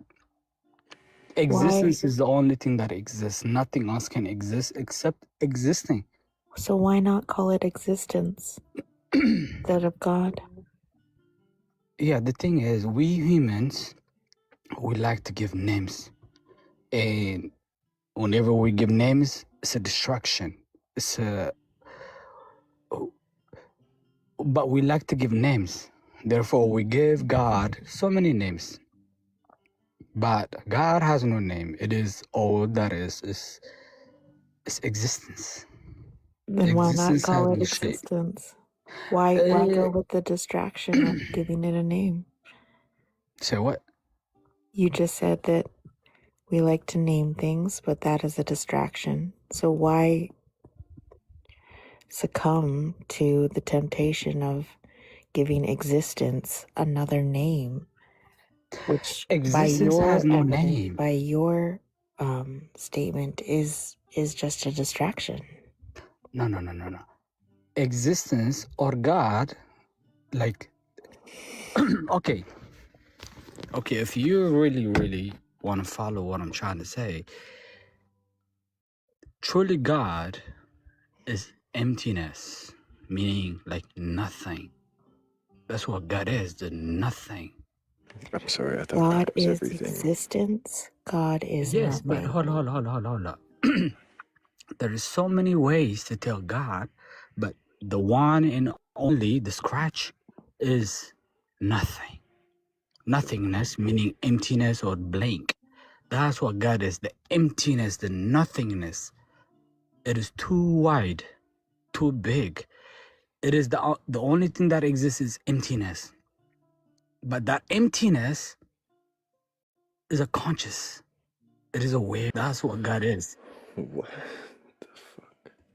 I know. Stop. Can you help me understand? Sorry, go ahead, Philly. Can you help me understand how what you're saying is not contradictory? What I'm telling you is not something that the mind can Stop. understand. You gotta let her finish the question. Okay, go ahead. But I just know what she's trying to say. But yeah. What are you hearing me? What are you hearing me ask? All right, go ahead. Finish your question. So it's my bad. Just if you knew the question, then why wouldn't you be able to repeat it back? Yeah, it's my bad. I said just finish your question and continue talking. Sorry about that, though. Really.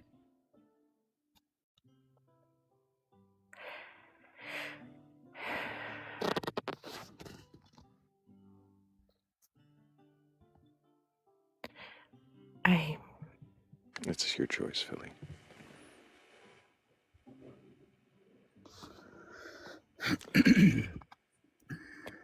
I honestly got surprised by the admission that you did not actually know the question when you said you knew the question, and the question that I had flew out of my brain. Fair enough.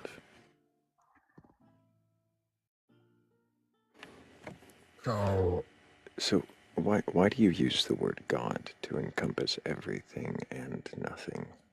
There is nothing else that is visible. You said there's nothing else. There's nothing else. Nothing else. Why stop?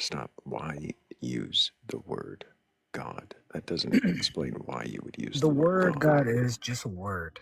It is So why do you something use it that there? is made.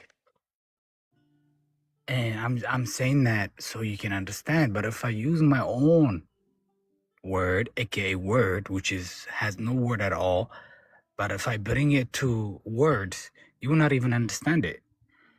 Simply, like I said, emptiness. You have no clue what I'm saying. You said emptiness. Yes, emptiness or blank is Blank. another name for God. Why? Why do you think that's another name for God? Okay, first of all, I don't even think. Is it possible that you're just giving reverence to what it... There is a way to know God. Believing is... Love, you interrupted Thrayle's question. It doesn't matter at this point. I don't think Love So is what I'm actually telling here to you is question his not... beliefs. He's just here to tell us. Again, interrupted. So yeah, I think Love's gonna have to figure out how to have conversations with people before coming back.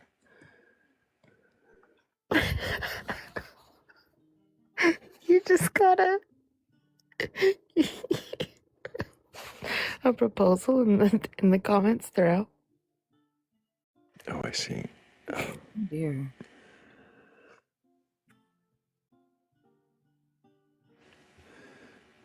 I'd have to talk to my wife about that first, Mindy. I don't think it's gonna work out. Pretty sure. Pretty sure Mrs. Thrayle might have something to say.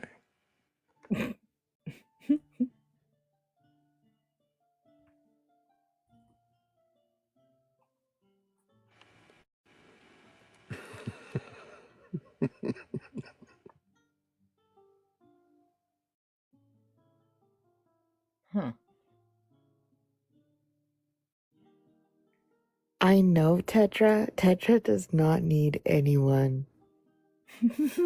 I'm not even sure she needs me. No, she definitely doesn't need you.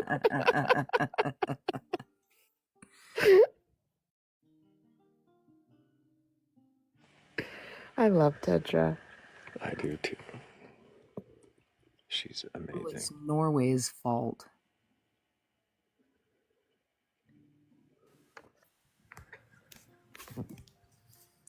But I do appreciate you, Mindy, and that is why I don't bring you up when I think you... Hey, buddy. I hate niggers. They should all die.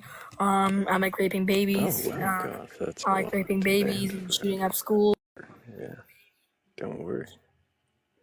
We will never hear from you again. It's just so childish. I know it's like it's. I mean, of course it is a it's child, childish, so. right? Of course.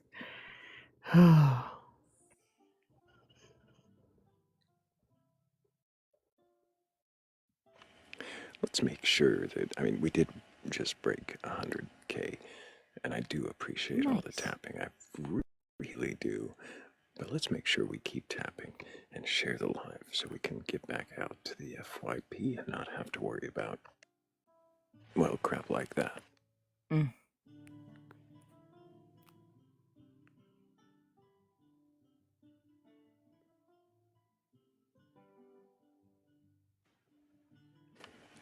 Hello, Willard. I'm pretty sure you've been here before, but can I get your age for TikTok TOS?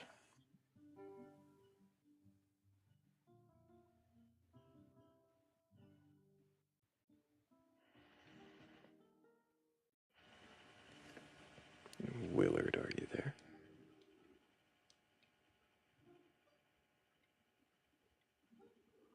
Okay, maybe Willard didn't mean to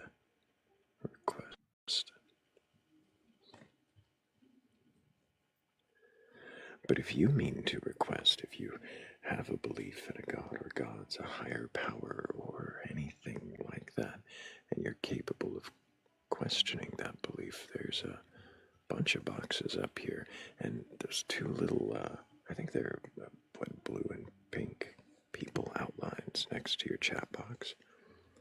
Yeah, if you click those, you'll request up. And then we'll know that you're open to questioning what it is you believe. And if you don't have a belief in a God that you're willing to question, please like the live, share the live, repost the live, add the live to your stories. Help Thrayle meet the gift goal. There's only 18 out of 42 friendship necklaces there right now. And send the live to all of your believing friends.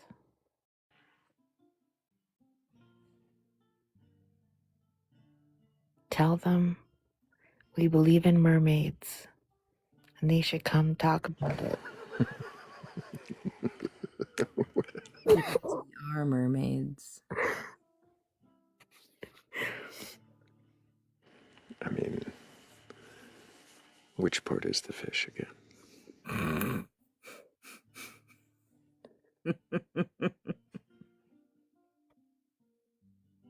Where are the scales coming out of?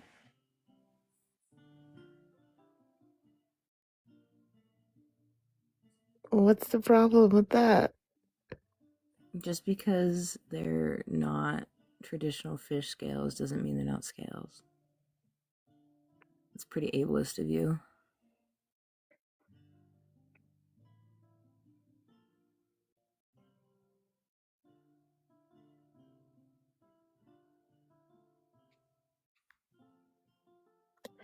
Is that a belief, Sage, that hair is modified scale?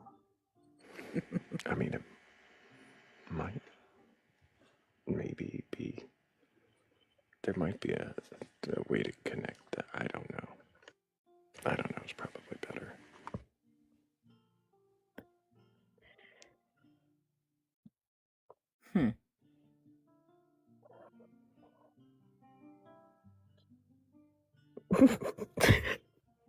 Sorry, I'm laughing at myself.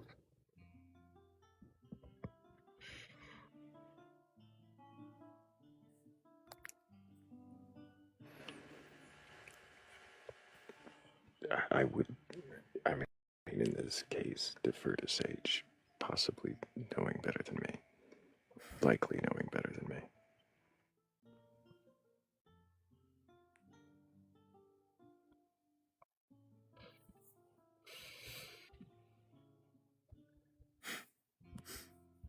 I never believe anything that Sage has to say.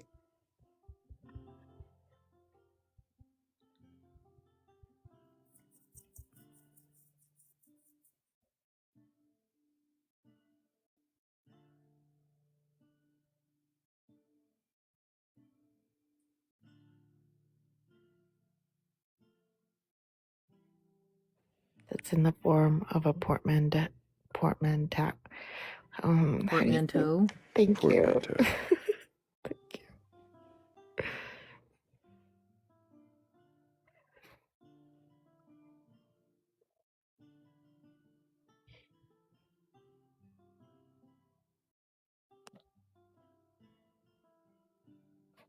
Do you have a story about a portmanteau, Morgan? Not specifically, but I have more information about the 12 days of Christmas. I'm sorry, you sent me down a rabbit hole, so this is now my focus until I get bored. Oh, the 12 days. I mean, I guess as long as the hat's on the skeleton and we're waiting for a believer. But Saved by the Bell. Hey, Dean, can I get your age for TikTok TOS? 21. Do you have a belief in a god or gods, higher power, or anything like that? Yes. And what god do you believe in? The one true God. Which one true God is that?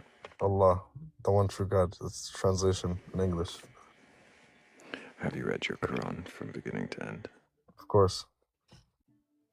Do you believe it to be entirely true and literal, as written? Yes. What's your stance and belief? Oh, my beliefs don't matter to the conversation. So why do you believe it to be true? I believe it to be true because it is the only book that I know of to be a guide for humanity with no contradictions, purely from God in its original pure form. When you say it's with no contradictions, yes. What does that mean? There's no contradictions within the text, or do you mean there's no contradictions from the text to reality? Within the text. So what would you define reality? What would, in that instance? What is, I suppose. But I'm curious, Dean, are you actually up here to question your beliefs, or are you looking for a debate? I'm not. I would just answer your question. What is your belief?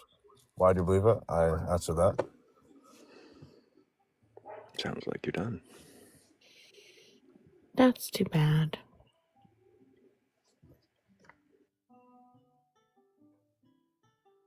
I mean, he can request backup if he actually can question his beliefs, but I don't think that's why he was here. Hello, crows. How are you Hello, doing? everybody. Hello. Did we have a good Christmas? My Christmas did not include a birthday cake this year. Usually it does. Sucks. It's Jesus's birthday cake, so I don't know. Come down and blow out his candles. How rude. Jesus always let the children in the room do that. At least in my house, growing up. Good guy, man.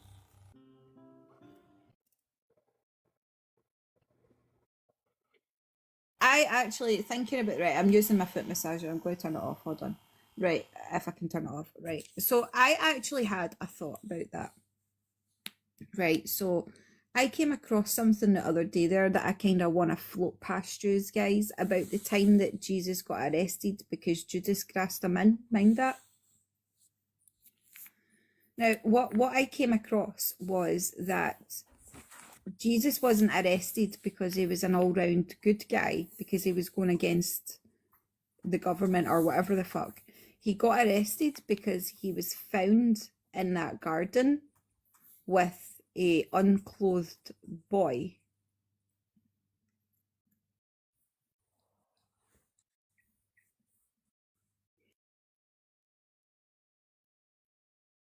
I've heard that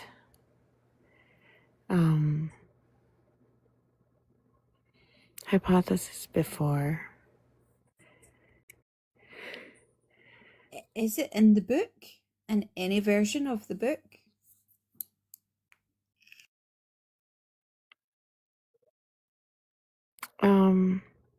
I haven't, my brain doesn't hold on to that information like super well to be able to say that is or isn't. But maybe somebody in the comments wants to look that up. Zane, welcome to the live. Can we get your age for TikTok TOS? I'm 15. I'm sorry. You have to be 18 to join the live.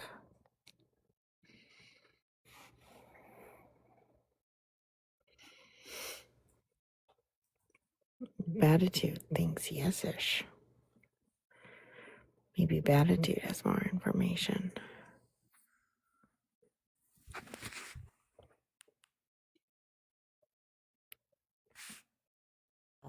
If that is true.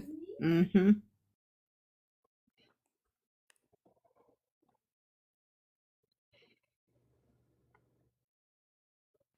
And you were like, and you think that's an arrestable offence back in that time? That's a bit concerning. Well, just because it's in that age, it's Now let me just accept Thrayle back onto his own panel.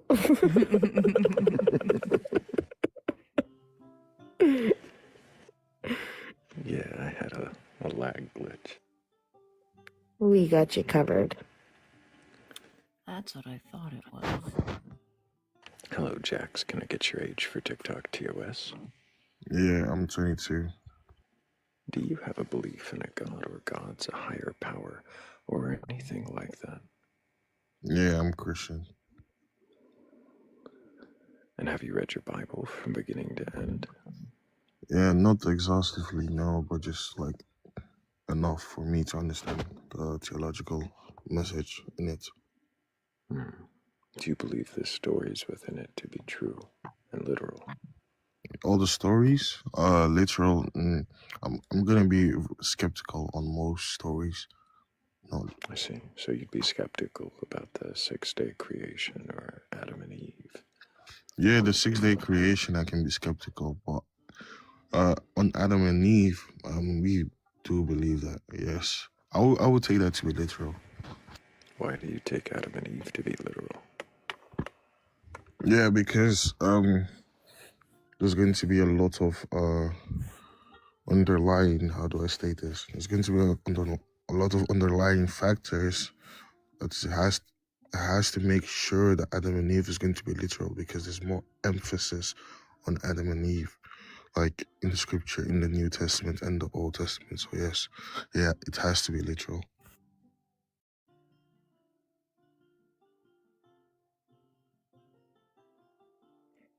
Sorry, it has to be literal?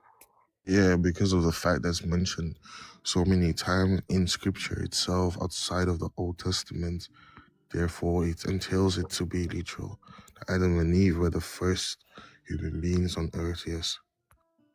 It has to be literal because it is spoken of so many times in the scripture.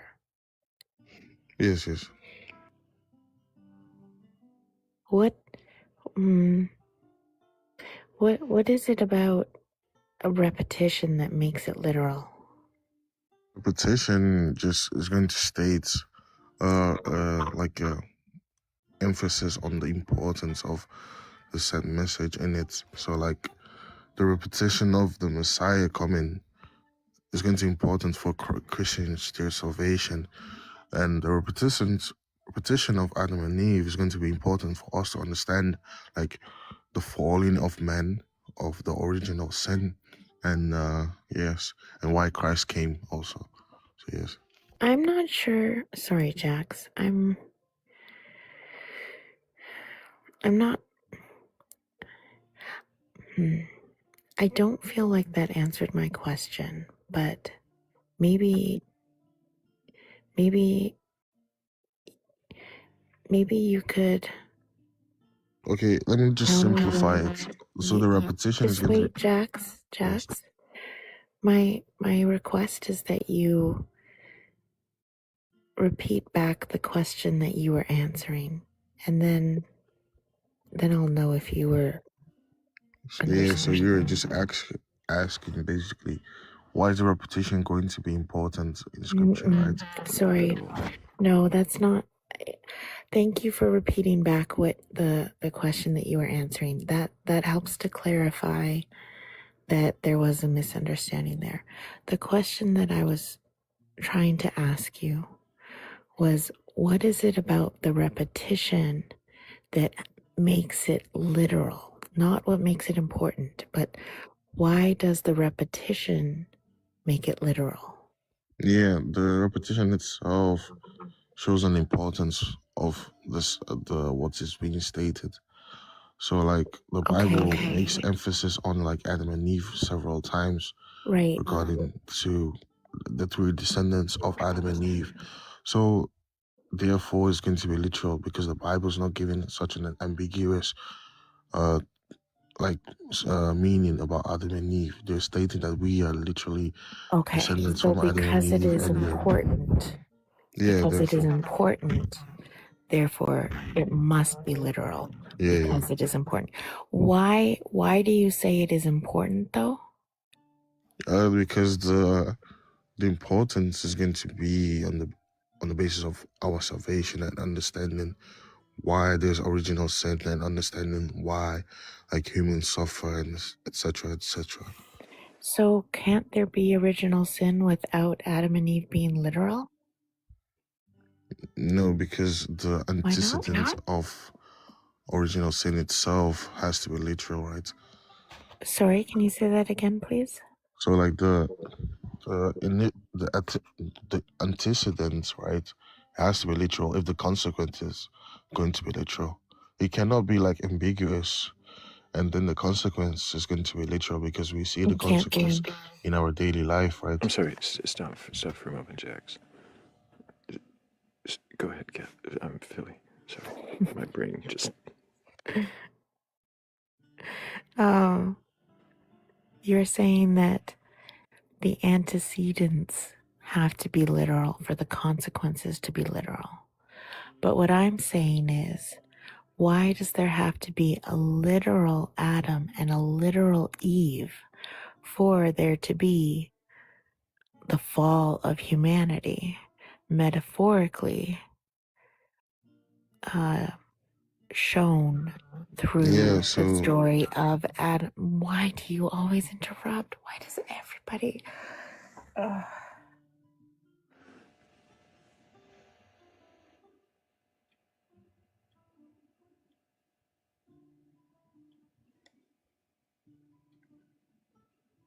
Yeah, you can talk like.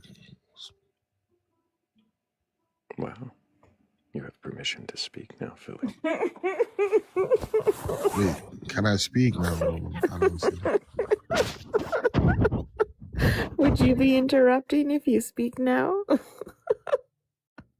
No. I mean, I apologize. I interrupted, right? But you can talk.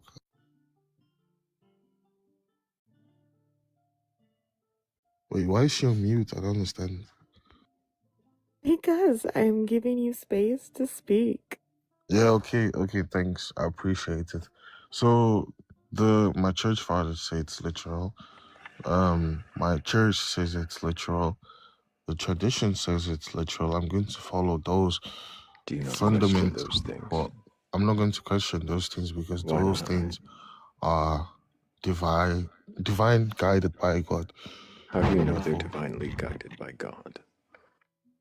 How do I know they're divinely guided by God? By the people who established them, because they themselves are divinely guided by God. Because the followers of the apostles are going to be divinely How do you guided know by that God. they're divinely guided? You're just making assumptions. Yeah, okay, so first of all, they're like, as I stated, the church fathers themselves. The church fathers? Yes. How do you know that the church fathers are divinely guided?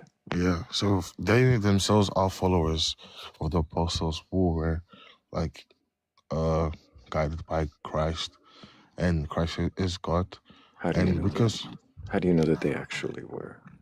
Like, do you have some reason to believe? Yeah, through my scripture, bro. Like, oh my days, I should want to like. Through your scripture, it says that your church fathers. No, through my scripture, you understand that there's going to be like apostolic succession of the through your scriptures. You understand there will be apostolic succession. No, that there is apostolic succession. So somewhere in the scriptures it says that there will be a apostolic succession, and that tells you that these people. Yeah, the Bible mentions. Stop! I'm still speaking. So it tells you that these people must necessarily be that succession. Oh, it doesn't mention that. Or these figures are going to be the succession So then itself. how do you know that? It So then how do you states know that okay. are? Yeah, no, yeah, I can explain. It's frustrating when people interrupt. Yeah, oh my days. So it's, bro, this rhetoric's not working, bro. Okay, listen. It's probably better if you actually read the prompt before requesting up. Do you think this is a debate, Jax?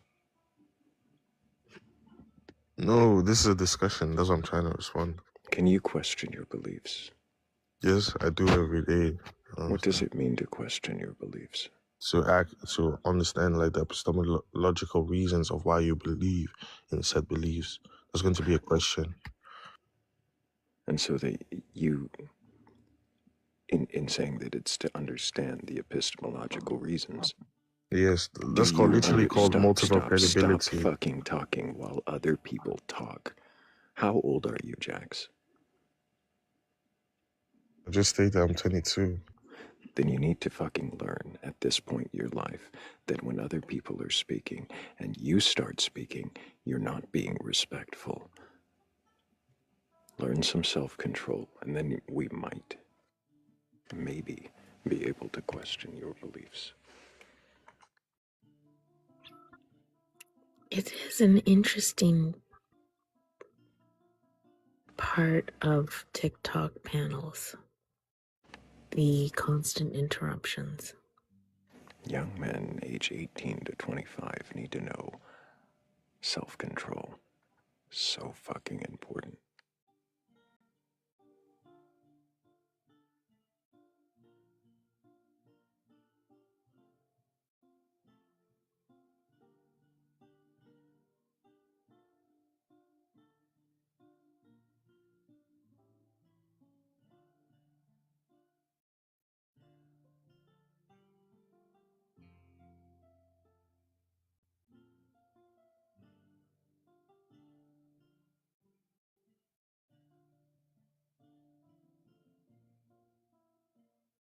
How dare you speak of respect, Thrayle? Yeah.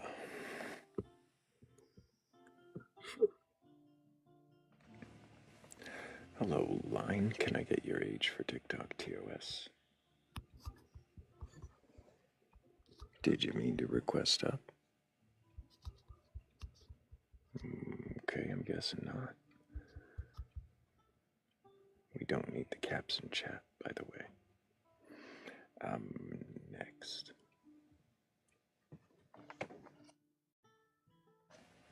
Oh, no, It's next. just a username. No, there was another. The person on panel had. Maybe it was just username. You're right. My mistake.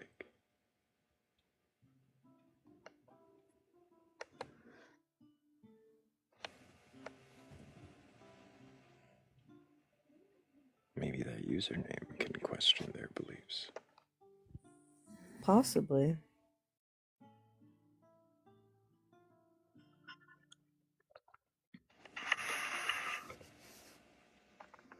If you have a belief in a god or God's higher power or something like that, you can question your beliefs and you can have a conversation that is respectful without interrupting constantly.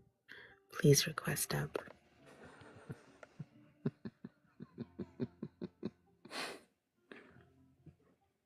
It became like a game to see how many words you could get out before. Maybe I should have said something sooner.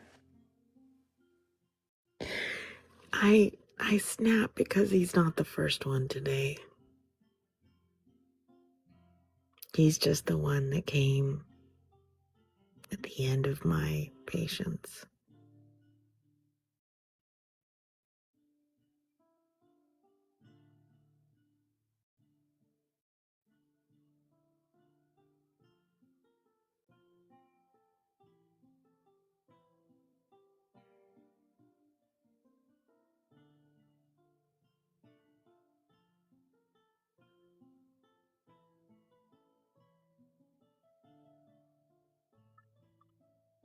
It sounds like a song lyric.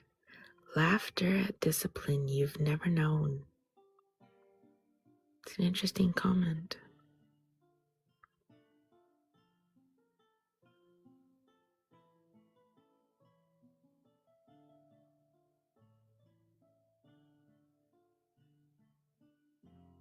Shell, I feel like it's one or the other. It's never both.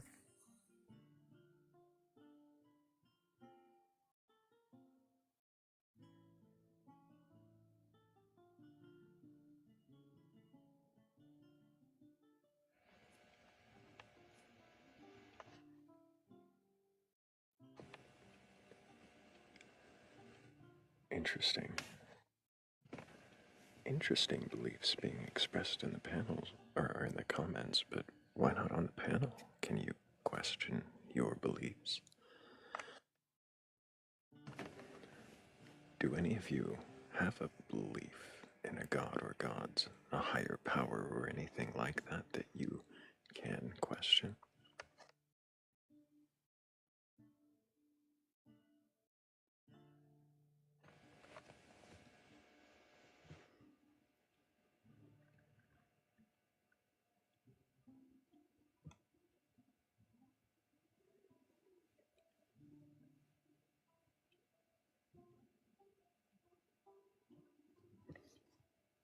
We are up to 31,000 likes. That's amazing, guys. I really appreciate all the taps.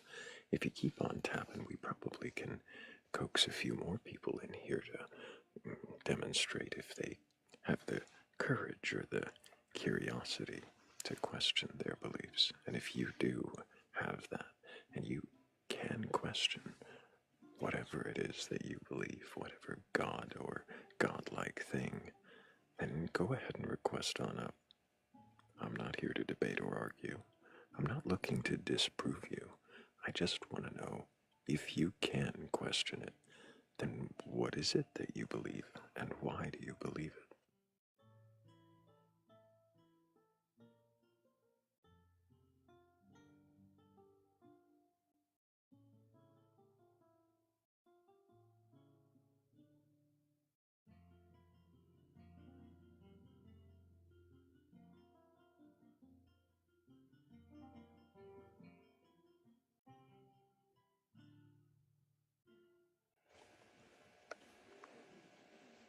Do we have that many sleepers tonight?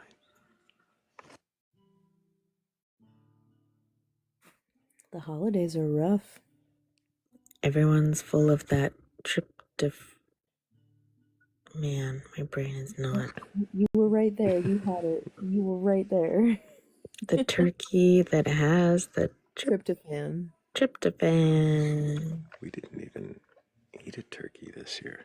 We had ham. Mm. I'm thinking about that ham right now. I have some in the fridge. Nope. I bet as soon as you stand up to leave the studio to go get it, someone will request. Well, look at that. I didn't even get out of the chair. Hello, Afterlife program. Can I get your age for TikTok TOS?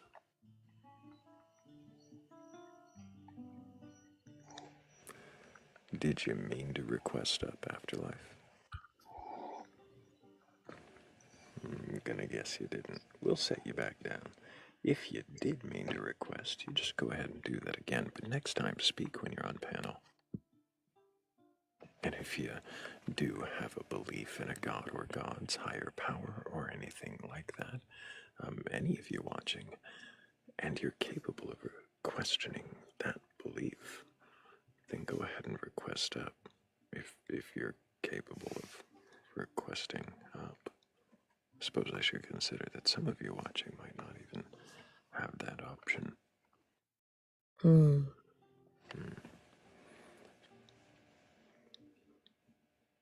That is unfortunate. But keep tapping the screen and share the live out.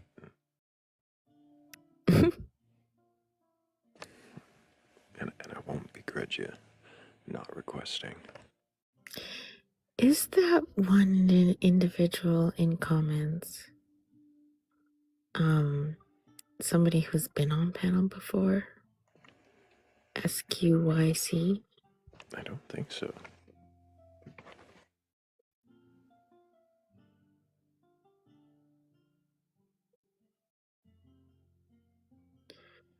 They're just speaking a lot in the chat and then saying, I don't want to obliterate you. I think that I would be very open to be proven wrong. To not try to obliterate and just have a conversation.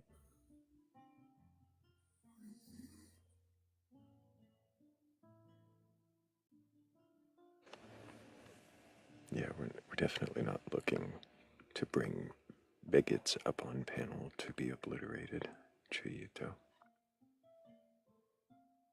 But we are looking for anybody who has a belief in a god or god's higher power or anything like that to come up on panel and question that belief.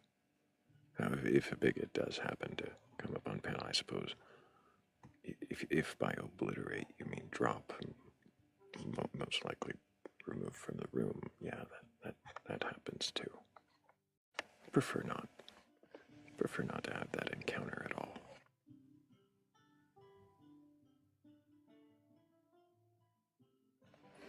I feel like Zane, the one in requested earlier, and is not old.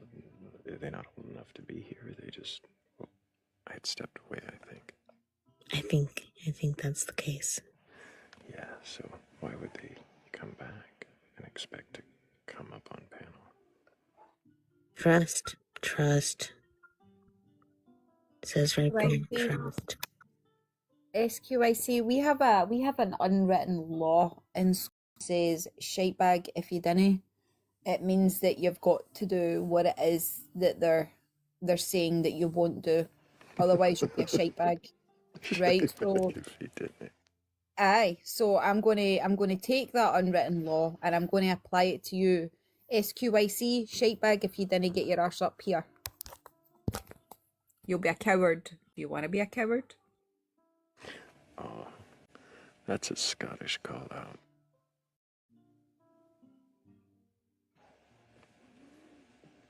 I'm a coward. Are you? You don't want to Scotland as a fucking coward. You'll get eaten alive.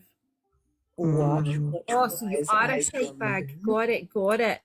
You're just going to stay down there in your Wow. comfortable wee blanket, giving it big licks and big chat down in the comments. Well, you are a shite bag. Well done, coward. I don't know what they did yet to be a shite bag, but I mean, other than not coming up on panel and being a little taunting in chat, but that seems like they just want attention. If you actually want the attention, you can request up here, but you only get it if you can question your beliefs. And if you have a belief in a god or god's higher power or anything like that, you're capable of questioning that belief. I've said this so many times tonight. Request up. There's buttons. Push buttons. One of them will lead you here. Like 5 of them right now will lead you here.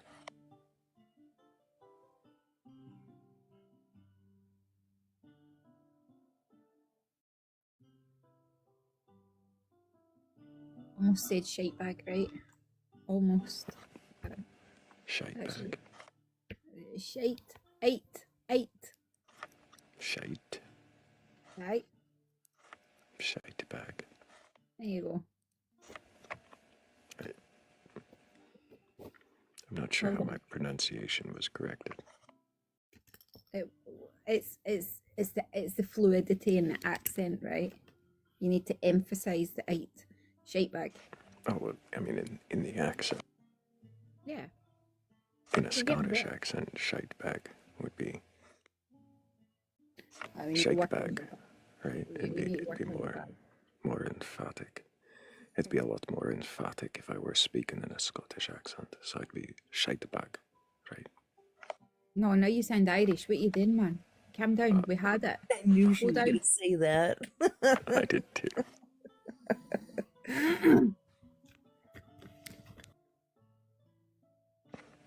You're right. I was letting it get far too Irish. I can't say Irish in a Scottish accent. Oh, that just broke my brain.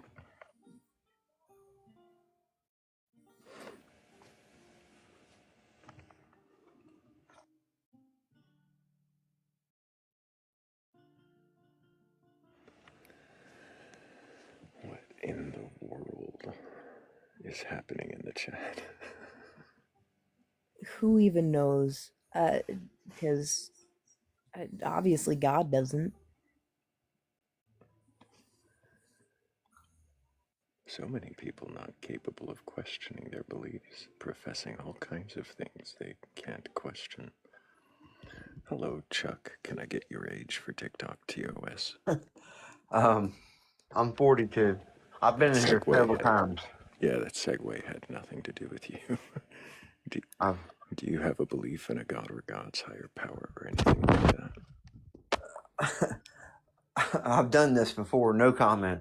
I come in here every once in a while, and then you all usually kick me out. So I'm just gonna listen for a little bit. But but you came up on a panel.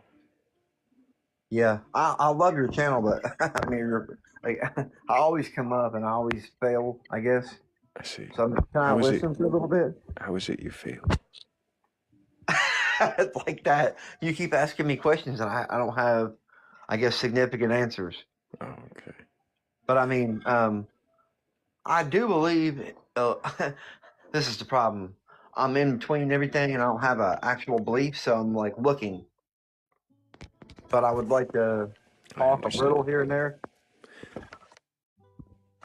Well, unfortunately, it's not really like a just add your 2 cents kind of panel. Okay. Right. It's more of a hot seat. Instead of asking me a broad question, can you ask me a more generalized question? Allow me one answer.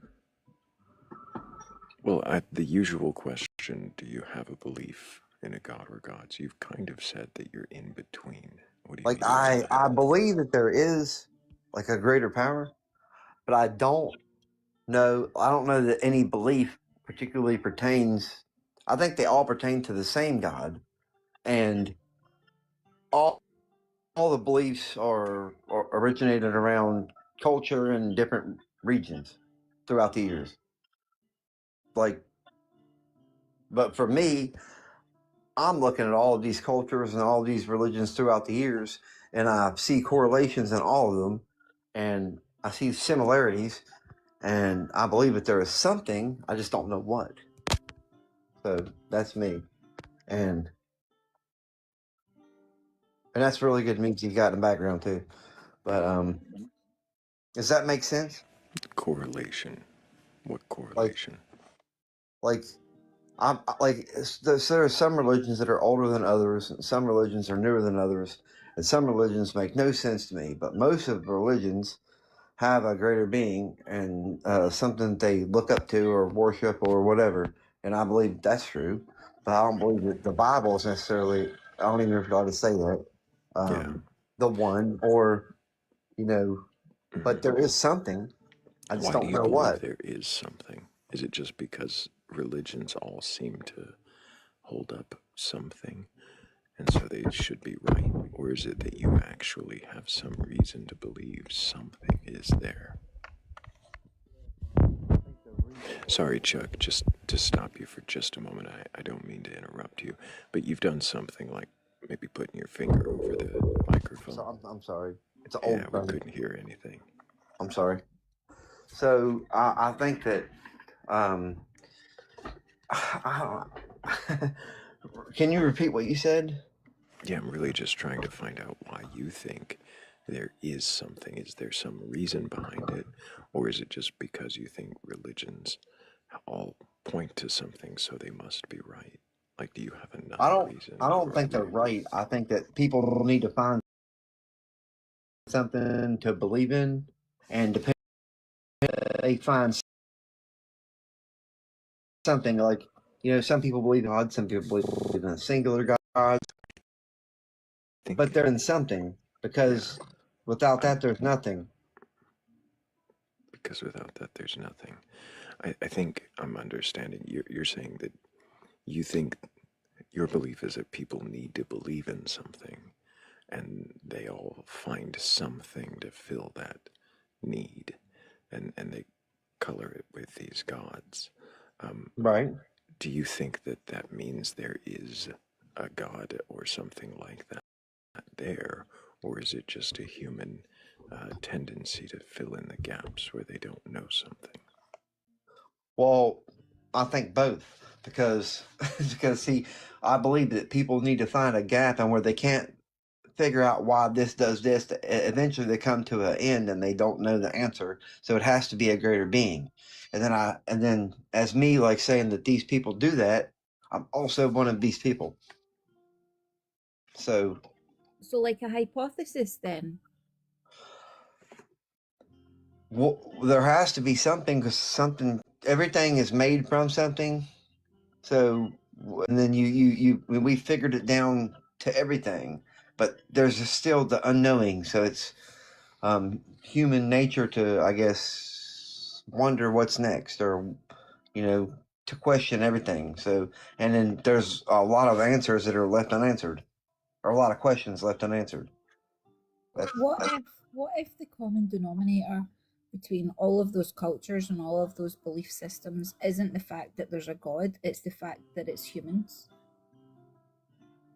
Yeah, that's not exactly. Yeah, but yeah, pretty much.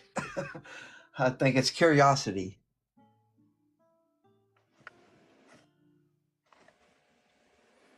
What came first then, the human or the god? Oh, I would say God, or a God, not God, but a God, or something greater than us. Because So if the common denominator between all of these belief systems is the human, then did the god exist before the human? I think so, and I think that I'm like real into space. I feel like we're probably not the only ones, but we're the only ones that we know of. Why does it have to be a being?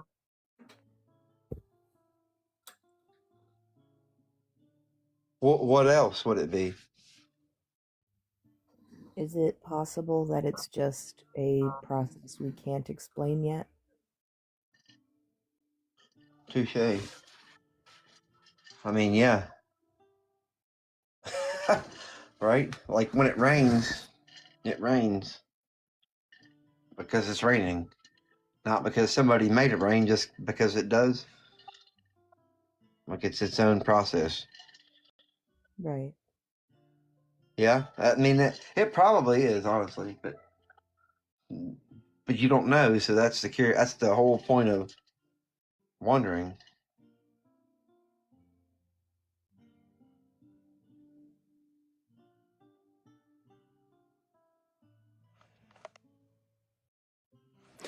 Does it matter to you if it is real or not? When you ask me, I say I think yes, but when I think about it, not really. Um, I would just like to know why everything is the way it is, and you can always like ask questions, but it wouldn't be as fun if you knew that there was a being or natural causes for everything, and you just didn't. It is like this. It's just like now it's like solving a puzzle. It's just mundane. Last piece. Now what? So you're saying that if there was a god, that it would be everything would be predetermined determined because the god has said so? well, no, that'd lead to more questions. So if Yeah, I there don't think was a that's God, why would he choose this? I want to know. I think if I understand, Chuck, you were saying that it's like if you knew that there was a God or knew that there wasn't a God, that it wouldn't be as fun having those questions already answered. But then there would be new questions knowing that. So I see. Pursuit of knowledge, I guess. So, I just wanted to know what you guys thought about it because nobody knows the answers to these. So I think I'd agree with you that nobody knows the answers. But I don't know that for a fact. right. I absolutely question why people assume that they do know.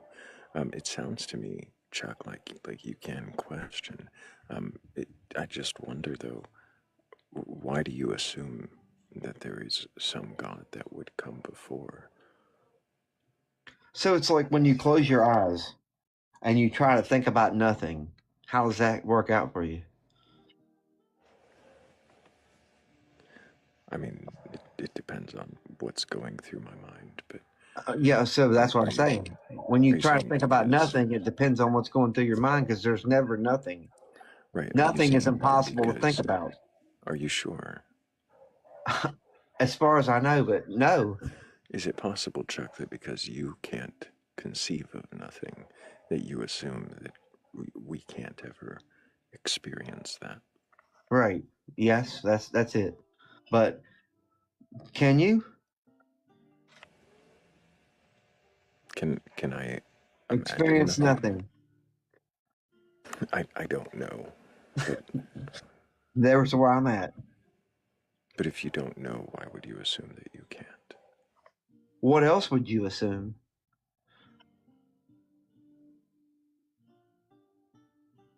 Do you remember before you were born all of the things that you experienced? No, but it happened. How do you know that you experienced anything before you were born, Chuck? That's and that leads me to the question that what happens next. That's the Right. thing that gets me is like just because you weren't there doesn't mean it didn't happen. So what's next? And there was some. If there was no life ever, what happened before that? Because there was something before that. I mean, you assume, and then when all life's gone, there'll be something after that. You also assume. And that's the Right. thing. So there has to be something else. It may not be. Well, if things existed before you were born, do you remember experiencing them? No, but I would like to. Right. Interesting take. But if you don't remember experiencing anything before you were born, then why would you assume that you would experience anything after this life? What? Okay, so I mean, all right. Let me ask you a question. So after this life, if you can't experience anything after this life, what would happen? I don't know why you're diverting to a totally different question Well, after the one I it's like asked. I have not. It's the only thing I can fall on because like if I only know being because I'm here. Mm-hmm. So if I'm not here, I don't know how to explain that because I've never not been here except Does for not what you being just able asked. to explain it does not being able to explain it mean that it can't happen? Absolutely not. That's what I'm saying. That's it's a conundrum. Like you just like I mean I was born in 1983, so was there people alive and was there things going on before I existed? Yes. Is there I things? existed at least a year before that, but that doesn't prove that everything that came before us existed.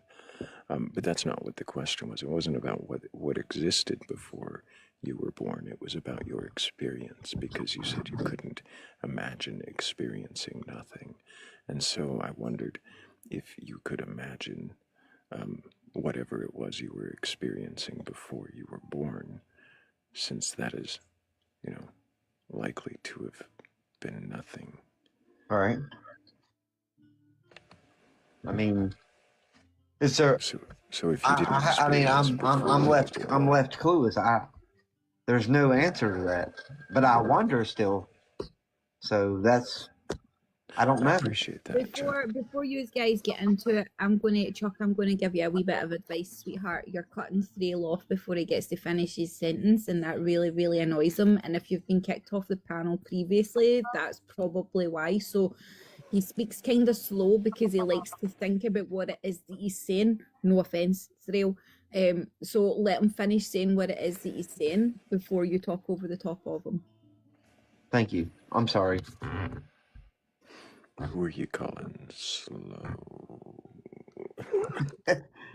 Just remember you love me, okay? Just remember that. Chuck, does afterlife matter to you? Is that part of what inspires you to believe that there must be something more? Yes, absolutely. Is it most of what inspires your belief? Is the idea that there Yes. needs to be an afterlife? Yeah. do you imagine? Let me rephrase that. What do you imagine is after? All right. So, I mean, according to like science, they say like, okay, so you die and you become like plant food and all that, and that's fine. But like, I think that the consciousness would move on. And in my perfect ideal world, if I were gone, my consciousness would be free of my body, and I could explore the vastness of space and everywhere that I ever wanted to go. Like, cause nutrients and minerals and cells can break down and all of that and everything, and that's fine. But like the consciousness, I don't know not having consciousness. So I can only know that I know. So if I don't know, then I don't know. It's like if I can't think of not thinking about something, because if you try to not think about something, you're thinking about not thinking about something. So it's not possible. Nothing is something if you're thinking about nothing. So I feel like you move on, and I hope. What if there's no you to think? I mean, then I wouldn't. I mean, then that's awful. Why is that awful?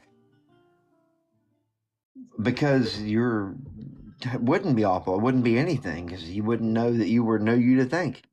Like it would just wouldn't matter at this point. I feel like you move on after this. I hope, like, to maybe a higher state of consciousness with no body. And that's probably not true, but maybe.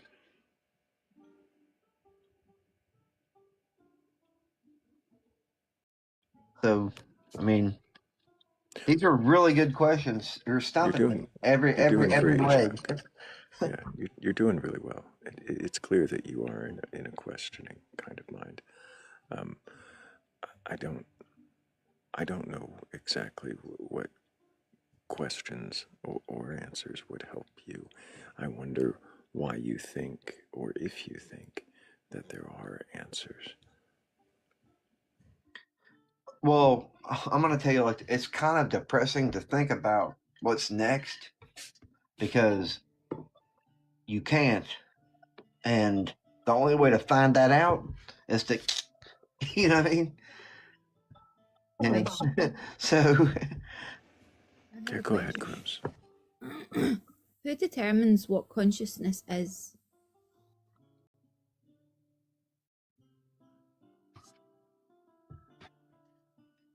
This is for everybody. Anybody that can answer that.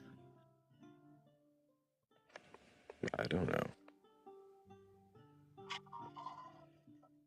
Because my thinking is that we have determined what consciousness is because we have placed ourselves at the top of the food chain, right?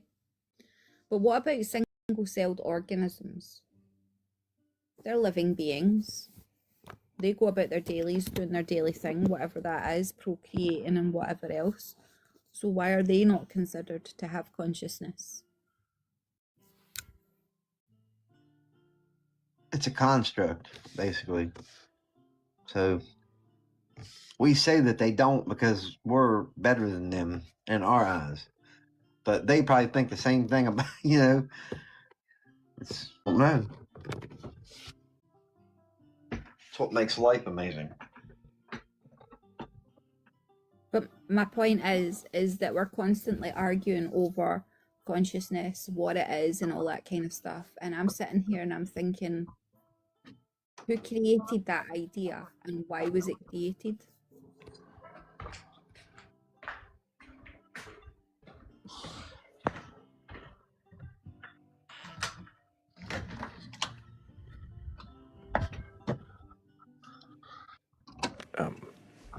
Chuck, are we getting put into a bin or something? There's a lot of noise. I'm sorry, I have an old phone. I was walking outside to smoke outside. I see. I can mute myself if you want. Oh no, you're all right, Chuck. I do. Well, Crows. I mean, your question: who decides, defines consciousness?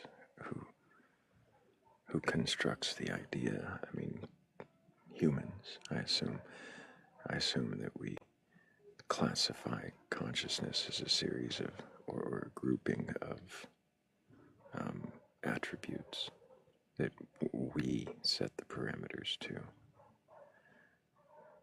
But it doesn't stop there. It doesn't stop there, right? But, well, I'm not sure quite what your point was getting at, or if it's questioning Chuck's belief in afterlife. But if it's your belief now in consciousness, I am curious if you think that single-celled organisms have something that would be considered consciousness. I don't know, because when I look at the spiritual community as a whole, right, they're always talking about consciousness and how everything has consciousness, right? And I am an animist, so on some level I believe that, right?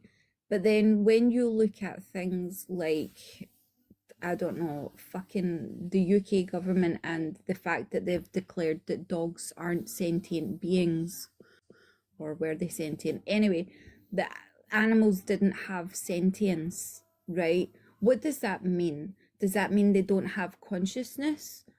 Or have we taken the word sentience and put it into another term for consciousness? Because I know sentience have feelings, but when they're constantly talking about consciousness being connected to feelings and intuition, so I'm confused. Sorry, Chuck, you've totally sent me on a brain path, mate. Like, that wasn't cool, man. Uh-oh. Also, we did miss the gift goal, but I'm going to thank everybody anyway. So thank you, Dorothy and Demon. Thank you, Dova's Guy. Thank you, Danny Grax, DD, Chickadee. Thank you, Demon Zapata. Thank you, Heather's Descent, Philly Red, Raf Kavad, and Shell. Thank you all so much. I appreciate you for helping with that goal.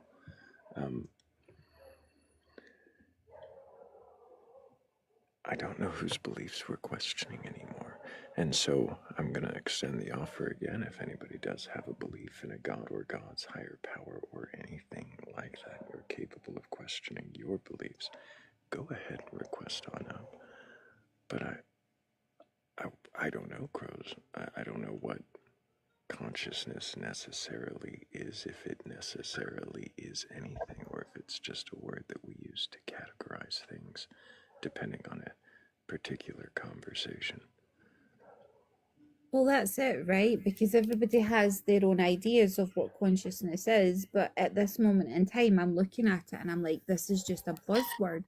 That this is just a fucking buzzword that is thrown around in many different camps for many different reasons, yet nobody seems to be able to pin it down.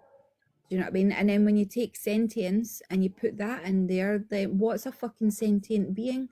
And how do they have or not have consciousness? And how are they connected? Oh my God, I'm on a rabbit hole. I'm in a rabbit. Thanks, Chuck. Need a I appreciate it, dictionary. bro. Hey, what about an octopus? Oh, Like, goodness. octopuses have like synapses and brain, in their limbs. They don't have an actual brain. So are they sentient, or I mean, I see what you're saying. I think it's a construct that man has made to make sense of being able to unalive one thing or another because they don't feel it or this and that. Like, it's a lesser being because we are the only ones that think. They just don't have a way to verbalize it. That's it. Is consciousness directed to the fact that you can communicate verbally with other species? Right. So, like, a dog doesn't talk, but they obviously know some things that are going on. But it does talk. It just talks in its own language. Right. Do you know what I'm saying? Right. So, like, Thrayle, you're going to need to help us out here. What's consciousness? Oh, I didn't have a background for what is consciousness, but I did have what the fuck are you talking about? Yeah, that's fine. I'm all right with that. Thrayle, what's consciousness? I'm not here to define terms or answer questions. Consciousness is a word that gets used in so many different ways. So when someone comes up and starts talking about consciousness, I usually ask what they mean. So, Crows, That was not helpful. what do you mean by consciousness? I don't fucking know. I'm trying to work out what the meaning of the buzzword is. Hence why I'm asking you, oh holy God of Thrayle. Right. At what point do I answer questions? I usually guide them. Well, now I'm asking you to guide the answer. Why would a god of questions have answers? I don't know. Maybe he relies on his consciousness. Interesting. I wonder if he even knows what consciousness is. I wonder if it depends on the context. If there's multiple definitions that could be gleaned through I don't know, Google search. Listen, you don't be taking the cheats way out. That's not how this is going down. I don't get my answers through Google. I get them through feeling, because I'm a witch and we feel things.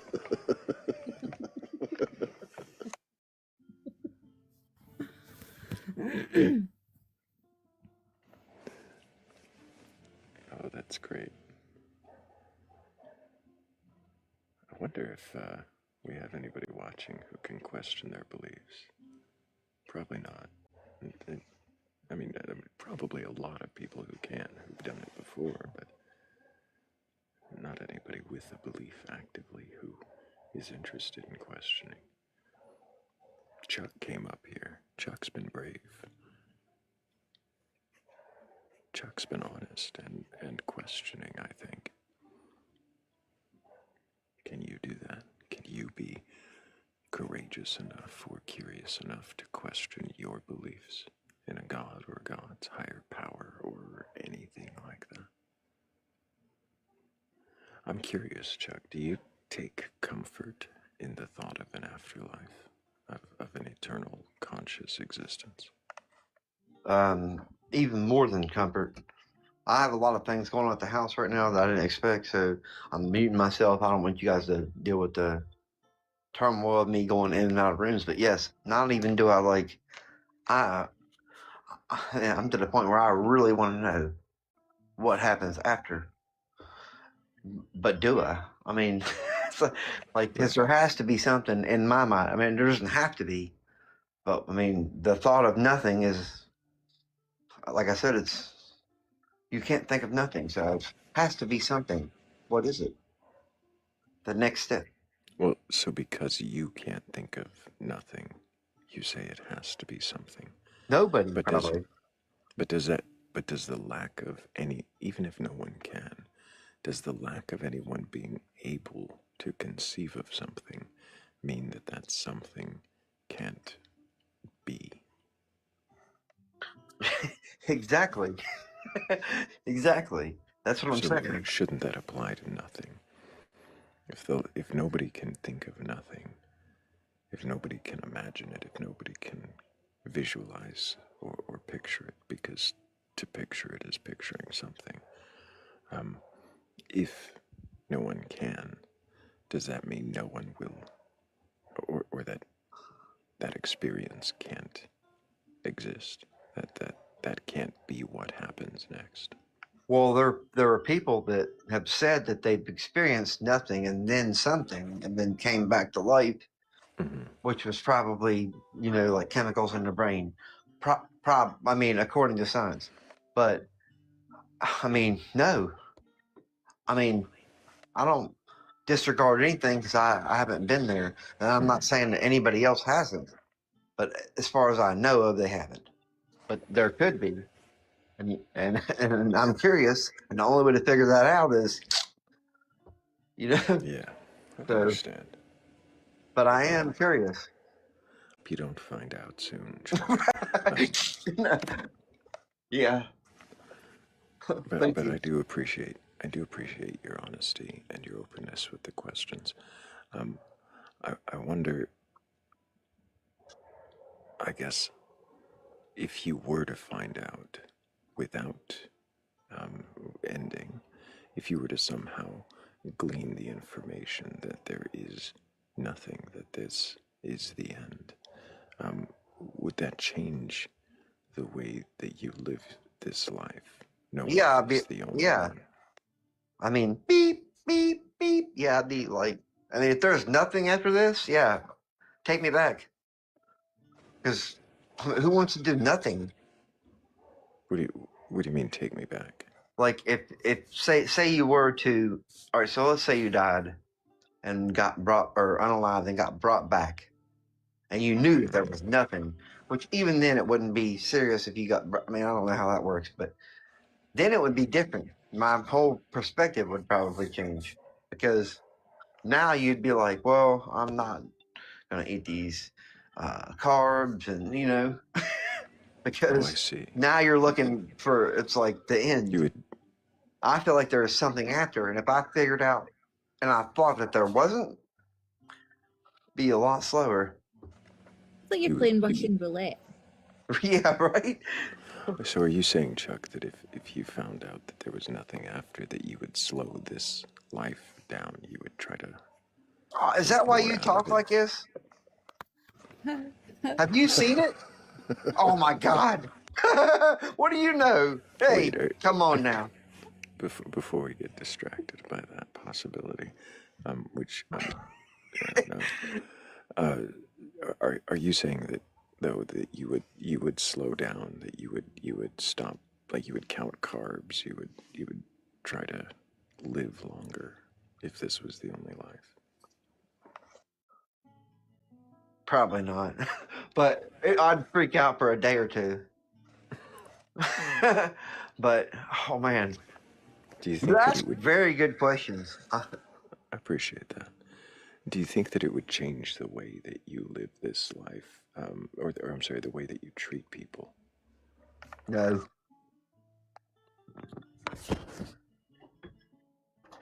Not at all. Because whether there's a life after this or not, I treat all people the same. Because, like, if you can do something to help somebody, if it takes, like, I look at things like this, time based. So, like, if you can help somebody out and it causes them pain to do something, like bending over to pick something up, and you can do it because you're better physically able, why wouldn't you? Or if it costs you 2 seconds to help them save 3 hours, why wouldn't you? That is like, that's what you're supposed to do, I feel like. And if you don't feel like that, then fuck you. I mean, that's it for me. The end. And that's how I am. And I don't know if that's an old school thing or what, but like, if you can, why wouldn't you? Every day. And I grew up in New Jersey. Well, that's saying a lot, Chuck. Don't hold it against me. I mean, that's just it.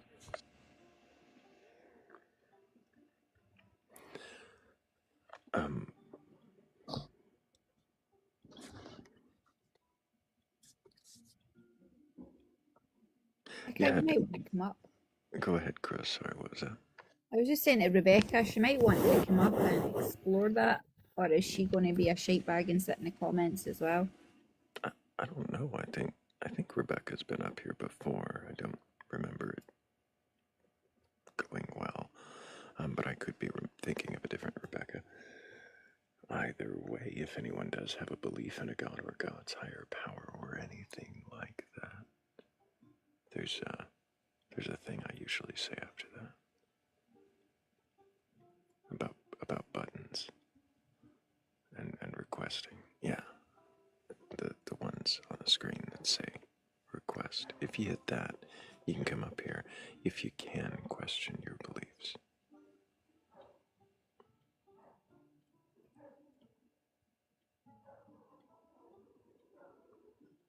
But I don't have any more questions for you, Chuck. It sounds like you've got quite a few questions of your own. What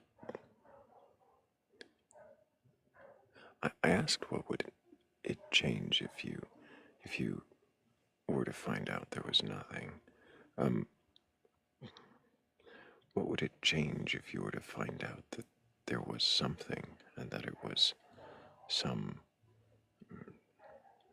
evil god that required your devotion? Just directed to me? Yes. That's a different outlook on it. And that's probably the most likely scenario. But You said that's a likely scenario? yes. Why is that likely? I mean, you've heard the simulation theories, like where we live in a simulation. Mm-hmm. So I'm like, it sounded really like far fetched, and when you think about it, you're like, well. And then as technology, moves on, you're like, it seems more probable. So it's probably the case. It's some little kids playing us all, and like so. I'm like the little ant under the magnifying glass. So maybe I'd move more. I don't know.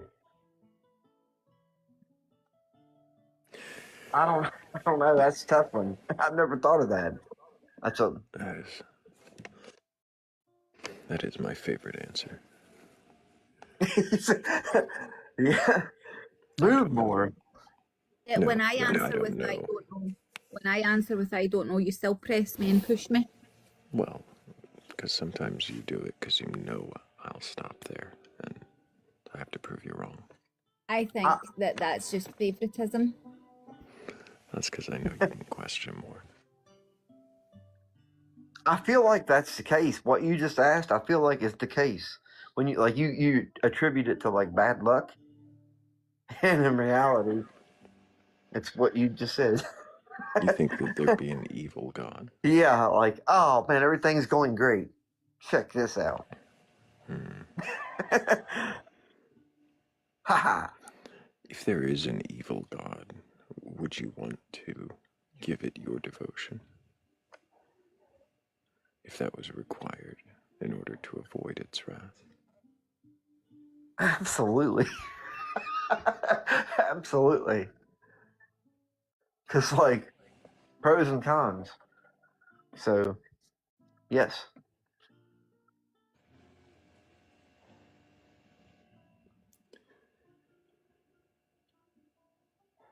I'm going to ask you a hard question, but it's painting you into a corner that's almost unfair. That's fine. You say that if an evil god existed that required your devotion to avoid its wrath, you would provide that. You would devote or worship it. Would you do as it commands in order to avoid that wrath? Would you do anything it asked?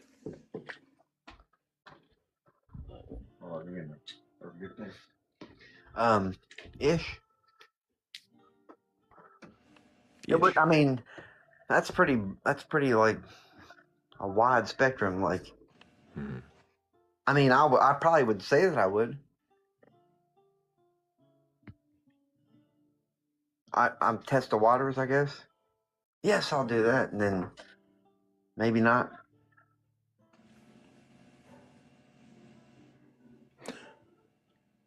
Do you feel that ultimately, if you saw evidence that going against it would lead to harm for you, that it would unleash its wrath and of course eventually lead to an eternity of hellfire, I guess? Would you do anything that it asked? Are you who you're talking about? No. This sounds like you're right. You're backing me into a corner here. It is a little bit of a corner. I'm about to leave. Fuck this. So I guess. Well, I mean, what alternative would I have? I'm kind of unruly, but rebellion, eternal torture. it depends on how many people was getting back into this corner with me. But I mean, That's an honest answer, Chuck.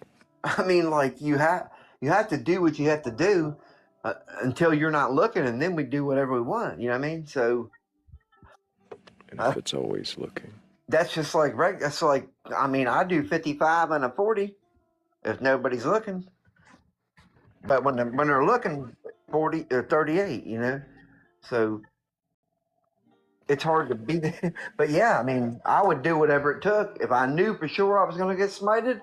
Sure, I'll do it. And if I didn't think you'd do it, I'm not doing it. I mean, that's like life, I guess. There you go. But I mean, if I knew for sure I was going to be smited for not doing it, I'm gonna do it. what if that included harming others? Elaborate a little bit.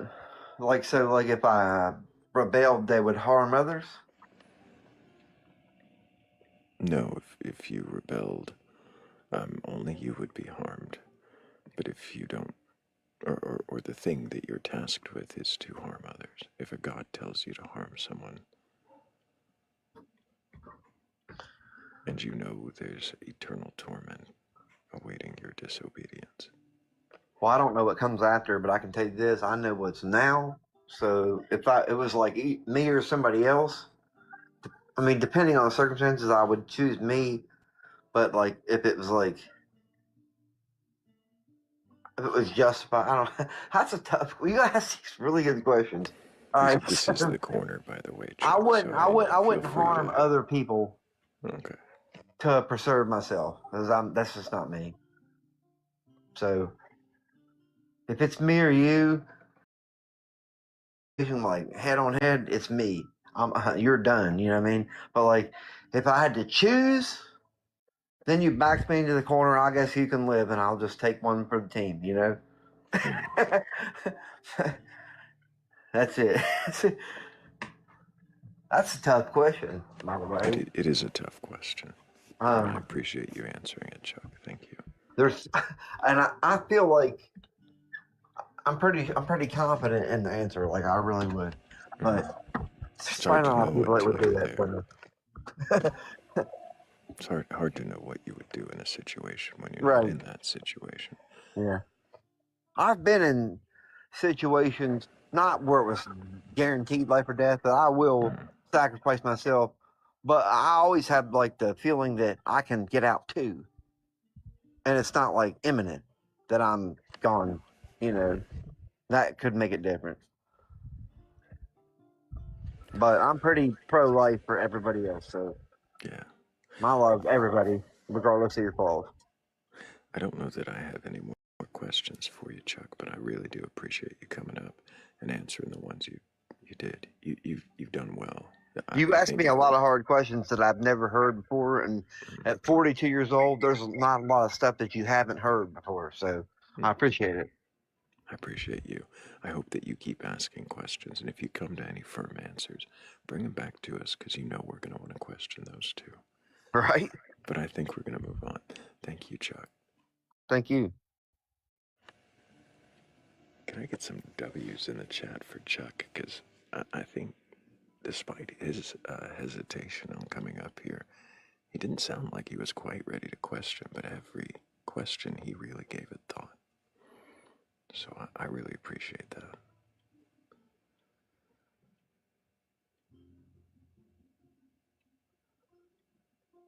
And if you have a belief in a god or gods, a higher power, or anything like that, you're capable of questioning your beliefs, go ahead and request on up. I think I've got a few more questions left in me before it's time to read bad poetry.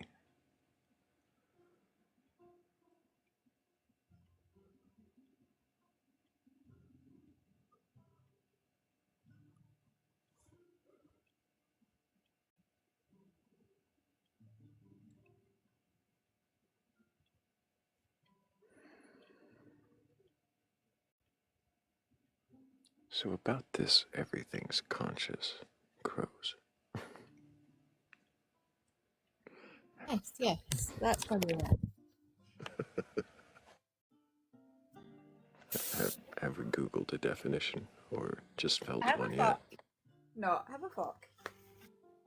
You didn't see no teacup on my screen, did you? No. Exactly.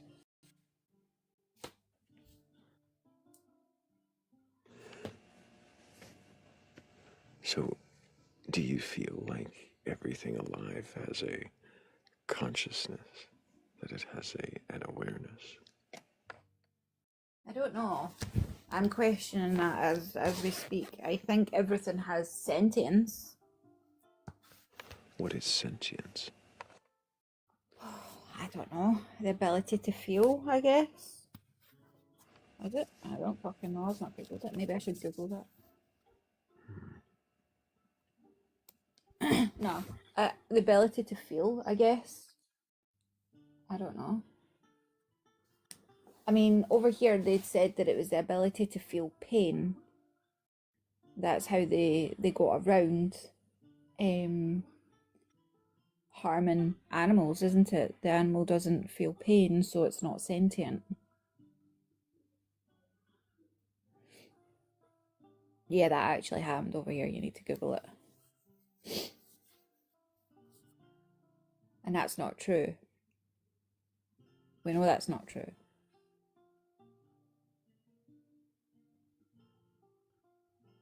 So I don't know what consciousness is. Which is why when people talk about the collective conscience, it frags my brain, because I'm still at the point in my journey where I don't know what consciousness is. I don't think I ever will know what consciousness is. And I don't think I experience it, if it is a thing, the way that the scientists or whatever say. I don't know. I really don't know. What if it simply is your awareness? And honestly, we're all fucked.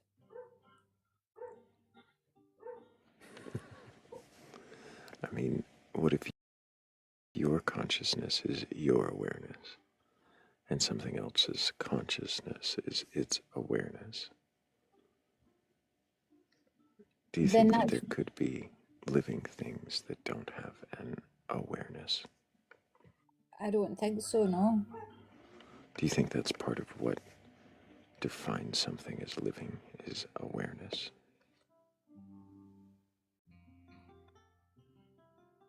I don't know. I mean, if you take like the single-celled organism that I gave as an example to Chuck, right? Like, it's a single cell. It works on what? What does it work on?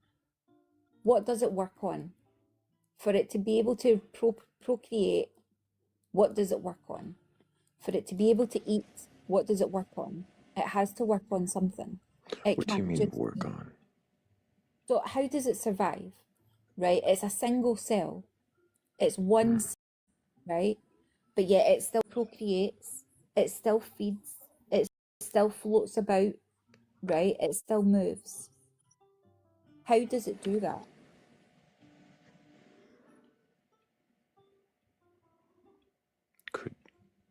Could those functions be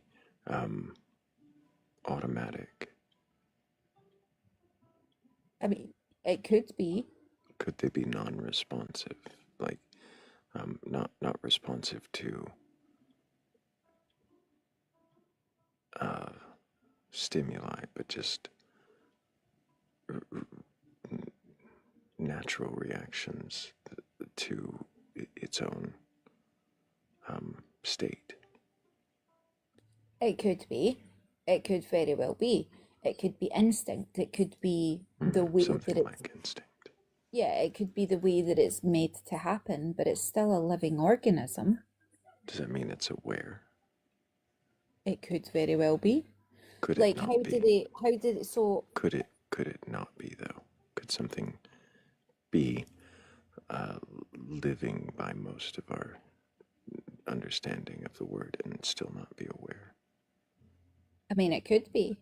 How does it make the choice between the left cell and the right cell to procreate with?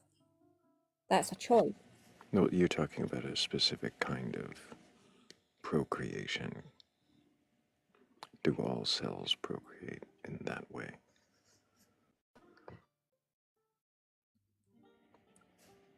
But it's still a choice.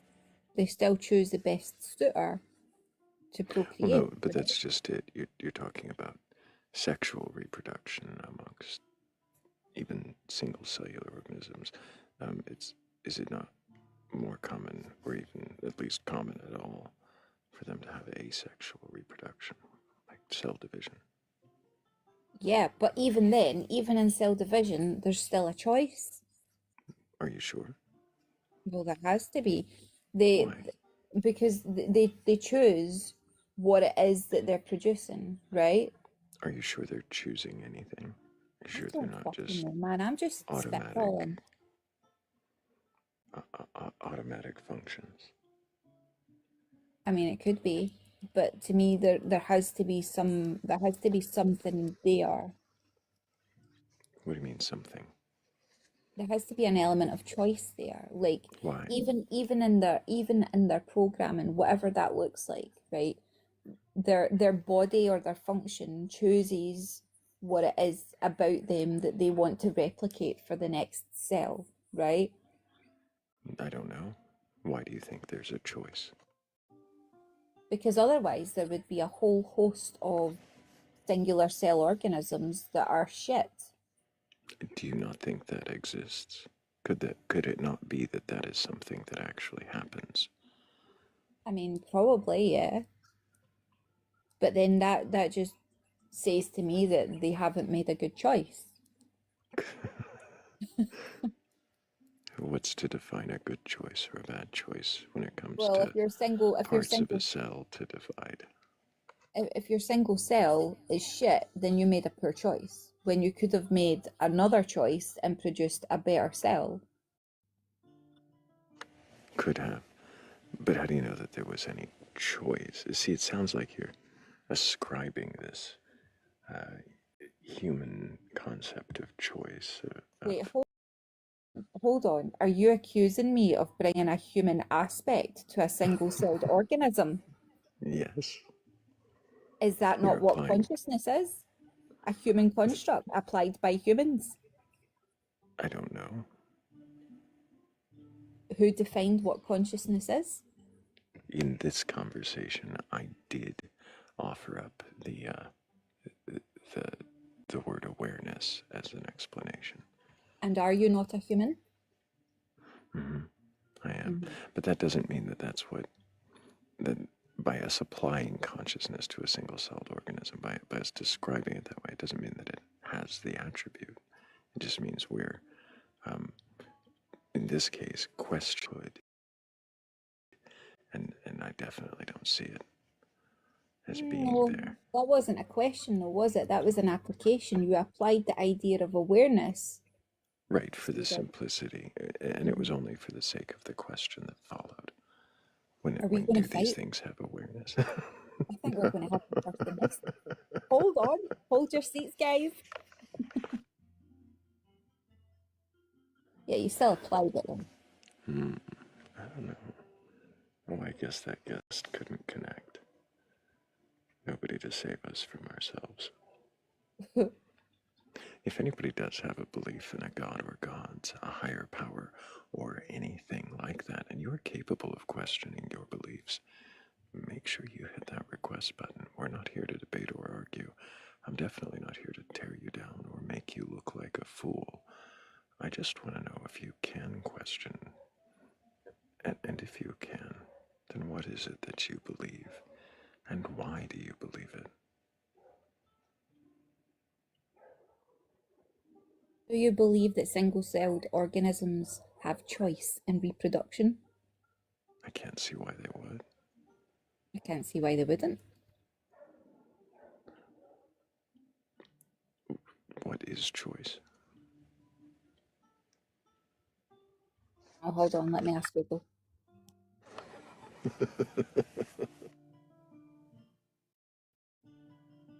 Wait, I need to go, so I do. It's been fun fighting with you. Love you, big muchies. Bye. This is what they do. I appreciate you, crows. Bye. Take care.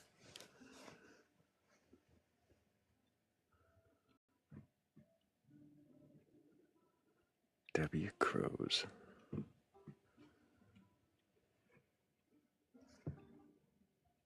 Questioning and running.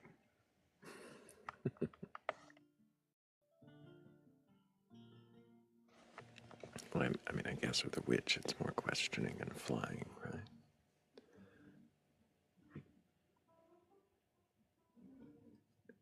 I wonder if we've put Philly and Morgan both to sleep by this point. Seems likely.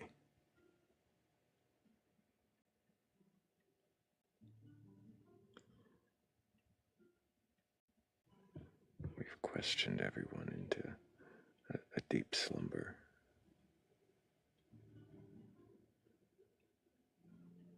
We'll go ahead and set them down gently, and if they are awake, of course they can request back up.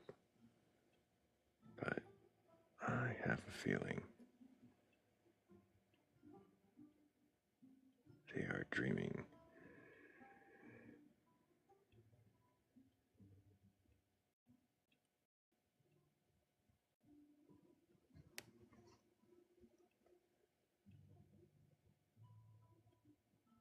Hello, Bobby. I don't need your camera, but I do need your age for TikTok TOS. 38. And do you have a belief in a god or gods, higher power, or anything like that? What was the question? Can you rephrase the statement? Oh, wow. So the question was, do you have a belief in a god or gods, a higher power, or anything like that? What's the correct answer? I see. Bobby, I think the correct answer is to drink water and sleep it off. And if you feel like you can question your beliefs when you're in a more clear state of mind, then go ahead and request back up.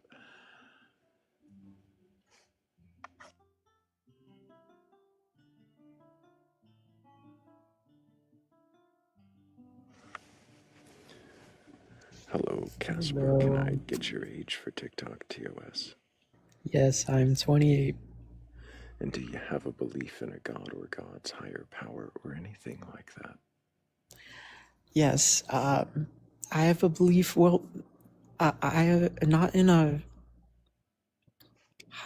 Well, let me get my words together. I'm sorry. I do have a belief in like maybe predetermined destinies. Predetermined destinies. Yeah, I believe that So, like you were saying before about choice, like what is choice, like do we have a choice or are they like is everything just predetermined? You know what I mean? That's the question. predetermined. Yeah. So you believe in fatalism? I haven't heard about that, but I've. Do you believe that everything, well, when you say predetermined, do you believe that there is something deciding an outcome before events occur? Yeah, there might be. There might be. Do you think that that something is a sentient mind, a god, an entity? It could either be that or it could be just my perception of reality these days. And like the illusion of control. Yeah, sorry, I don't mean to cut you off.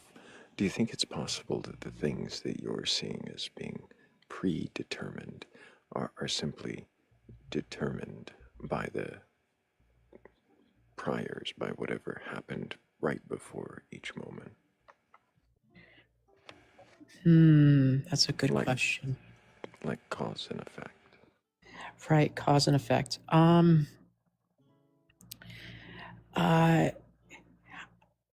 hmm.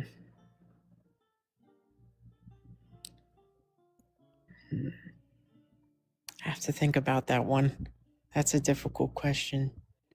Sure, take a moment to think. We've got 152,000 likes right now, guys, and there's 140 of us in here. If we all keep tapping that screen, I bet we could break 200K before I even get a poem ready to read. And if you do have a belief in a god or God's higher power or anything like that, you can question your beliefs. Go ahead and request on up.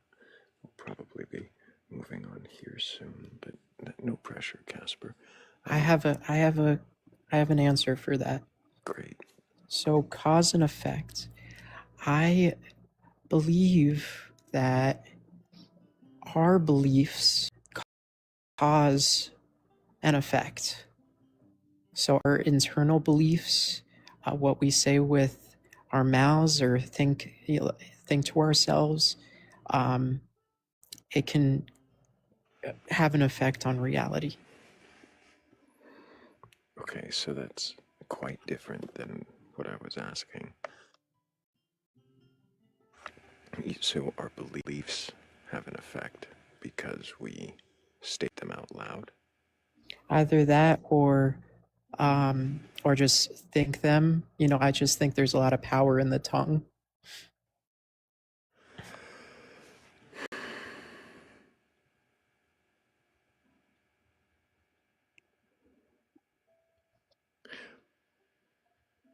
So because we say things, then that affects reality because people hear the thing? Or do you think that it affects reality because reality hears the thing? Yes, reality here's the thing. Just like if a tree dropped in a forest, the tree still makes a sound. Right, but are you saying that if I just speak something out loud with no conscious mind that I can perceive listening, then the mind of the universe somehow will hear it and respond? Yeah. Why do you think that, Casper? Why do you think? It's been a recent development. Why do you think there is a mind listening? Because things just kind of happen. Things just No, I don't know. What is a miracle? So I was connecting with a bunch of people yesterday on Christmas, and I reconnected with an old friend of mine, and he happens to be doing something in the arts.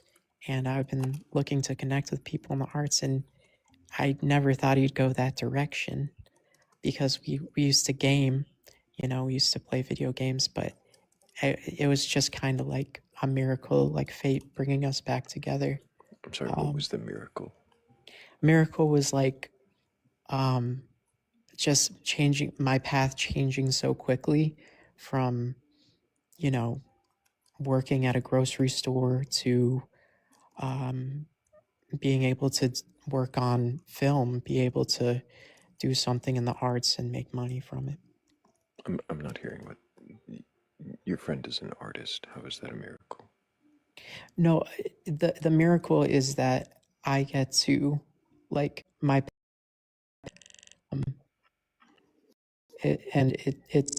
took some time to get there. It's with a friend. And I'm confused.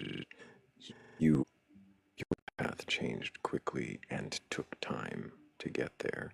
And somehow that led to the reconnection with this friend. Mm-hmm. And that is the miracle, the reconnection. Yeah, because it's How is that a miracle? Because we've been so out of contact for years and years and years. So, a miracle, Casper. What is a miracle? Something that happens I guess a miracle is something that happens and it can't be explained. right? So how would that be unexplainable? If you and your friend both decided to go into a similar That's fair. field, is it not likely that like minds do like things? Yeah, but he was never into art growing up. So it's just crazy. Like he introduced me to dubstep. So that kind of led me down the journey of like producing because Skrillex really inspired me growing up. So because he led you into a music genre that you liked, you Which ended led- up into an art Mhm. field that he later occupied. I'm not hearing any miracle at all in that. It's sounding like you're saying he influenced you to do something that he also did later.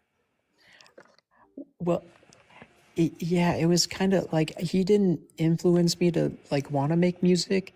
That was like Skrillex, but he introduced me to Skrillex. So it's like, So it would I sounds have like he ever had found some it? inclination Yeah. in an artistic field, at least music, and you end up both in an artistic field later. Mm. What is miracle? Yeah, it's probably not the right word to use. It's just Coincidence. the coincidence, but it's astonishing. It's like after. Do you think that? Mm. Do you think that the presence of an astonishing coincidence implies that there's some plan or creator? Um. No. I mean, I don't know for sure, but I've thought about it. But when I try to believe in it, it's like it doesn't help me in any way. I just kind of, you know, lead with positivity, and that's, just be grateful for every moment. I'm grateful to talk to you, Thrayle. Thrayle. Casper, does it matter to you if there is a mind behind everything or not? No, not really. Do you believe in an afterlife?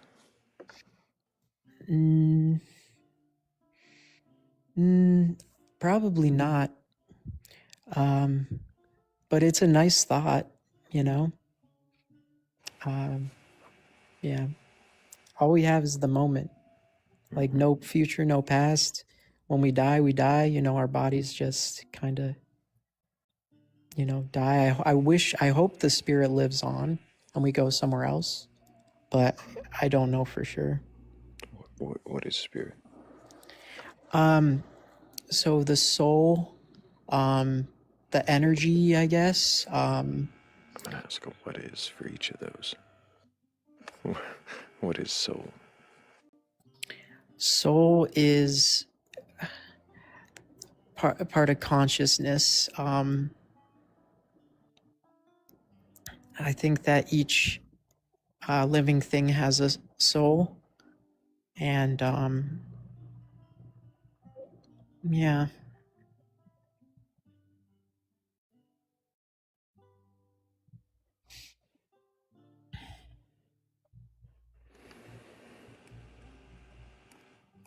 Did you say everything has a soul? Every living thing. Why do you think every living thing has a soul? Because I think that's one of the ingredients, for consciousness.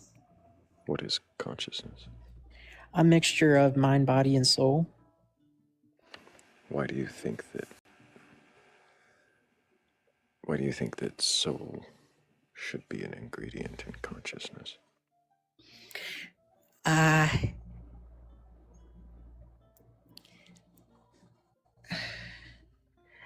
because it brings me comfort.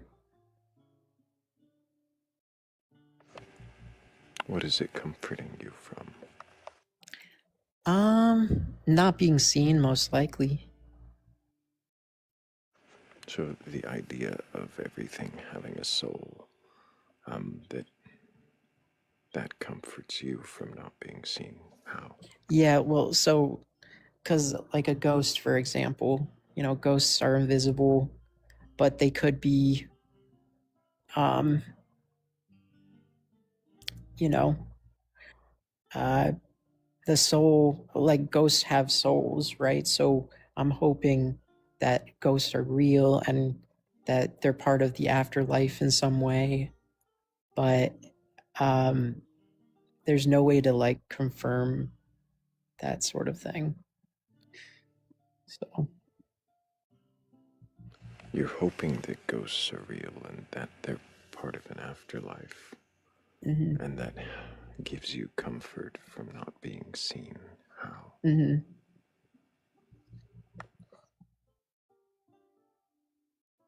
Because I believe we're like living. I believe that we're also living in the afterlife, like we live in hell, but like hell on earth, but it's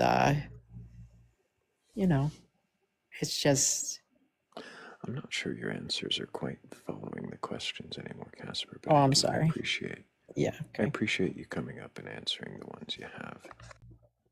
I think I'm ready to move on, but I hope that you keep asking questions, and if you do find some more firm answers, definitely bring them back to us.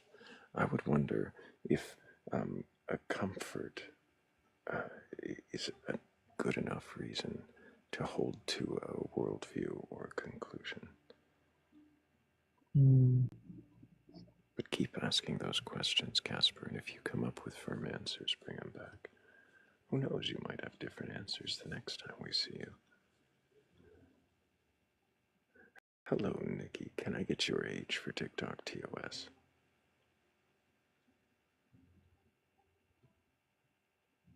Nikki, are you with me? Can you hear me? I'm gonna guess Nikki is asleep, and we will set them back down. Let's see, I know that one is probably drunk. We'll skip that. And that one is a robot Heather. Did you mean to request up, Heather? Thrayle? Yes, I did. It's good to see you again. How you doing? I'm good. How are you? I'm doing pretty good. Can you remind us of your age for TikTok TOS? Yes, I'm 37. And do you have a belief in a god or God's higher power or anything like that? Well, that has been a work in progress, so I do have some new reflections I hope to run by you. I'd be very happy to hear them. So, coming from a place of originally coming to you believing in reincarnation and the energy and souls, I really started to question my own motivations for why I needed to believe those things. But I can't quite get to a place where I can outright reject the notion of a God of some sort. And so I've been trying to educate myself a little bit, and I think I'm kind of landing in a place of like an agnostic theist, where I don't reject any form of God. And I'm working through that existential fear of not knowing. I can't say I'm fully there, but that's my goal, is to rid myself of the existential dread of not knowing. Why does not knowing give you existential dread? A loss of control, a feeling of not having control in my life, or I do think it's a part of the human condition, at least for some people. They're very driven by needing to know. And like I shared with you last time, I don't know if you remember, but I said I feel like I've been looking for God since I was 9, praying, begging, like, just tell me what to believe, I'll do it. And it was never clear to me. You know, I was in the church questioning and finding a lot of hypocrisy at that time. So I think, yeah, I'm getting there, but I think the need to know is rooted in a loss of maybe a feeling of autonomy or not knowing what that means for me.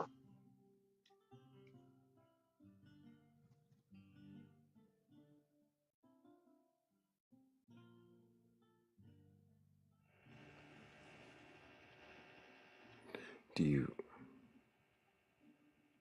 so you still feel dread with not knowing?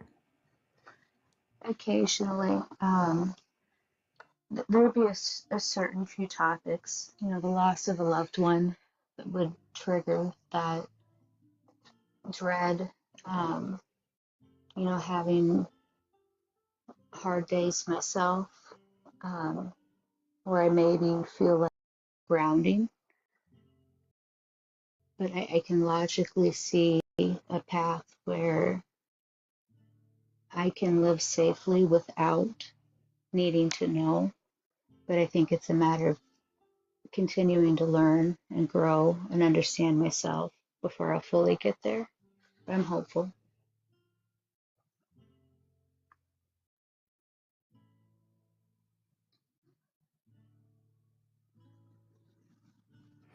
When you say get there, where is it that you are trying to get now?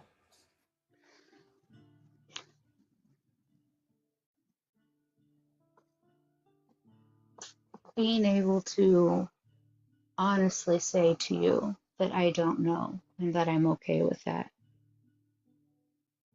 It would be disingenuous if I came up here at this point and said that I'm okay with it at this point.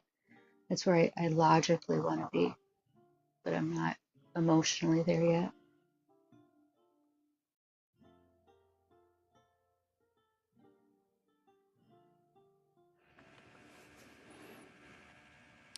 What do you think um, what do you think the biggest barricade on that journey is?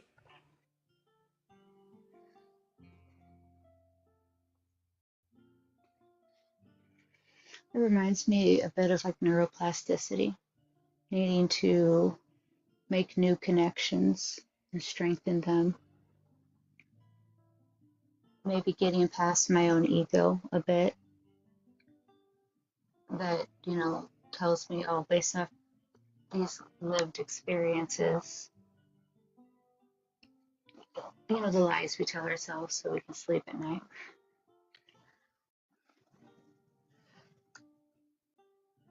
A barrier, though, I feel solid that there is something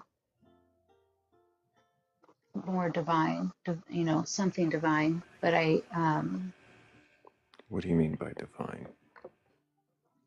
a creator, a God. I think we can get lost. I think it's a bit of semantics. And I don't, this is just me, but semantics to get lost in labels. Um, though I understand we need those labels to communicate about it and understand. Um, but I think we can also trip up over the labels, whether you want to say God or refer to it as divinity, something greater than us.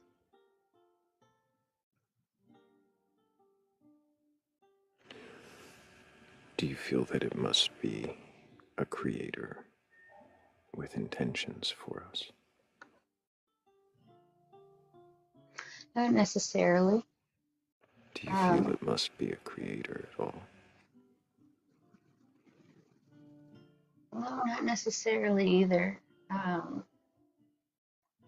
am not inclined to believe that in fatalism. I am not inclined to believe in things are predetermined. I do believe we hopefully have free will and the outcomes that we see are of our own choosing.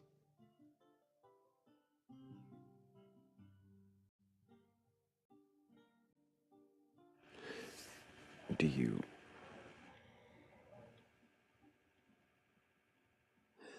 Do you believe that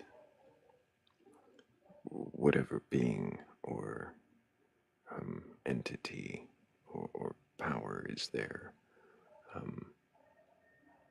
cares what we think of it? No, no, I don't. I think there is a bit of indifference. But you think that it intended for us to exist in the way we do? Yeah, I do. Why? I think that's where a lot of uncertainty rests. I think it would be, for me, that's an I don't know answer. Right. But to be clear, I'm not asking why it intends for us to exist this way. I'm asking why you believe that at all.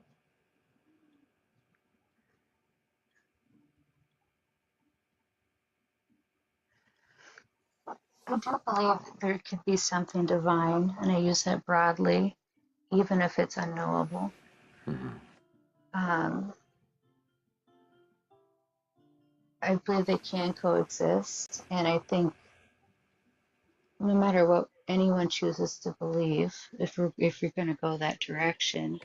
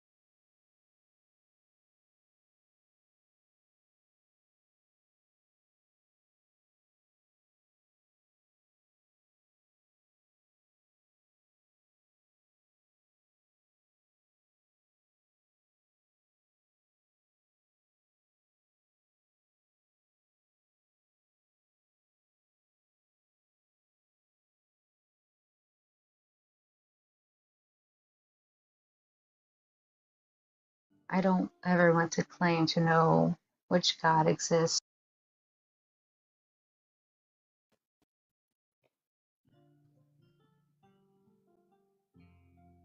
And that is a good question. What is spirituality? I always I don't know appreciate. how we came up on that one. I do like your. I do think they're nice. Yeah, I don't know how it came up on that app or that background. And the app is trying to crash again. But at least it came back long enough to give us another 5 minutes. I will take it.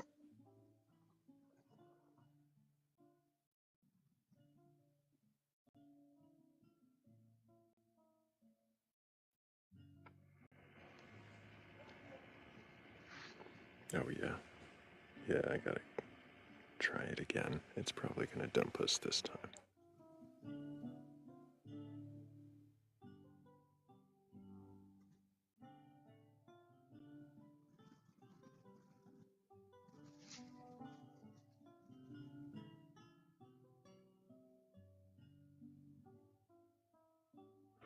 Are we still here? I am. It seems like we are. Heather, you, I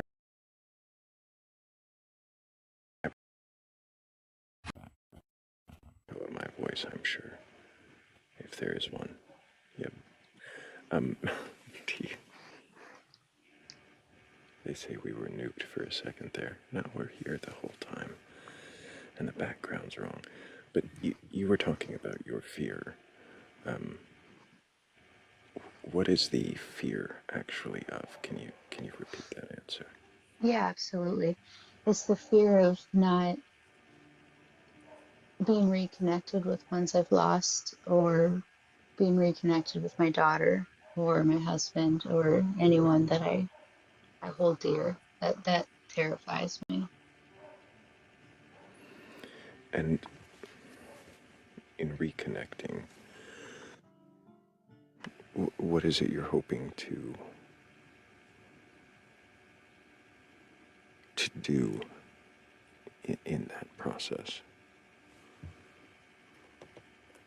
Like, when you reconnect in the afterlife, do you go to watch movies together, like play games? What is the activity list?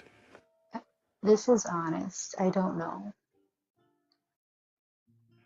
And that's, I am comfortable in saying I don't know. I just hope there's something. Will it be infinite?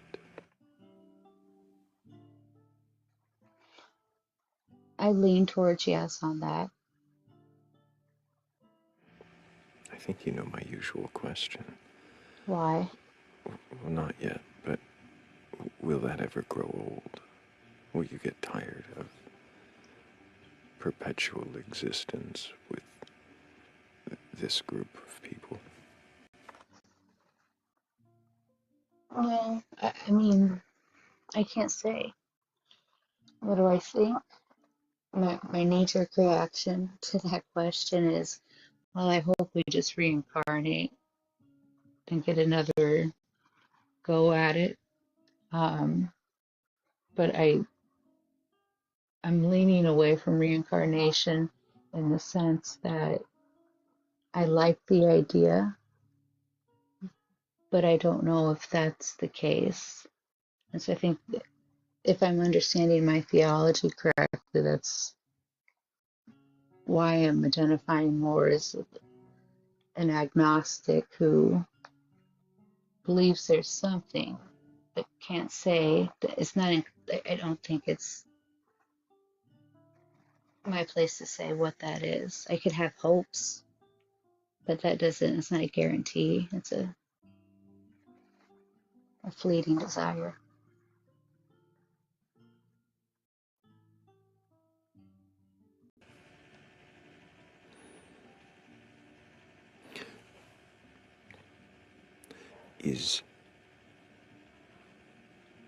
Is the fear of not reconnecting as great as the fear of not existing? Or is that not a fear for you?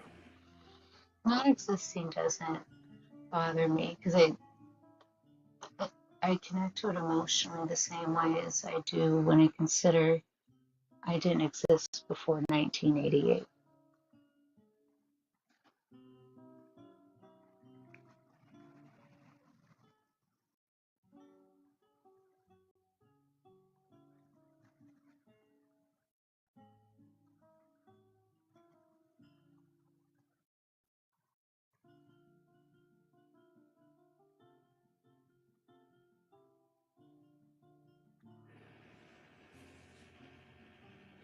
So,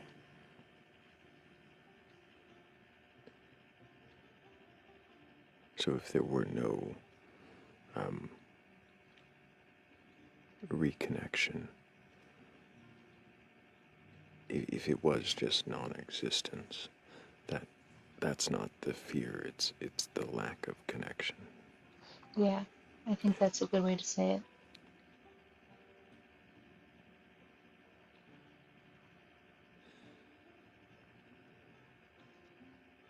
If you were to discover that there was no reconnection, that there was only a lack of existence, would that change the way that you live this life?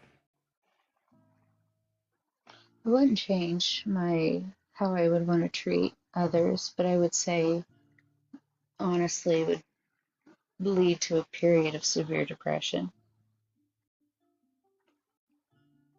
I couldn't deny that, but it wouldn't change fundamentally how I believe others should be treated or how we should conduct ourselves.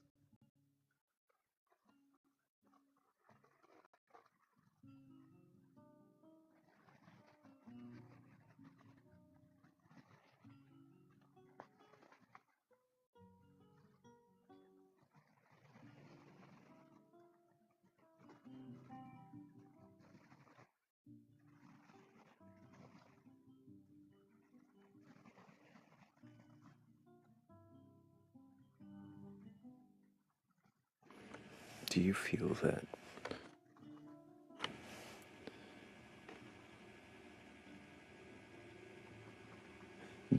that you have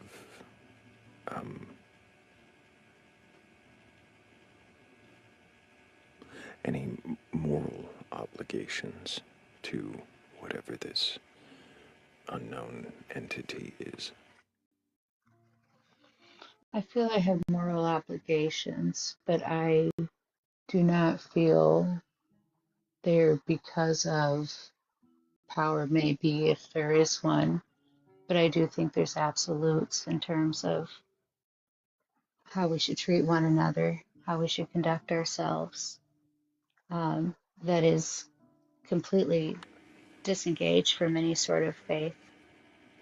Where do these absolutes come from? I would just say my own. You know, So not I an was objective morality, but your own absolute subjective morality. right. I mean, Your hard lines.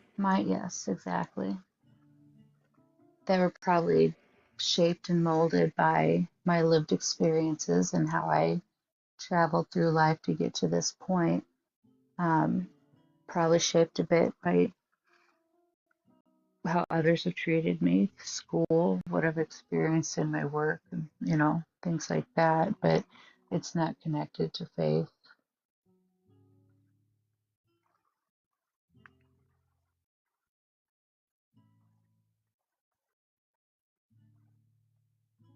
Heather, I don't know that I have very many more questions for you.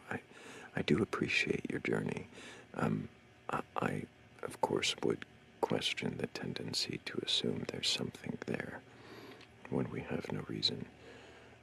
But I hear your reason, and your reason for assuming seems mostly about afterlife and reconnection.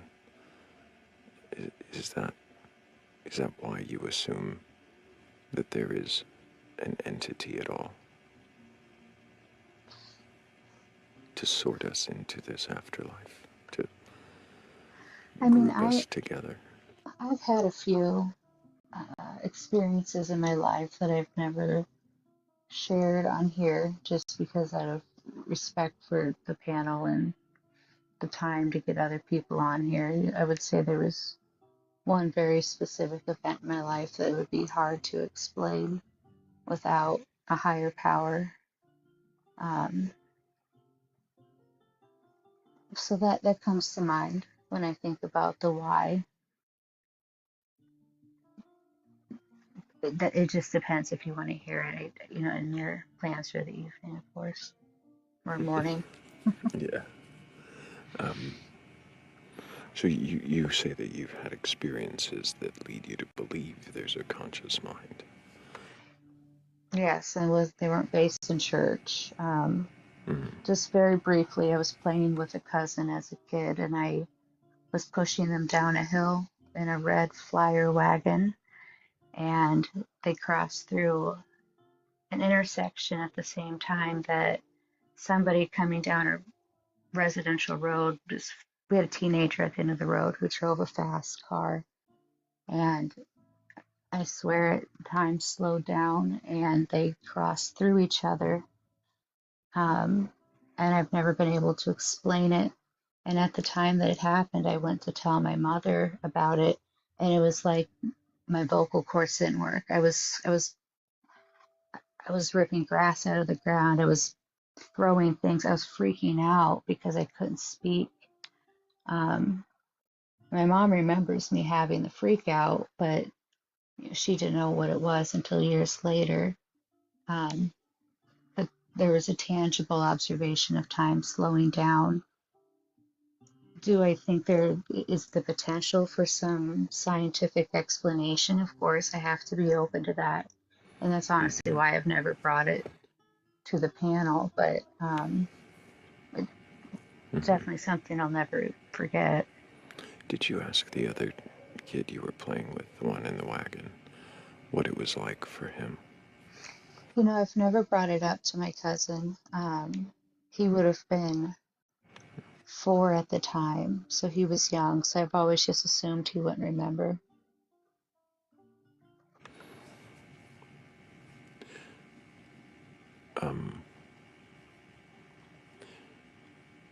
Yeah, at 4 years old, it might be difficult to get an explanation, and now the memory might be colored, faded, or recompiled in different ways. I would wonder if your perspective from the way you saw things might have given you the impression that things passed through each other when in fact they did not. I would wonder if not only did that perspective occur to kind of seem that way, but could not to have enough adrenaline to seem like time slowed when it didn't. No, I completely agree. This is the field that I study, so I've definitely thought about that, and this is the first time you're hearing about it. So I want to question it.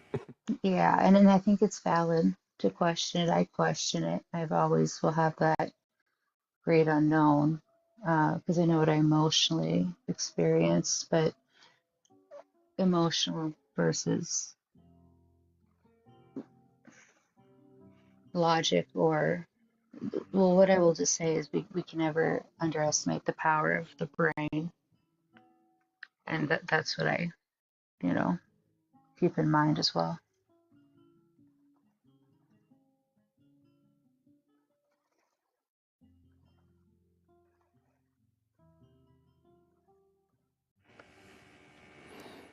You're also familiar with memory reconsolidation.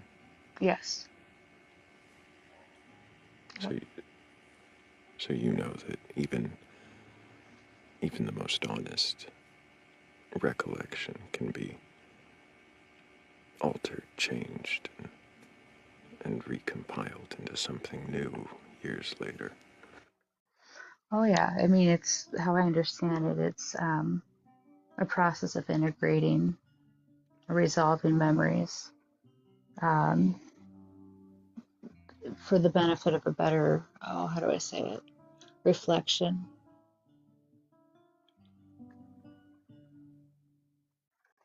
Essentially, that memory is not a static thing.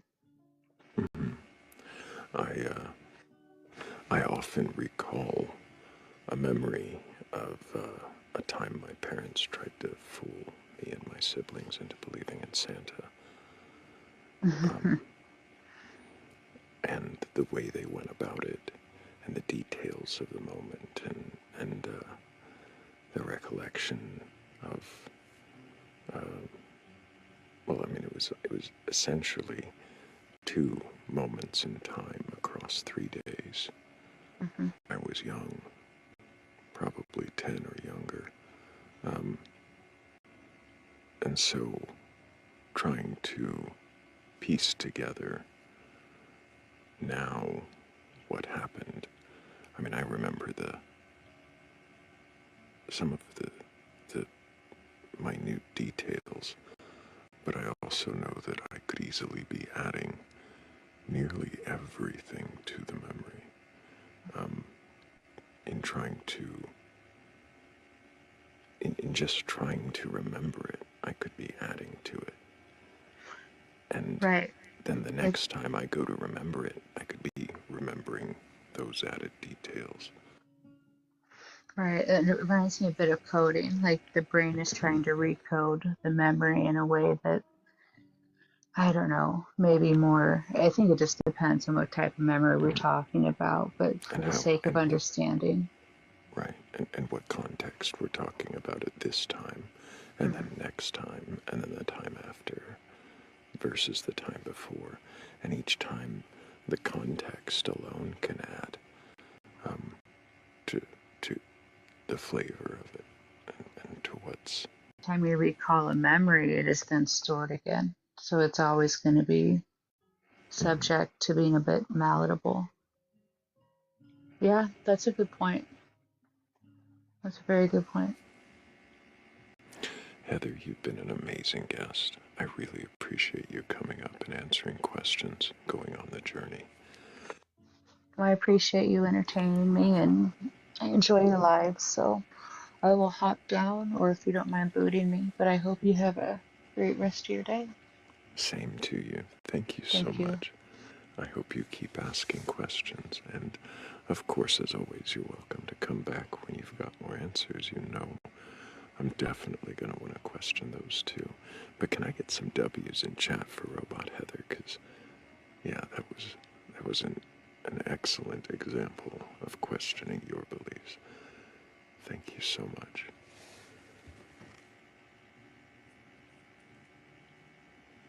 Oh, I did see that request. I didn't know if it was really there, but hello, Tavium.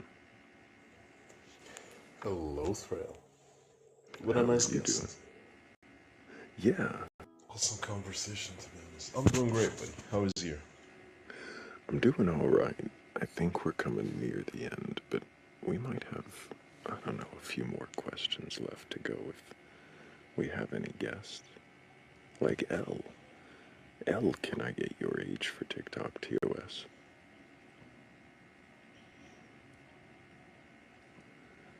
We're gonna let L sleep soundly.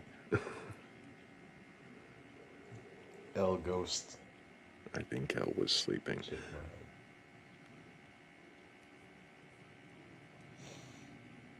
There's a name I haven't seen in a while. And they didn't. What happened they're to the ghosts panel? too. Everybody fell asleep. A few minutes earlier. Yeah, they were Yeah, asleep. I guess a few minutes earlier we just packed. No one is there when I came back. It took me a little while to realize that Philly and Morgan were passed out, but yeah, they were definitely asleep. And yeah, everybody else has either fallen asleep or gone on their way. I'm assuming they're all just down there sleeping in the comments.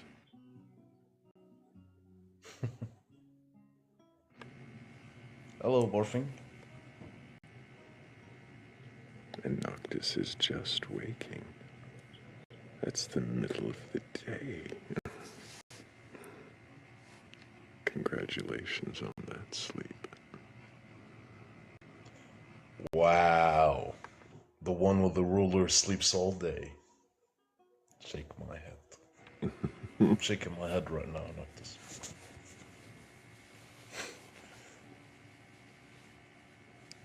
It's Crimbo. What is Crimbo? Crimbo.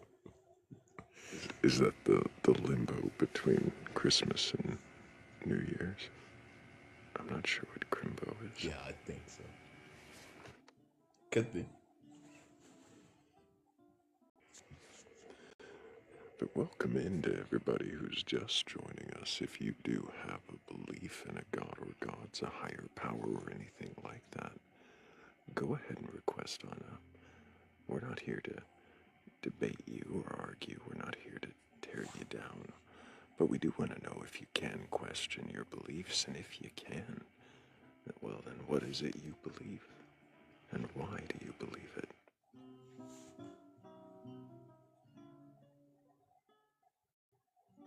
I was trying to say Crimbo came out Chris Simbo. Okay. Simbo.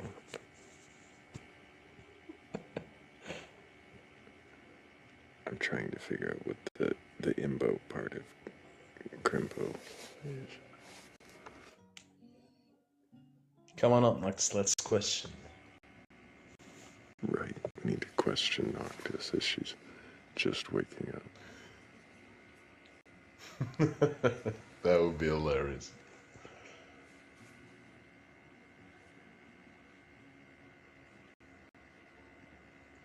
Just how language do with slang. It's the most eloquent, I think, language. Just how languages do with slang.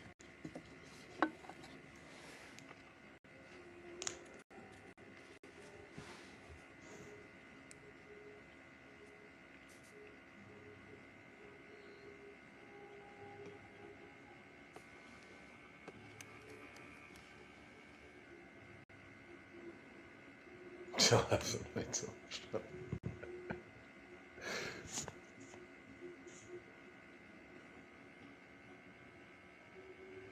What does zero mean to me? Chuck, request up, let's talk. Let's have a conversation. That would be interesting. I'm definitely going to want to ask about the count. He's been hyperfixating on my quote-unquote Islam ever since I had the woke Sharia bio. Yeah.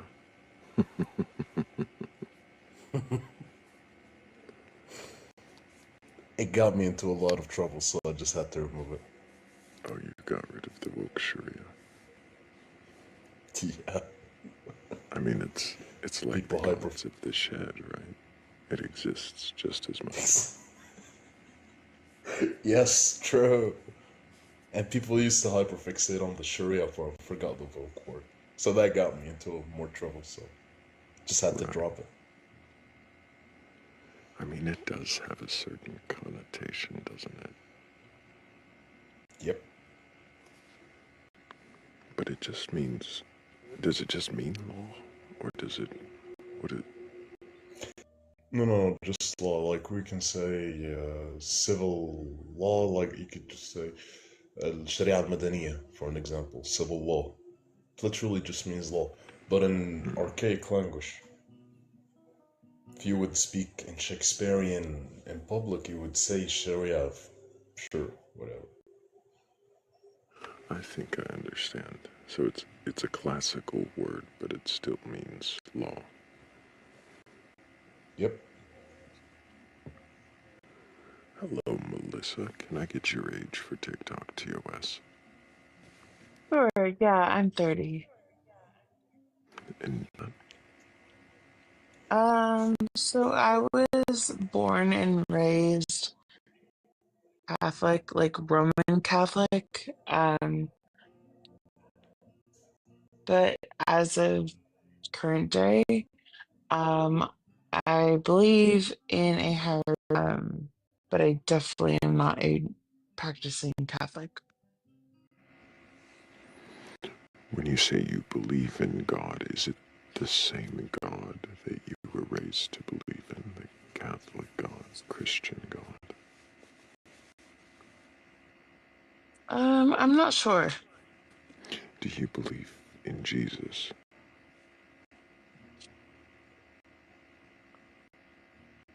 I don't. Do you believe that the God that you think is there is watching, judging, answering prayer?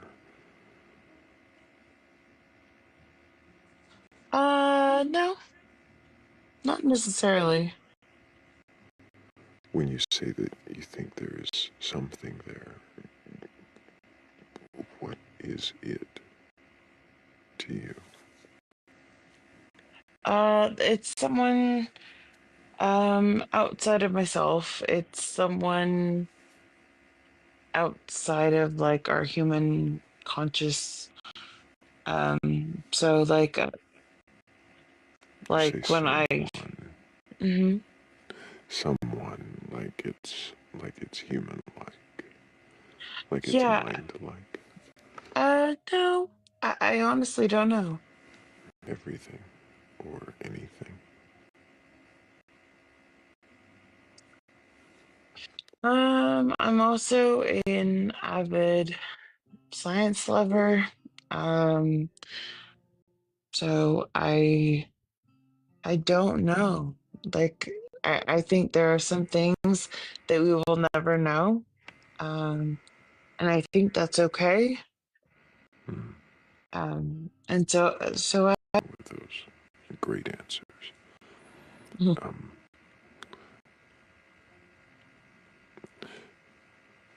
why do you feel like there is a higher power or anything like that there?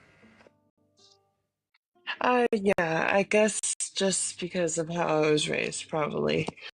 Um, I was raised Roman Catholic, uh, a certain way. And I now know it's not a practicing, like, it's not good in practice for me. Um, but I still believe uh, in a higher being and To go. So yeah. is it is this higher being related to your belief in afterlife? Um, I don't think so. Do you have a belief in afterlife? I'm not sure. Mean by that? Right. So, like when I was a kid, it was heaven and hell because again, I was raised Roman Catholic. Um, uh, so I don't know. I guess below for me. And so I don't really know. As I get older, I kind of always feel a presence of an above and a below, but I'm not quite sure. I don't know.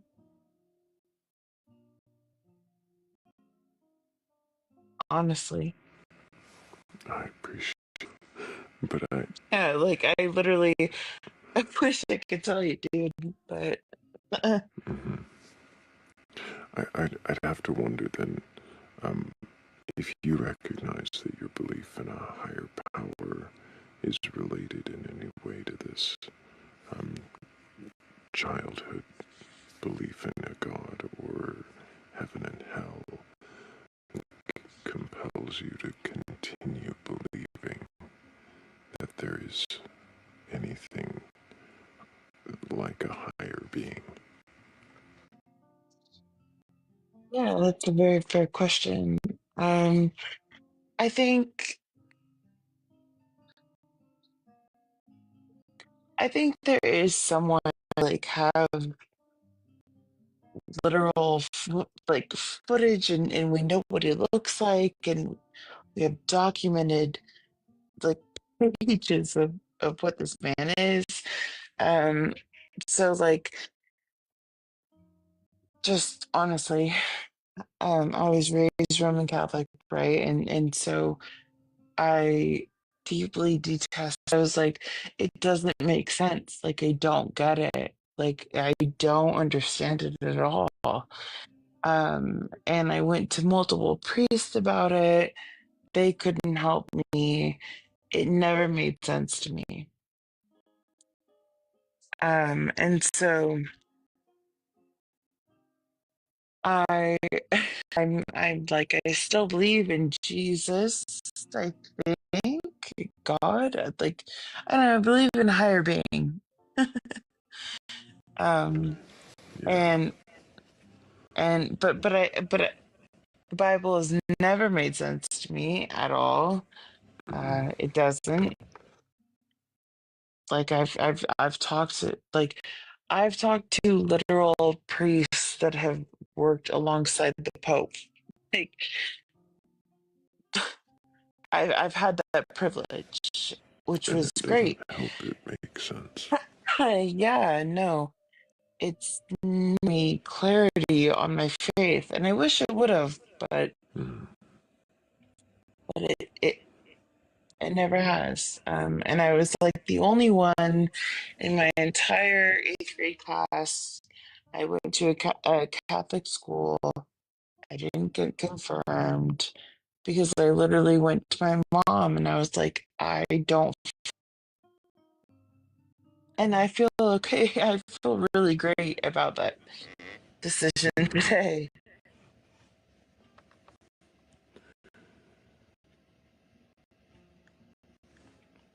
Can you think of what might convince you that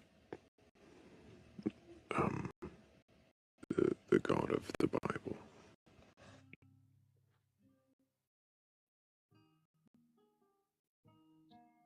Um,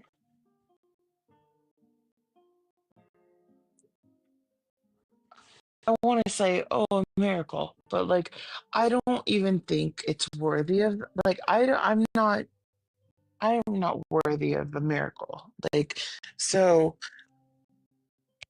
like, no, not really. I just, to me, I honestly think striving to be a better person every day and being the best person you can to the next, like treating your neighbor as Jesus would be, or whatever it was. I think that is the biggest thing. Like I I'm not asking anything.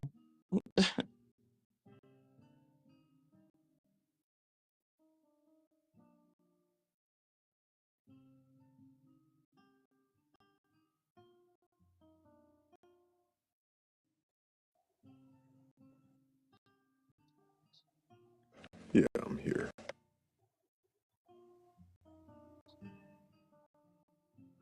Sorry, I had to step out of the studio for just a second, but I did hear you.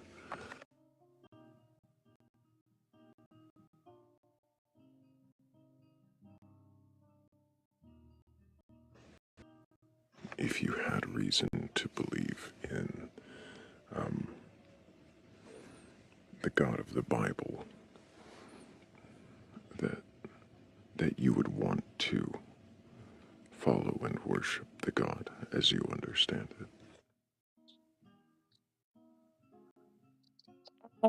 So I think I think it's very subjective. And I like, Very. yeah, a higher power, and I call that God. I know that's not Christian like. I know that's not like definitely not Catholic like. because like I detest like I think the Bible is bullshit. I do. Sorry. I don't mean to take your life down or anything. No, But you're not gonna do okay. that. Okay. We can say Um bullshit. okay, sorry. I don't know the rules on here, but um yeah, it is not my thing. And I think it's crazy. And it's just not for me. And this has been ongoing. It's not like something I just recently discovered in 6 months or something. Like I have felt this way since I was 11. So this has always been my feelings. Like always. um but I do believe there is a higher power. And I believe in the power of prayer. I believe in all of that. Um but I I I don't believe in the Bible at all. I think the Bible is actually I do. Sorry, but I do. It's okay. So, if I'm hearing correctly, even if you had reason to believe that God existed, you probably wouldn't worship him if he existed in that way. What do you mean in that way? In whatever way you understand him to, Um from the way the book describes the God. oh, you're talking about the Bible. Yeah. Yeah,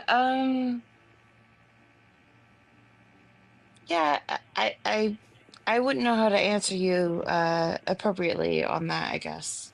That's fair. That's fair.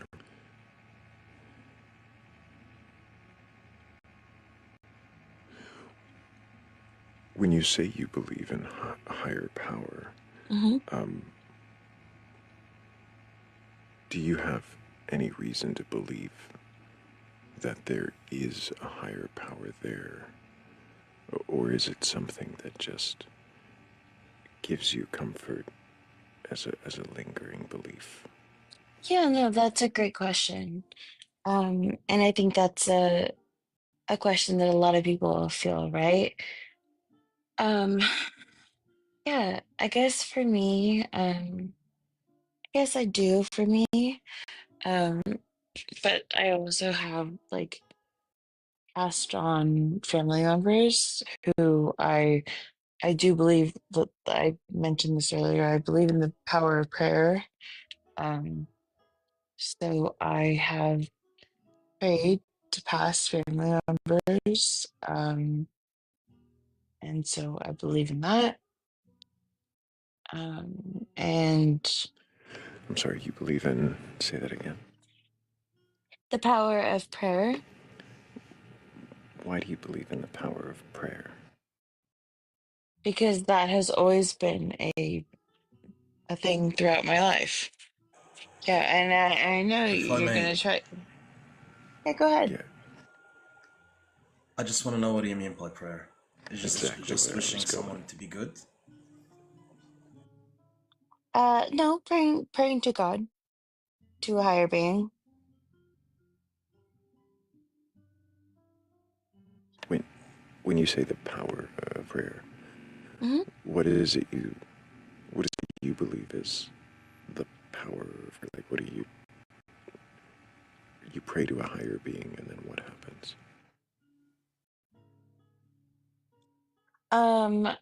I feel that it's not like it absolves me of my sins or anything or whatever, but I feel that it brings me closer to what I'm working towards in that current moment, in that current situation, or if I'm thinking about um, a certain family member, it's it's something that brings me closer to that person.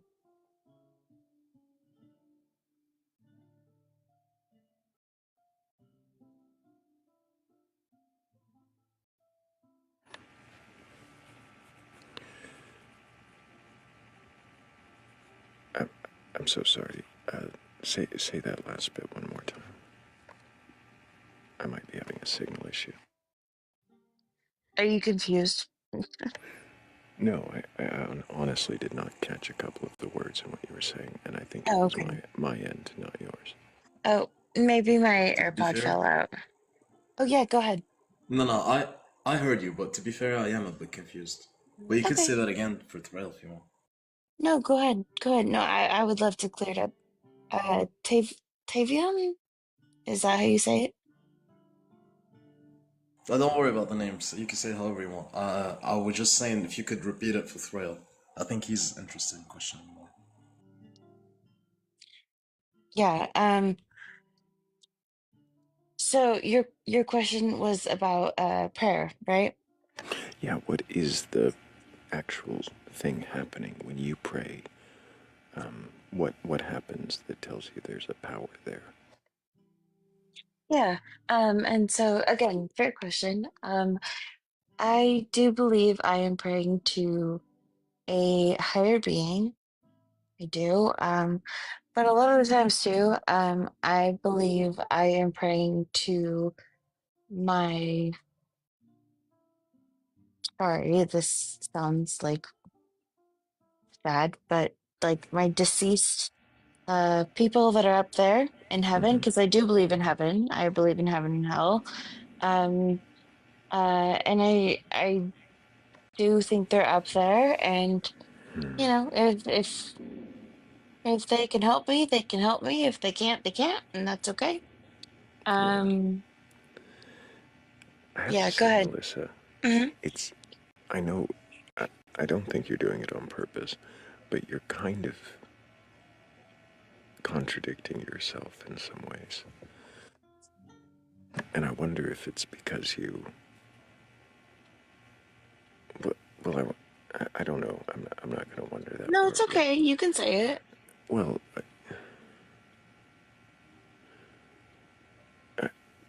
Just say how, it. well, you said this is a journey you've been on since you were 11. Well, You I didn't left, say it was a journey. But yeah. you left Catholicism when? Yeah, at 11. Yeah, so yeah. So, uh,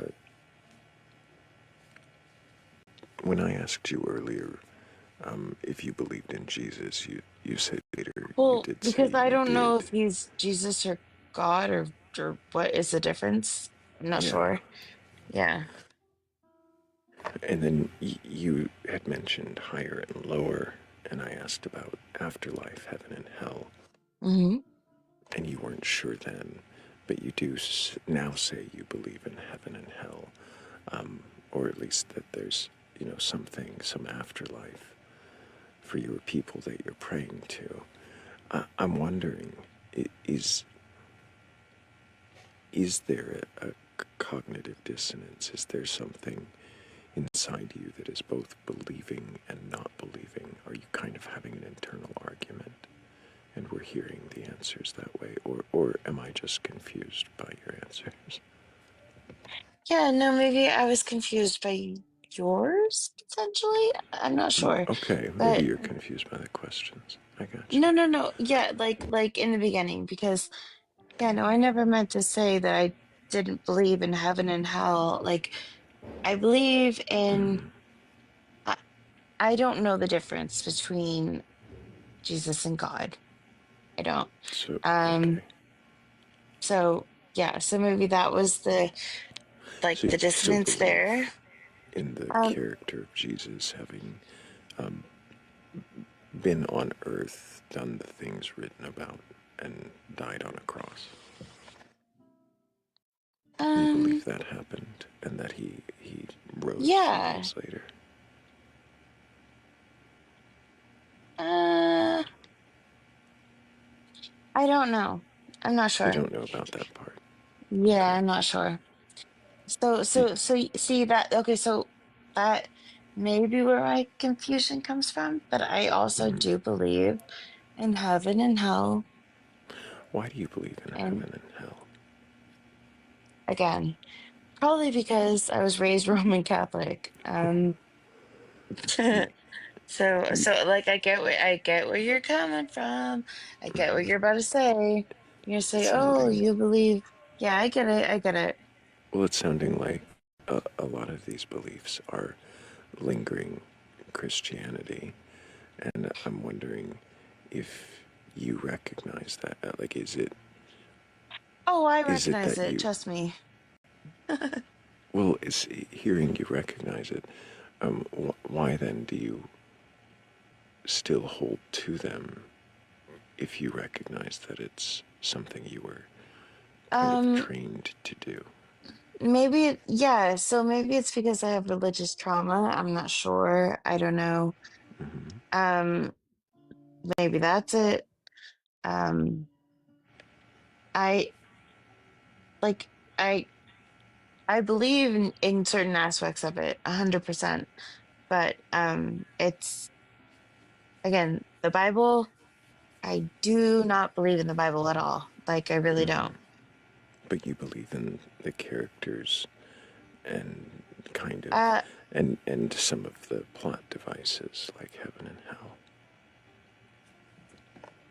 uh yeah, and, like I don't know. That's it. Well, I don't know. Yeah, it's meant the things that are mentioned in the Bible, but also If I may, being when have you left Christianity? 11 years old, And you're how old 11 again years now, old. Melissa? 30. 30, so Have you? 19 years. I just turned 30. Yeah. Happy birthday. So, did you Oh, actually thanks. process it? Oh, happy birthday, Melissa. I didn't know it was your birthday. Thank you. No worries. Did you actually process leaving religion? Like, have you actually thought about it, or was it just passively happening in the background of your mind? Oh no, I was actually very grateful to have been given the space and time to actually know what I was doing when I did it. So you actively deconstructed Christianity. Yeah. Okay, but you see, okay, I know of a lot of people who recently left faith. Okay, Hmm. some of them were passively like dropping aspects of it, and some of them actively just studied it and cut it off. Hmm. Most of them, usually, even the ones who recently left the faith, Hmm. well, regardless of which religion it was, people who recently left usually still have those remnants. You know what I mean? Like they still believe in heaven Yeah. and hell. They Yes. still believe in an afterlife and stuff like that. People who've actively studied that faith whole, these usually don't have those remnants. It's the passively dropping at ones, you know? Hmm. They might Right. struggle with some parts of it. Like, I was a Muslim. There was a lot of grave promises, let's call them. Those were the one terrifying me. I'm still like I've left it. I've left Islam for 5 years now. I'm still getting nightmares before of from those. But the Hmm. rest of the part, like I've already cut it off. I know that this is not real, but it still scares me. So you see the disconnect here. Have you actually thought about these stuff, or just like passively let them float in in your head? That's what I'm trying to ask. Yeah. And so, no, and I totally understand what you're saying and I respect it and I actually appreciate it a lot. I guess I, hmm, I, I guess I, I don't know. I guess for me, it's easy to say I still do believe in a higher power. Um, and I believe in prayer and I believe in heaven and hell. Um, because I, I, I don't think I don't think you have to subject to a certain religion in order to like lock in your faith to have your God hear you. I just don't. Um, Well, yeah, sure, but you didn't you earlier said you think that those were remnants of Christianity or something? Mhm. Uh, well, what were you saying? Didn't you earlier say that those thoughts are remnants of Christianity? Catholicism? Because you were raised that way. Oh, well, yeah, no, yeah, I was raised Roman Catholic, yeah. And so I am not necessarily comfortable in that ideality at all. um, but I don't think I have to conform to a certain ideology of faith in order to believe in a God and practice prayer. Okay, fair enough. You do believe in heaven and hell, correct? I do, yeah. What's your image of heaven and what's your image of hell, if you don't mind me asking?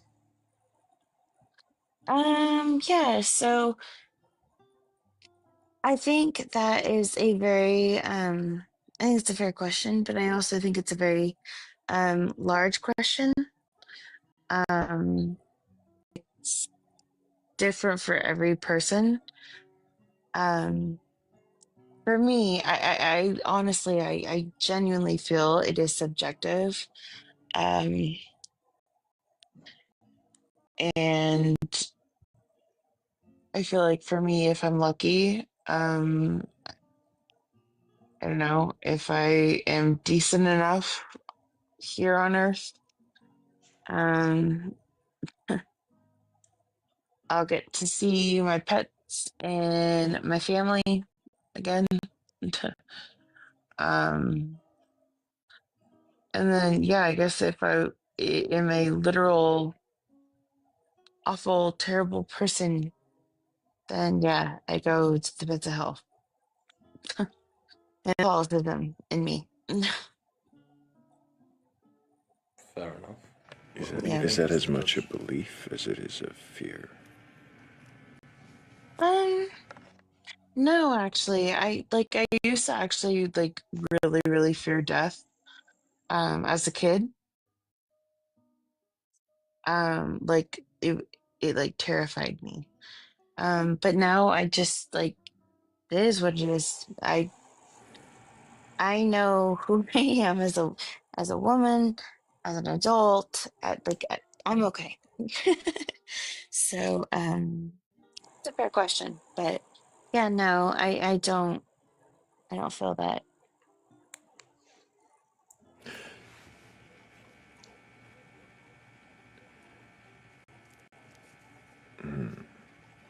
Do you, do you ever question your belief in this afterlife?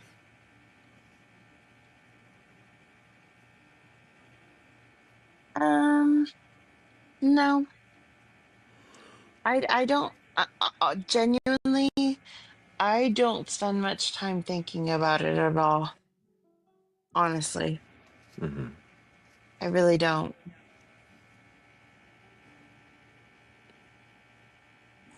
For you, is it based on the actual acceptance and belief that there is this afterlife, or is it more a desire for the benefits of it? Like, is that not why I question it, or? I mean, your belief in Sorry, it. I was. Yeah, is your belief in it, your acceptance of it, is it more about it actually being true, or is it more about the comfort it gives you to think of Oh the yeah, benefits? no, I no, I don't care. Like honestly, I literally don't care. Hmm. I don't. I really don't care.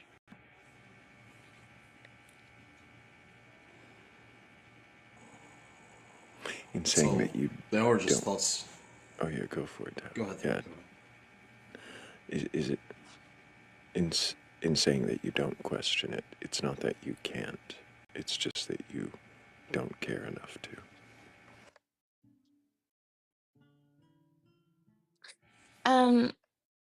Well, I mean, I Is think, it uncomfortable to consider that there isn't an afterlife? I mean, no, because who cares when we're dead? You'd be surprised at how many people express a great No, amount I of know, caring and about it. that's okay. That's literally okay for them, and that's okay. For me, I genuinely feel like if it's not for me, then it's okay. It's fine. Honestly, honest to God. I know that sounds goofy, but Honest to whatever God is. well, right? Yeah, I know. It's I okay. just I meant. still say wallahi. I don't know that I have any more questions for you, Melissa, but I appreciate you coming up and being honest and Oh going on the journey.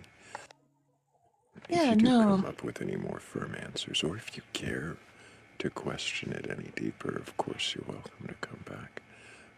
But I think we're going to move on. Thank you so Okay. much.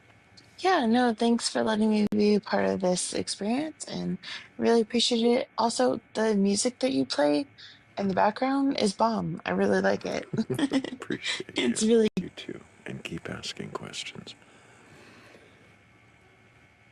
She was We came from the music Thrayle. so many people do. So many people come for the music and stay for the conversation. True. It's like a hook and sinker, you know. Right. But yeah, it was a cool conversation. Like Hello, Huss. Can I get your age for TikTok TOS? Oh, I'm too young to be honest, sorry. So, yeah, probably if you're having to ask the question, let's not even find out. I like that he's honest, or they're honest. I mean... Am I too young to? If you gotta ask, you are, probably. If you gotta ask. I would also suggest that you'd probably like to TikTok about your age to even be in a live that's flagged for adults only, so maybe consider that. Yeah, no. We'll just skip that. Yep. But if you do have a belief in a god or gods, a higher power, or anything like that, go ahead and request on up. And please be old enough. And please be old enough. Hey, Justin, I think you've Hi, been how are there you? before. Can I get your age for TikTok TOS? 36. And do you have a belief in a god or gods, higher power, or anything like that? If I'm being honest, I believe in the power of the universe. Whether that I could attribute that to a god or gods is still up to question. I like to think that I can question my beliefs. The power of the universe. Yeah. What do you mean by that? Just well, can processes that are? No. Can I ask your question with a question? I'm not quite sure that I'll be able to answer it, but let's I hear what your question you would be. I think you would be able to because you're smart enough to. Matter cannot be created nor destroyed. That's what my textbook tells me. Is it a complete scientific fact, or are there more details to that? There's a few more words From the scientific method, matter cannot be created nor destroyed. Can you read the rest of the simply sentence? exists. I'm sorry, you said from the There's the scientific rest of the sentence. method. What is the rest of the sentence, Tavium? Just to clarify, you said from the scientific method. Is that from? Is it like part of the method? One of the steps? What do you mean? From the scientific books that I was taught during school. Excuse me, I misspoke. I see. I understand. So, in the scientific books you read, it said that matter cannot be created or destroyed. Right. We just simply exist. So even Go ahead, go ahead. I just wanted to add something, but you can go ahead. even if my body were to be burned tomorrow, right? Mm-hmm. Even though my body of flesh, bones, meat, whatever, were to be burned to a crisp, that matter does not disappear. It just changes. It changes form. That's all it does.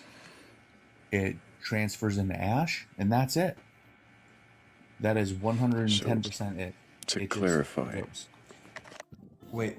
are you stating? Thrayle, I'm sorry. Yeah, go ahead, Tab. Justin, this is not a debate panel, okay? No, of course not. No, of course not. Yeah, we're all just talking. Yeah, I just had to clarify that. No, Yeah, of course, my friend. Of course. So, you're referring to something about chemical reactions, that the matter isn't actually destroyed, it changed state. Yes. Is that what you're saying? Yes, sir. That is exactly what I'm saying. So, what about that has anything to do with Questioning my beliefs? Right. Yeah, of course. I come from a religious background that I go against the grain, so to speak. And I personally believe that, and this is just a personal thing, there is no such thing as a heaven, there is no such thing as a hell, because those things are just fictitious and made up in our mind to make ourselves feel better about the outcome. What does that have to do with the law of conservation of mass? I'm so glad you asked that. In my mind, it's a lot better to just understand that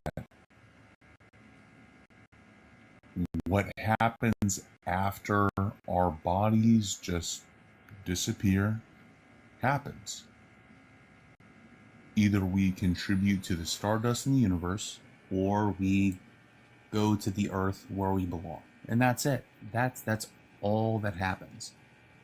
There is no such thing as an afterlife. There is no such thing as a hell. There is just no such thing as just giving back to the earth. All we have right now is what we have right now. And for me, that definitely goes against everything that I've ever been taught. And it feels beautiful because this is all we have. So you don't believe in an afterlife or a higher power?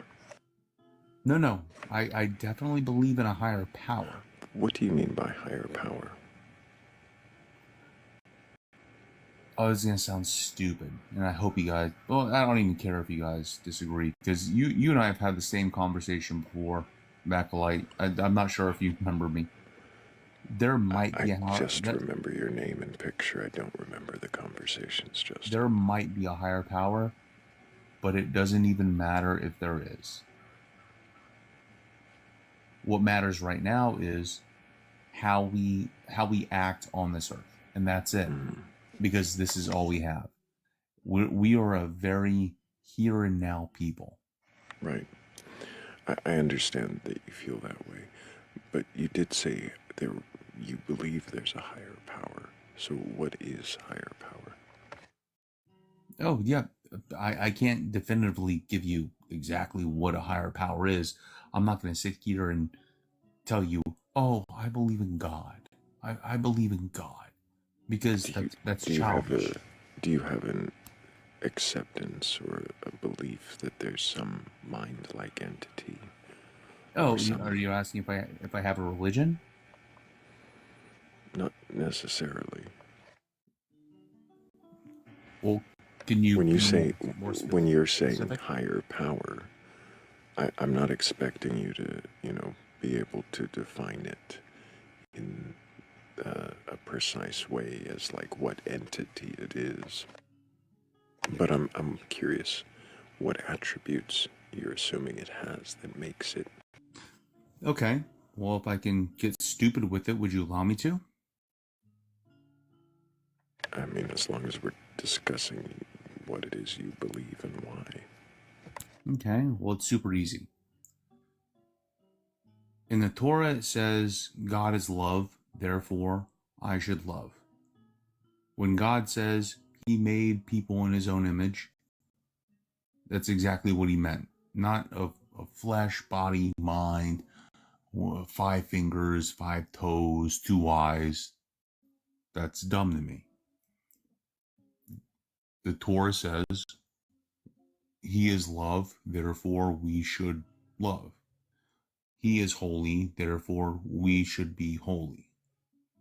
He acknowledges himself, therefore I should acknowledge myself.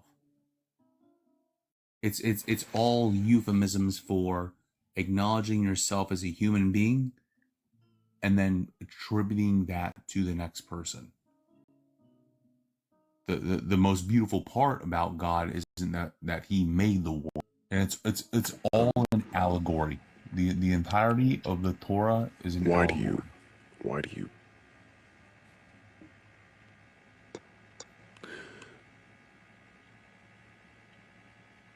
I'm sorry, why are you stuck on the Torah? Oh, because I'm Jewish. I see. So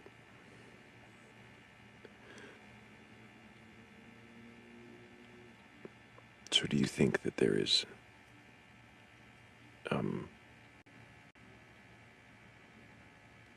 sorry, I guess I'm a little surprised because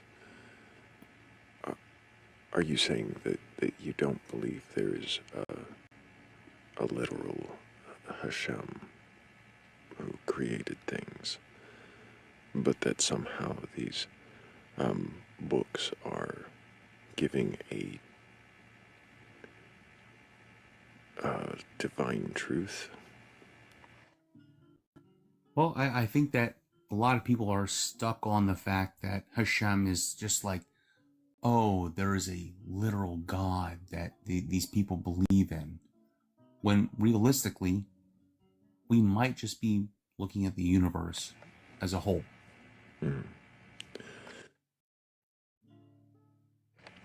Like these are a group of people came to, and they spent a millennia arguing with each other over. And it's a beautiful thing because it means that there's things that they can question themselves on all the time. As a people, they can question each other. I'm more, I guess, wondering, do you make the Torah fit your understanding, your acceptances, or do you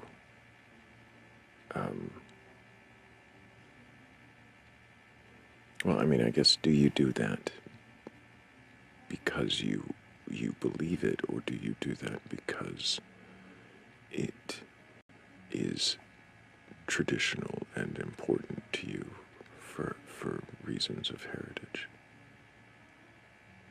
Yes and yes. Makes any sense to you? I have read the Torah when I was religious, and I still read the Torah when I'm not religious.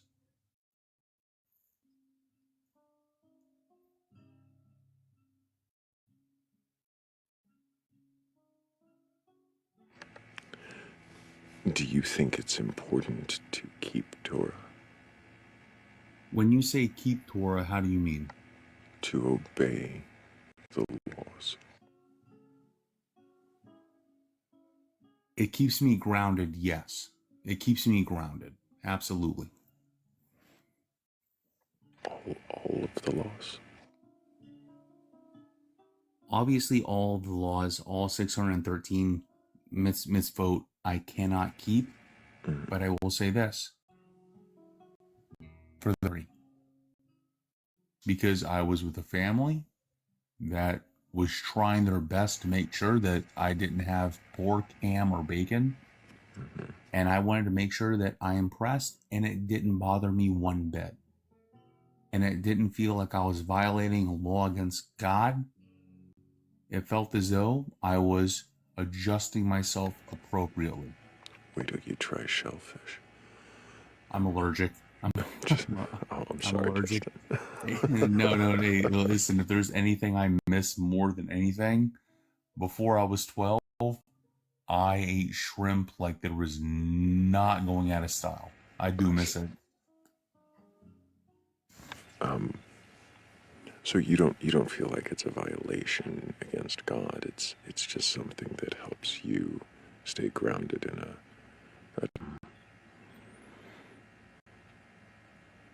I know that I know that the universe doesn't care if I eat a bacon, egg, and cheese sandwich. I know that. That's dumb. That's stupid. But me being able to abstain from eating bacon or pork or shellfish or mixing meat and dairy or boiling my silverware, if I really want to be shrewd about it, it means a lot to me and my relationship with my universe and how I can be grounded to myself.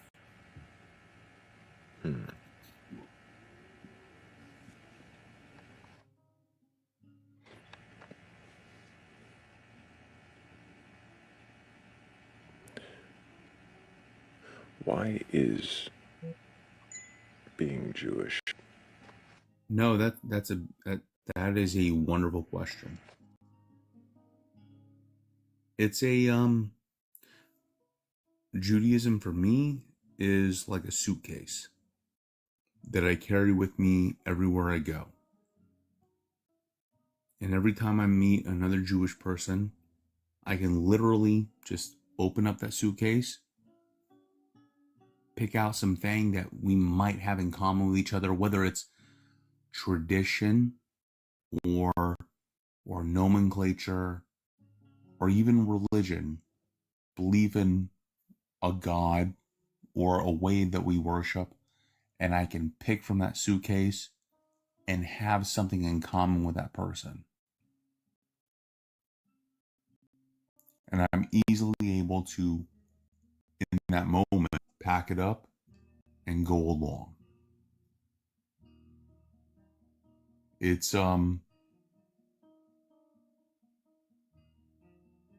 a difficult thing to explain unless you've experienced it.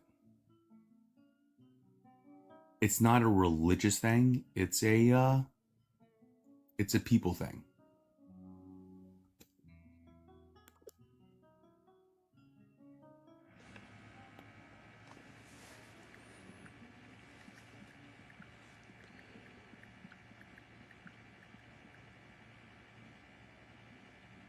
Do you feel that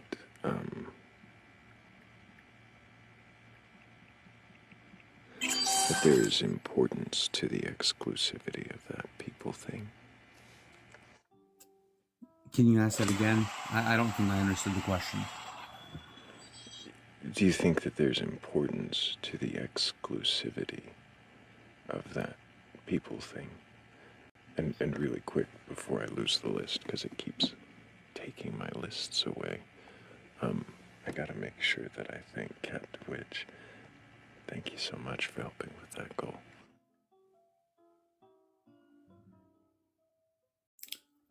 It's not important to the exclusivity. It's not.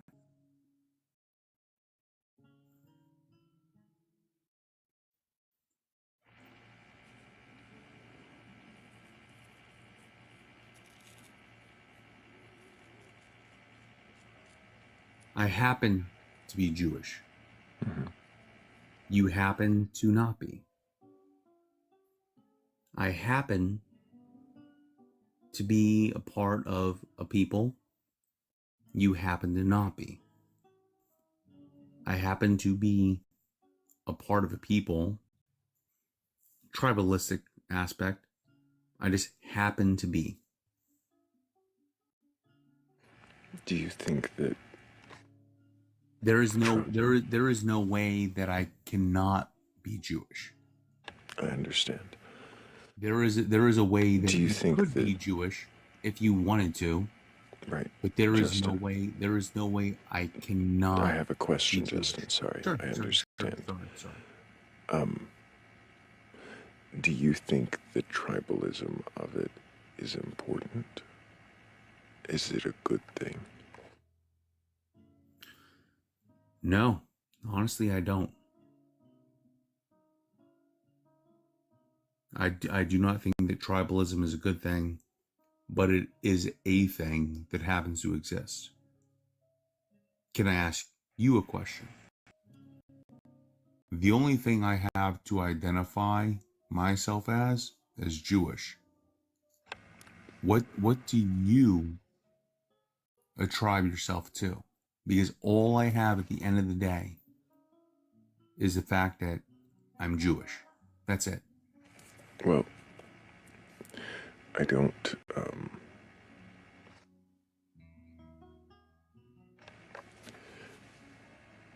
I don't know exactly. that I have. Hang on. You gotta stop. You gotta, Justin. You asked me a question. You're right. And as soon as I begin answering, you're not a debate. I'm sorry. Yeah, it's seeming very debate. So identify as, and said that you identify as Jewish, and at the end of the day, that's all you have. What I identify as doesn't matter to the conversation or questioning your beliefs. Whether or not I could identify as Jewish or not wouldn't make a difference, because what I'm wondering is why you think that's all you have.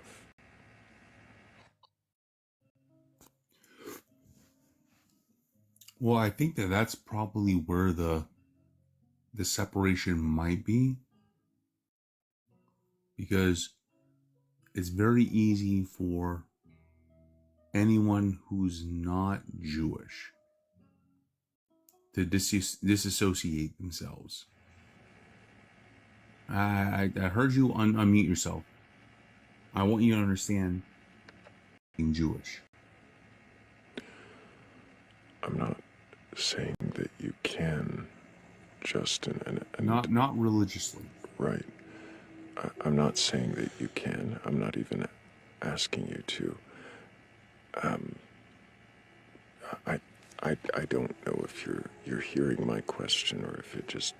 Maybe I'm not. I'm sorry. Go ahead, Tavia. Maybe you've got a different question, and I'll think of a different way to ask this.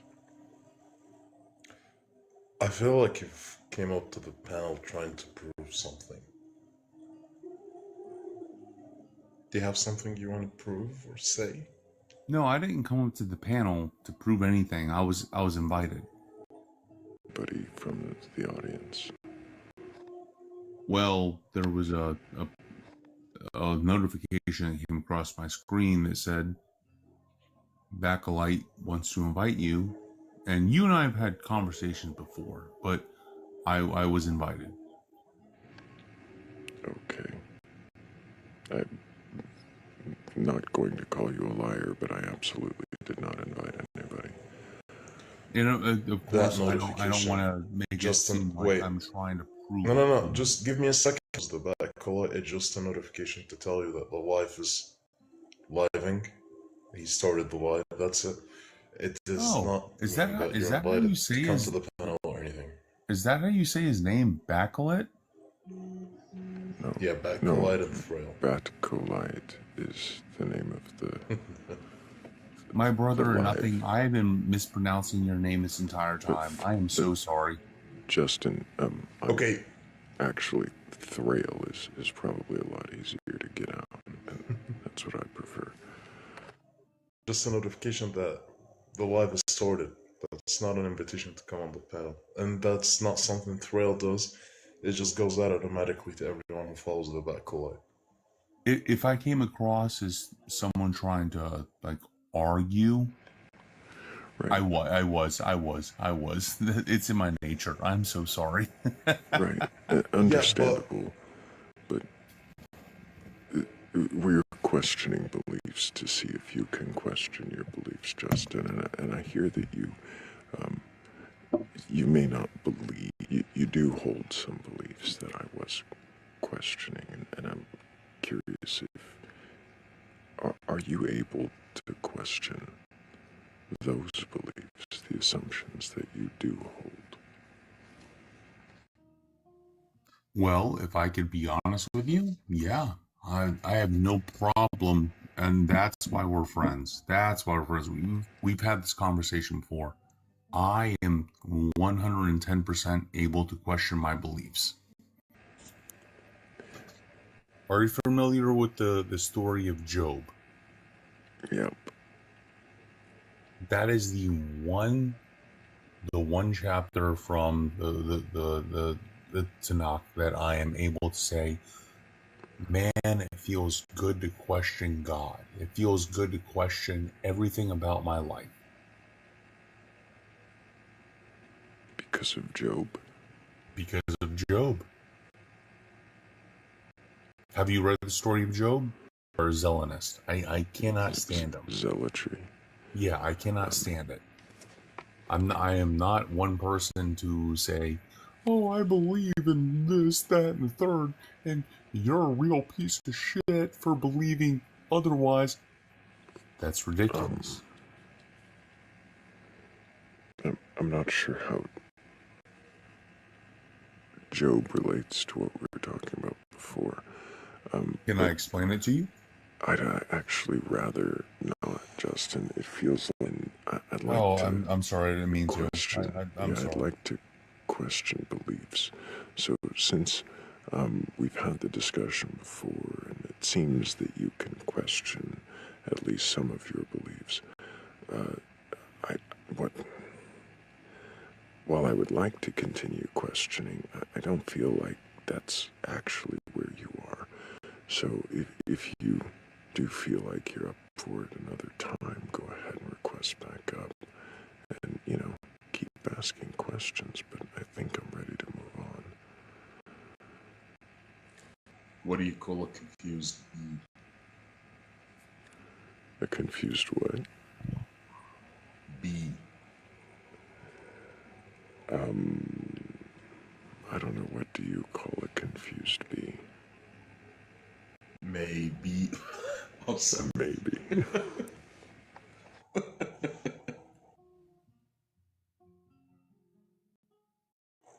But if you're not confused about your belief and you want to question them, and you're old enough and respectful enough to question them, please request it.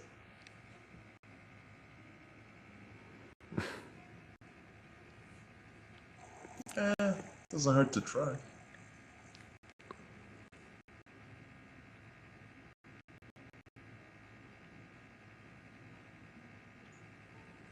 I still have the feeling. Oh, go ahead. Okay, go ahead.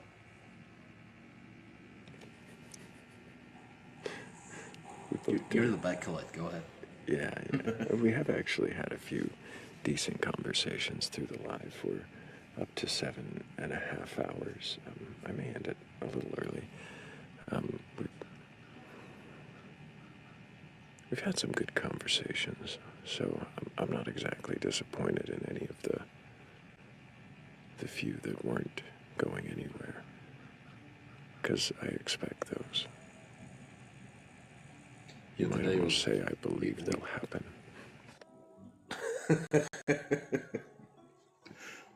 Well, yeah, fair enough. We had some really good conversations today. I'm okay with the rest. But I still have the feeling that Justin came up to prove something. He'll try to get there any way you want. Mm-hmm. And it feels like there's a direction we're going no matter what question asked. Yep. Yeah. I feel like that might have been coming, and I feel like if I'd let him continue, we would have found out where that was. And sometimes I really enjoy the mystery. You like to be a maybe. Okay, I'll stop.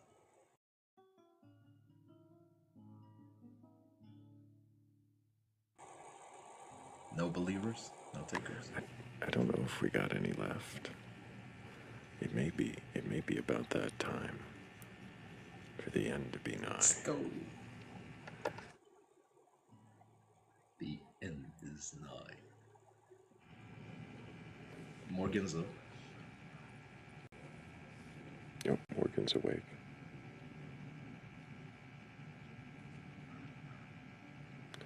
She says rock, paper, scissors right now.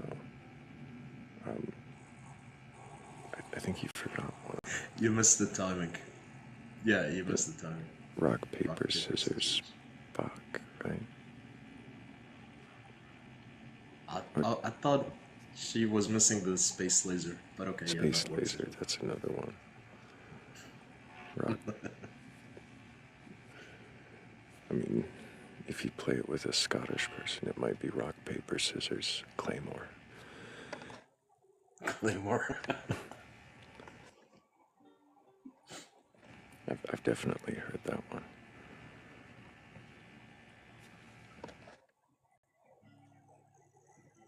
What about a black hole?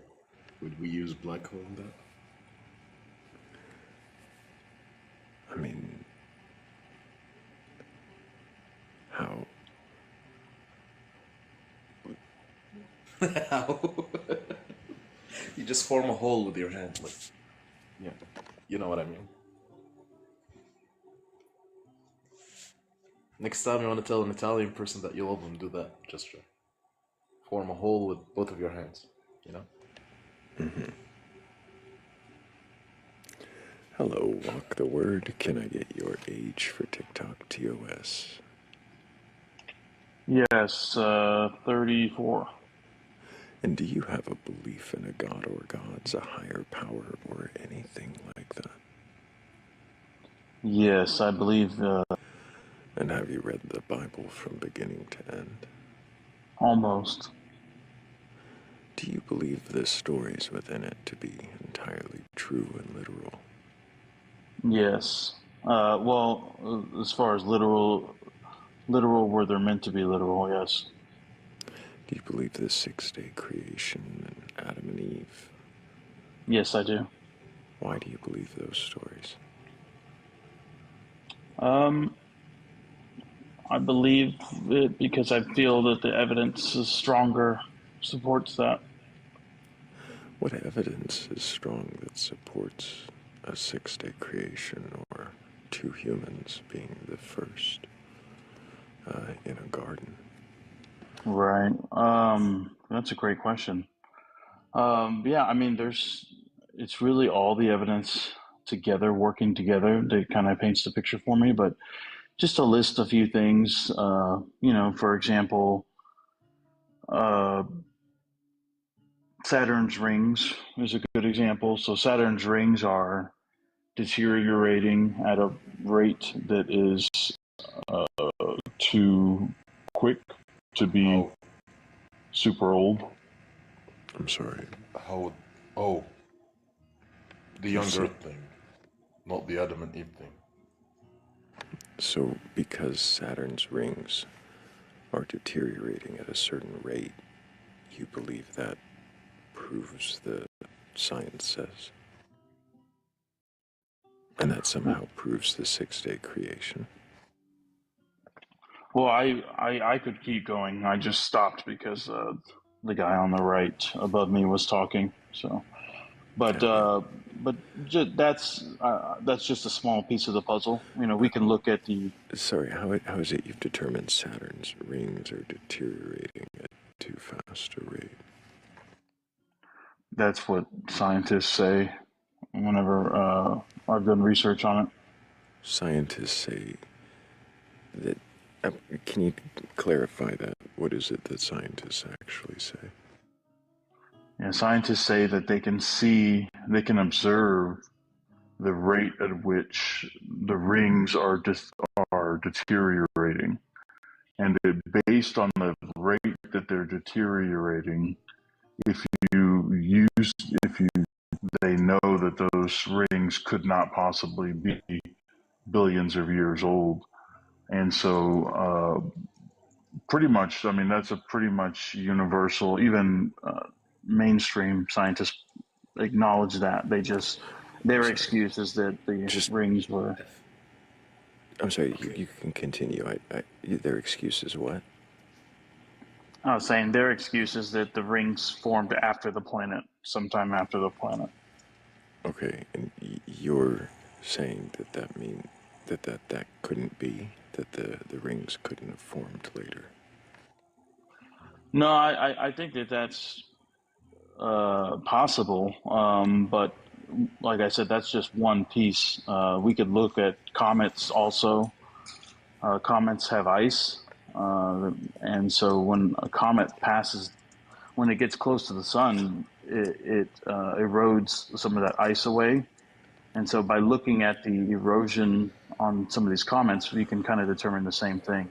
Okay, so just to clarify, you're saying because comets lose ice when they near the sun, and the rings of Saturn decay at a certain rate, that therefore the universe is not as old as science claims.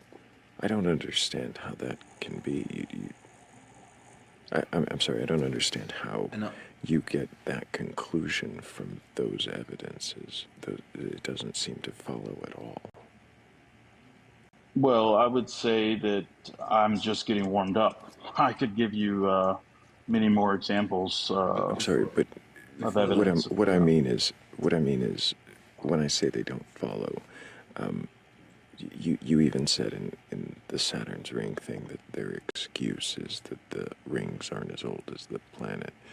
What makes you think that the rings of Saturn, or that a comet orbiting our sun, are markers of the age of the universe? How does that tell you? There's many points of evidence all converging. You're not answering my question, Walk. The question wasn't, are there other things that don't relate? My question is, how do you make these things relate to the age of the universe? Well, if we look, like I said, if we look at Saturn's rings, it shows that they're not billions of years old. If we look at a comet, it shows that the comet is not as old as people initially think it is. If we look at other things, it does the same thing. We're looking at the comet and saying it's not as old as the universe. You're looking at the rings of Saturn and saying they're not as old as people say the universe is. If they're not as old as the universe, then how are these in any way indicators of the age of the universe, the actual age? What I'm saying is that when you look at all these data points, which I've only listed 2 out of many, they point to a younger universe. I'm sorry. So the fact that the comet... These don't seem to be data points in that vein of thinking at all. But I'm going to let Tavium ask his question. Go ahead. Okay, so you said scientists that said those things, correct? You believe what scientists say here, but not there. How do you make the disconnect? How do you trust scientists here, but not there? You trust scientists that said that the rings of Saturn decay faster, so they can't be millions of years old, but you don't trust scientists who say that the universe is 14 billion years old? How do you do the disconnect here?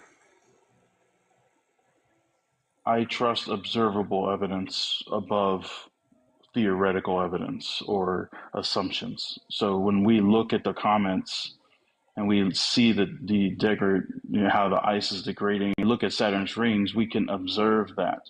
You cannot observe the past. You do realize we use the same method for both calculating the age of the Earth and also figuring out the other stuff. No, we don't. Okay. Explain how we can observe the past in the universe if you want.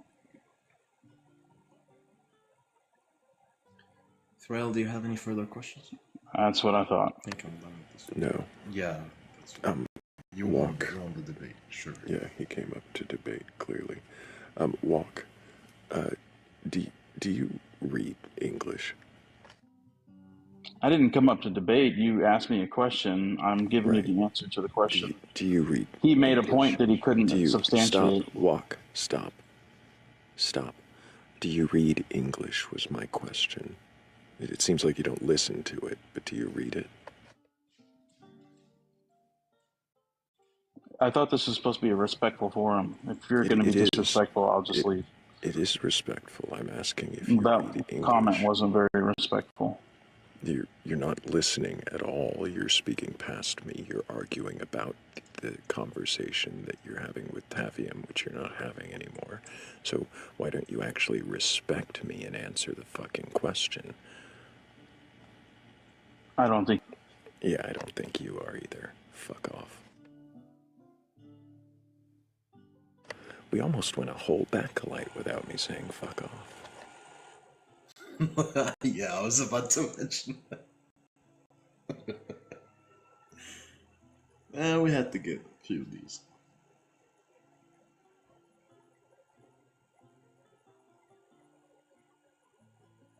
But I really don't get the disconnect. Even Muslims do this. We believe science here. We're very scientific here. You even see them always talking about the Big Bang. But when you present something that doesn't conform to their perceived notions of this fucking universe, they go, "Oh no, scientists." Sorry, I just saw One Love. Thank you again. You are way too generous. Thank you so much. Crazy bastard.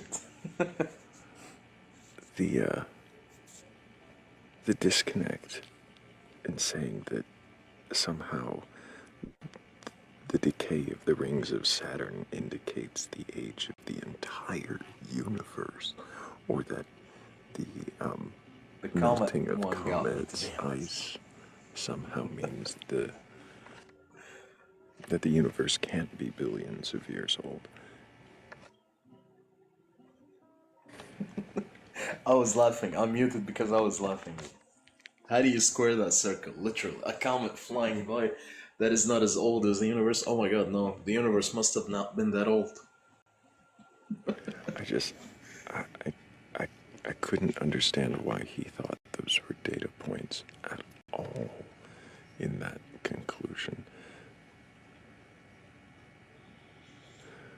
It has nothing to do with stopping you from producing evidence, Walk the World. It has to do with the fact that this isn't a debate. You are not looking for an honest discussion. You are looking to prove your God. You're not listening to the questions. You're arguing with them, which seems ridiculous. Why would you argue with questions when you could actually think about them and answer them honestly?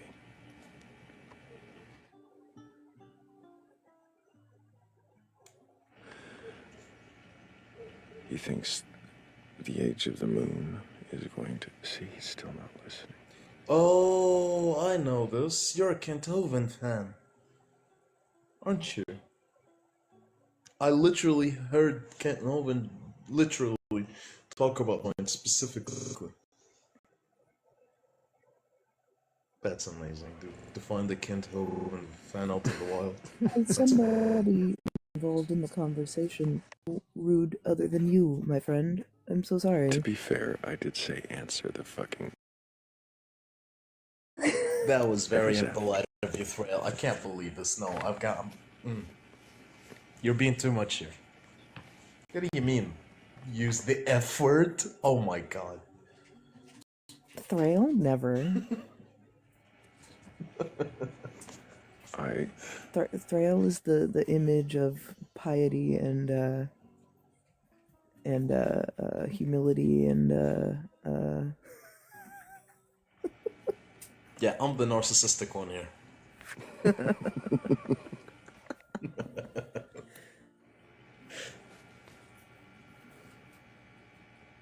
my. Oh no, what have I done? I I don't know.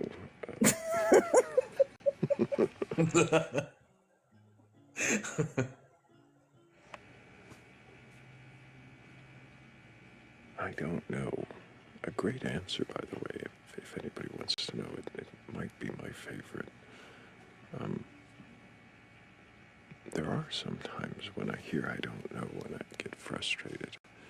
Not because the person doesn't know, but because it's usually something they've claimed already too.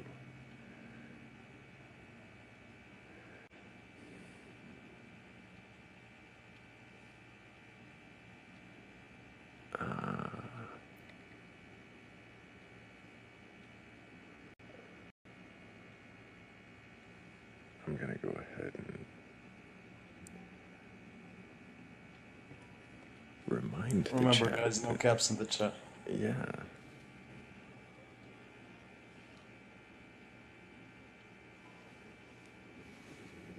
That's a bad idea, barfing toaster.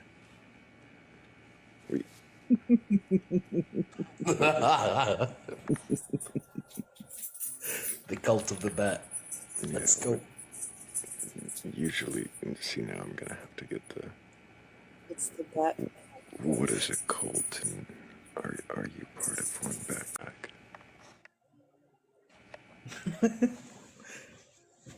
Arguably, I used to be. Created.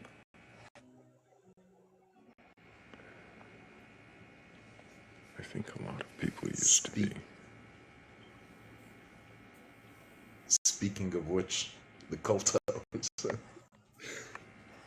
So, I have this thing. Shut up, Morgan. I have this thing where sometimes I go to Muslim panels and just chill there. Nothing malicious. I literally just chill there. So, today I found this panel. She was a nice lady. A nice lady was doing the panel, asked me anything about Islam. And some dude came up there and said, I'm grateful for the panel and whatever, etc., etc. And he ended that sentence with saying, but what you're doing is against Islam and it's haram. I was like, where the fuck is this coming from? Then he said, yeah, you're doing free mixing, which is basically just hanging out with dudes and with girls in public and stuff like that. So I went into this guy's profile, checked his reposts. It was all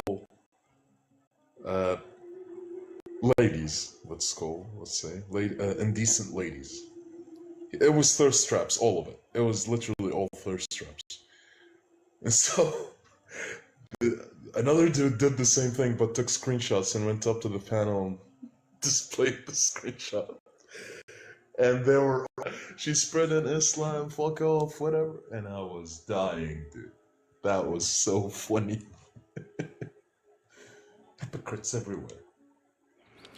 Everywhere you look.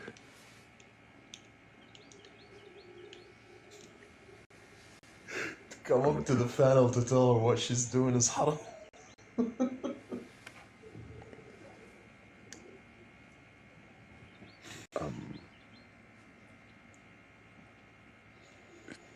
Yeah, I don't. It seems like a trap, right? It's always a trap. It's a rage bait. I accepted the last guest in queue. I don't see anybody else requesting. And it's probably about that time. The end is nigh, folks. Hello, Delilah.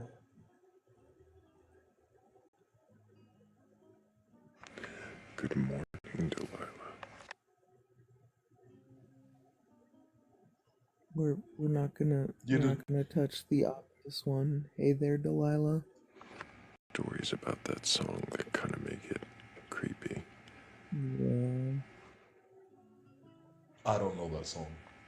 I think it was, I might be wrong, but I think it was somebody like this person met once, or they just barely knew, and they wrote a song about them and, got famous, and then that person, meanwhile, was like married with kids and living Right, their by the life. time the song got released, yeah.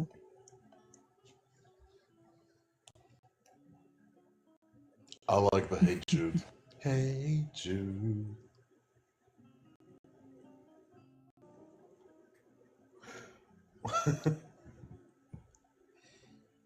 My father has vinyls, so lots of Pink Floyd and the Beatles.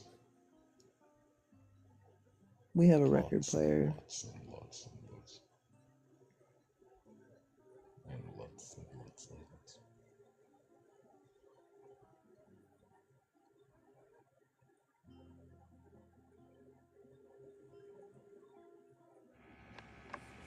Yeah, I think it's that time where I would what the fuck us, but we're all. He's gonna nuke us, guys. You just wait. This is what they do, folks. I think They there's a nuke. poem. I don't know if it provides any useful answers, but it's a poem nonetheless. So, And so, thank you guys. Thank you, Tavium. Appreciate you absolutely for being here, asking all those questions. love you too. Appreciate you, Morgan. Thank you. Thank you, Thrayle. And thank you all for being here, for tapping the screen, sharing the live, for participating in the questions, asking great ones down there in the comments. Thank you all for, for helping with the gift goals as you did, for falling asleep, for coming up and answering questions as best you could, and going on the journey with us. Thank you all for being the best audience on Behind the Scenes, or challenge me to chess, or whatever it is. There is always a Discord link in the link tree in my bio. You can always follow that, join us there. You will want to read the rules, of course, when you get there. Otherwise, it might look a little lonely. But if you can agree to them, then you should find out that you're not alone. And if you stumble across the Venmo or the Cash App and want to show your appreciation that way, or your support, I mean, I definitely show my appreciation. I appreciate all of you. Thank you so much for helping in that way or any way that you do. Thank you all. It does make all the difference.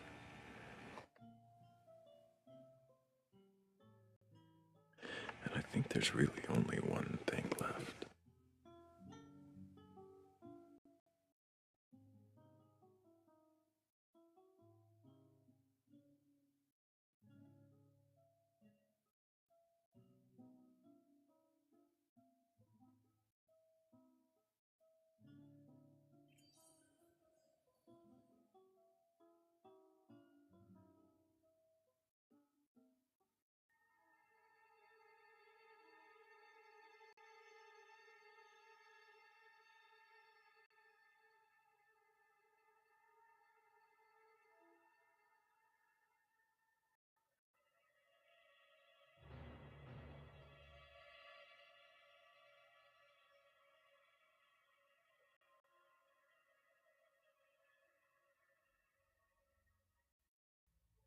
Gods like placeholders, names we drop where knowing fails, as if a word could shoulder weight when evidence grows pale. We call the universe aware, project a pulse, a mind, a will, because the silence feels too large to let it just be still. So purpose gets assigned upstream, intent is stitched into the whole, a cosmic comfort blanket laid across your anxious soul. But what does calling it alive actually explain? Does mystery grow clearer once we crown it with a name? If everything is conscious, then what work does conscious do?